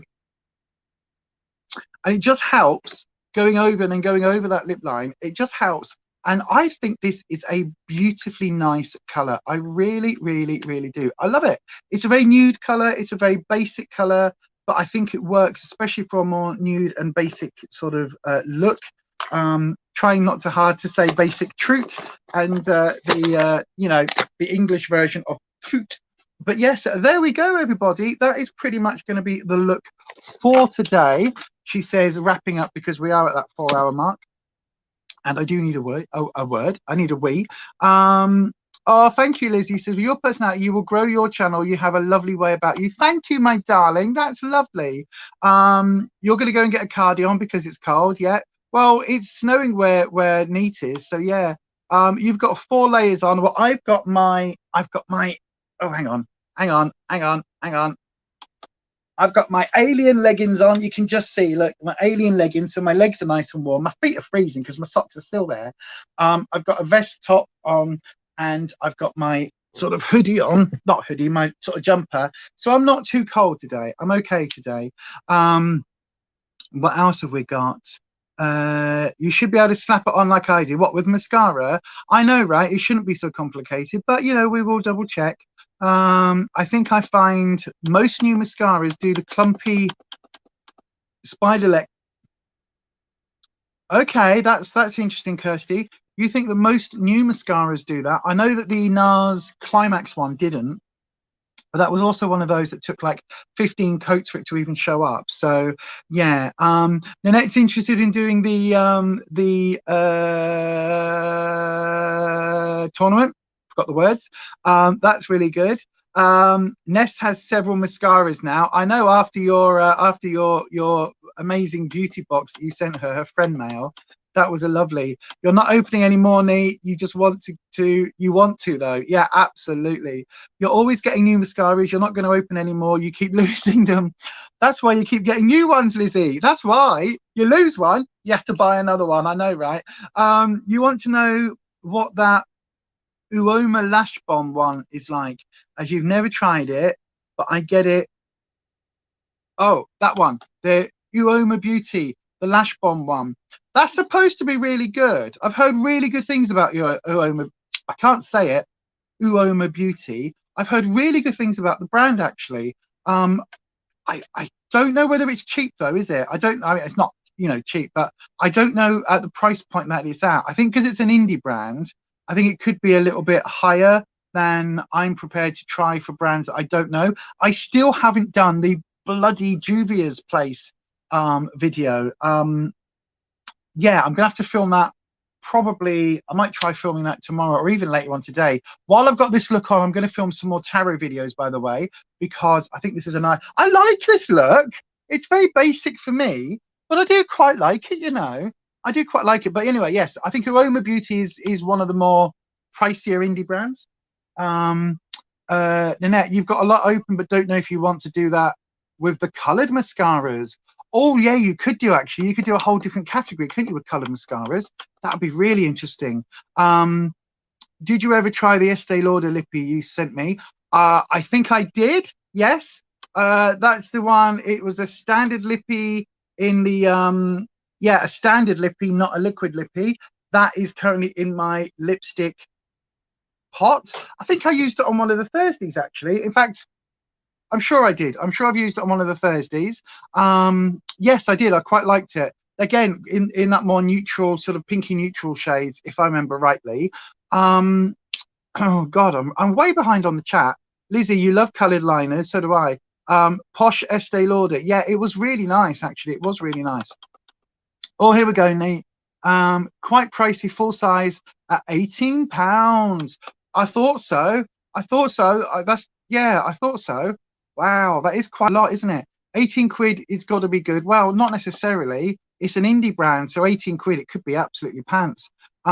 You sent Ness a mini of it. Yeah, absolutely. That was really interesting. Standard on a Thursday now, the 4-hour lives. I know, right? That's nice. You want to see it now, says Lizzie. Oh, I know, right? You're just, everyone's, Ness, don't you thingy to the peer pressure. Don't you succumb to it. Absolutely not. That is pricey. It is pricey, isn't it? It is. Well, I don't know how much the KVD mascaras are.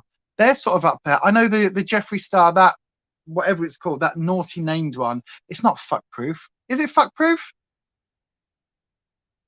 I can't remember, but that's supposed to be, that's up there as well, isn't it? About 12 or 16 or 18 pounds. It's about the same. I think that's about £18 as well. But again, indie brand. Yours is a mini at £10. Wow, £10 for a mini. I don't think I would even spend that on a mascara. Not on a new one. One that I've had before, you know, that's come in a beauty box, like the Ico London ones. They're about £15, £16. I would spend that on one of those because I do really like them. Do you need to, though? Is your Essence Lash Princess, is that just as good? We're going to find out when we do the beauty tournament. The mascara tournament.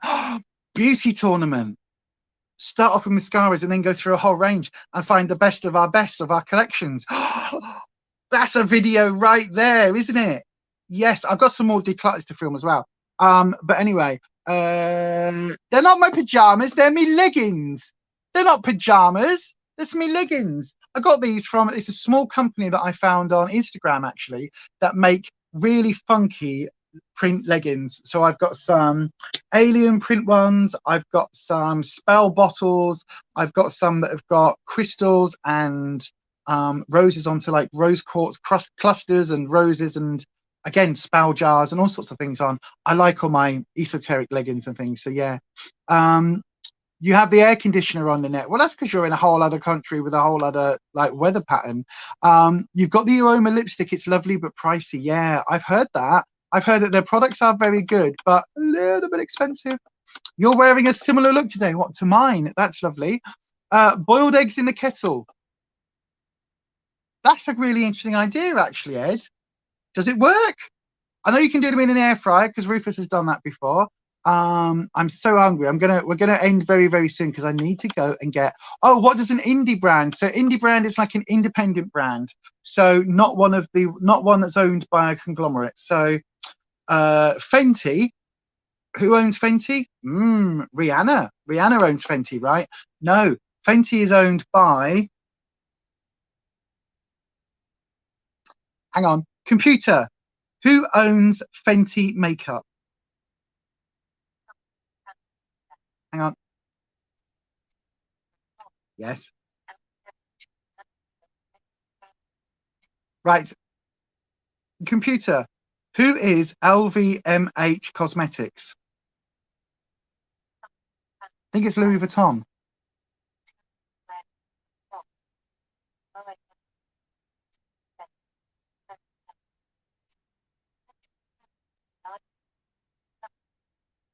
Yep. Computer, stop. So Fenty, although it's a lot of people think Fenty is an indie brand because they think it's, you know, owned by Rihanna, a small business. It's 50-50 split with, it's not Kendo, it's, or it might be Computer, stop. It might be owned by Kendo, but Kendo is then owned by LVMH, which is Louis Vuitton. So Louis Vuitton, blah, blah, blah, I can't remember what the MH is, but they own a lot of luxury makeup brands. I think, is Yves Saint Laurent, is that part of LVMH now? Computer, who owns Yves Saint Laurent? Computer, who owns Yves Saint Laurent? Oh, it's not. It's owned by Kering. But yeah, lots of those other brands are all owned by Kendo's kind of like one of the middle companies, but then eventually they're owned by LVMH. So Fenty isn't indie. It is, Rihanna gets 50% because Fenty, I think, was her surname. But Rihanna gets 50%, and then the other company owns 50%. Obviously, she brings the celebrity, the status, the name, and LVMH bring the makeup, you know, the factories and all of that. So it's basically, it's a collab, but it's a collab brand.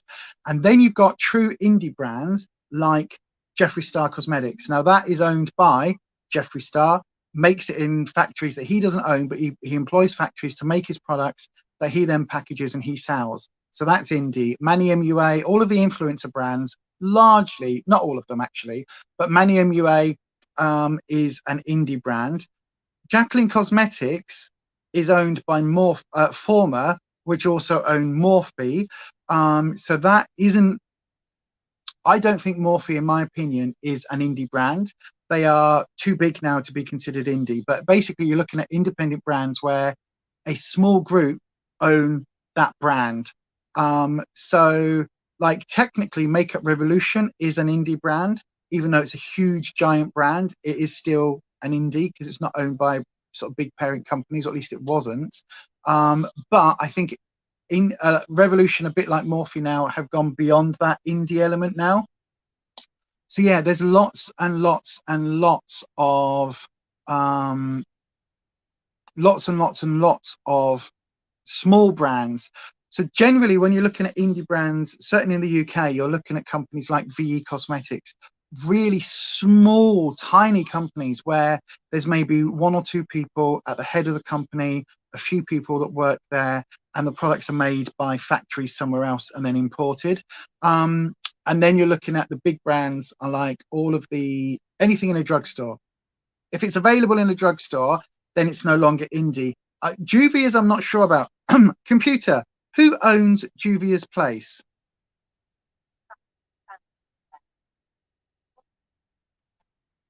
Yeah.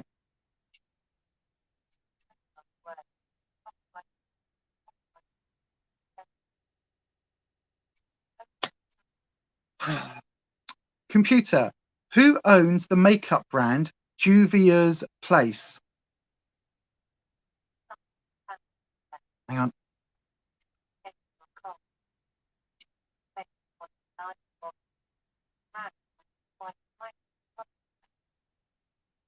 Right. Doesn't say whether it's indie. It just says one of the world's best known brands. Computer, is Juvia's Place an...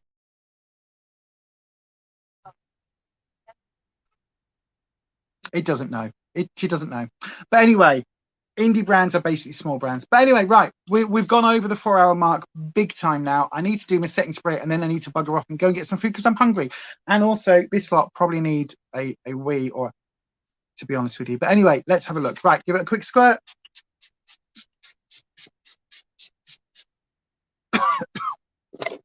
Oh dear. Now the dogs have got off the sofa because they're like, Mum's got her face on and actually she's done a spray, so that's pretty much it now. So yes, anyway, thanks everybody for watching. Thanks for joining me today and spending your morning and afternoon with me. Yeah, Fenty is indie. I thought indie was small independent companies. They are, but it depends on the definition of indie. Because again, a lot of indies are no longer indies. They are now different. Again, Nanette, the indie brands are the same. So in America, you've got Kaleidos Cosmetics, I think, is an indie brand. Medusa's Makeup is indie. Across the world, you've got Medusa's, you've got Odin's Eye.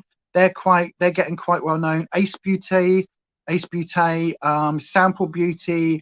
They're all available on BeautyBay. So even though they are in the mainstream, they are still independent because they're small companies.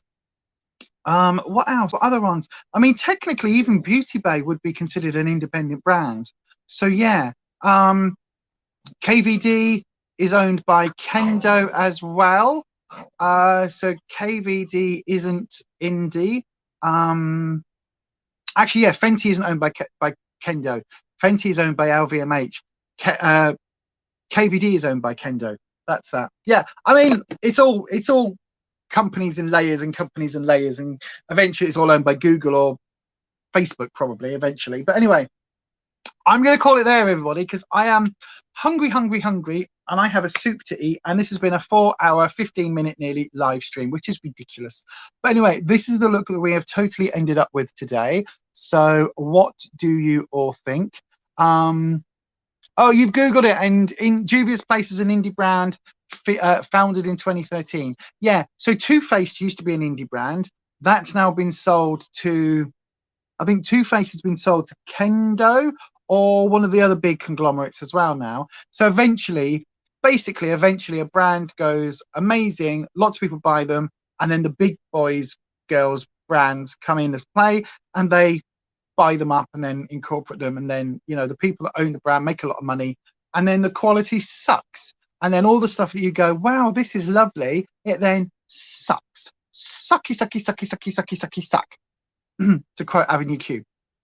But anyway, there we go, everyone. That is today's finished look. I hope you like it. You've all picked it. I've just had to, blend it and make it work. I do quite like it. I also quite like the fact, do you remember way back in the beginning I said that I would probably have to put some sort of underbrow highlight on? Actually, as the look has come together, if you notice, I didn't do an underbrow highlight because that eye primer was enough to kind of, as the look's gone in, it's just slightly blended out with that pale basic Truth color just on the upper lids, but and right up onto that eyebrow line. But it actually has, it's kept it really light and bright. So I haven't needed to add any kind of highlight to it. So there you go.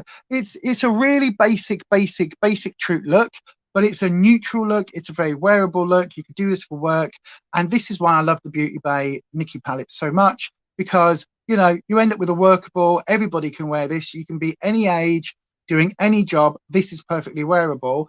But you could also decide, do you know what, I'm going to add a royal blue or a lovely green or a bright red or a hot pink, and you've got those colors in that palette as well. So as we said earlier on the stream, it's currently on sale on BeautyBay for 15 quid. I think somebody said. I've never seen it that cheap. That's ridiculous. But yeah, if you haven't got it, totally recommend picking it up. And that is it for today. Thank you so much for joining me. I've really enjoyed it today. It feels just like chatting with friends. It's lovely. I love it. But yes, everybody,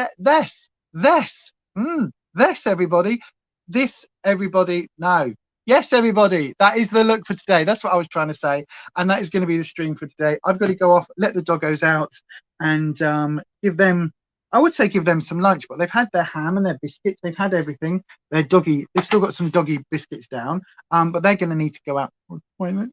And I'm going to go and have some soup. So yeah, whatever you're doing for the rest of the day, do make sure you look after yourself. I will be back on Sunday for another live stream over on the other channel, Beyond Authentic, The Eye is a One, with a tarot stream. So if you're looking for some free tarot readings, a free 3-card tarot reading, make sure you join me over there. If not, I'll be back on this channel on Monday with a makeup video. Tuesday, we should have a new Slimming World recipe. And hopefully this weekend, we are going to be filming the 1,500 subscriber giveaway video. because we've got a lot of Cineworld related stuff for that. So do please, yeah, make sure you stick around for all of those. If you haven't already, do what it says on the bottom of the screen, subscribe, ding the bell, and like and comment. And don't forget, if you are watching this right to the very end on the replay crew, how about putting a very special emoji in? We've had the paint palette one. If you've made it all the way to the end, how about having the stop sign emoji? Because I need something that flashes up. I might have to set the Alexa so that it flashes up and sets a reminder 3 hours in to bloody well stop, so that we don't go on to like 4 hour, 5 hour, 12 hour live streams, because that is ridiculous. But anyway, thank you so much for joining me, everybody. I will see you all again very soon. And as we always say, stay you, stay safe, stay authentic. And I will most definitely see you on a future stream. And yeah, there's one more thing to say. And that is get those hands in the air like you just don't care. Awkward wave. Bye, everyone. Awkward wave. Awkward wave. See you on the next one.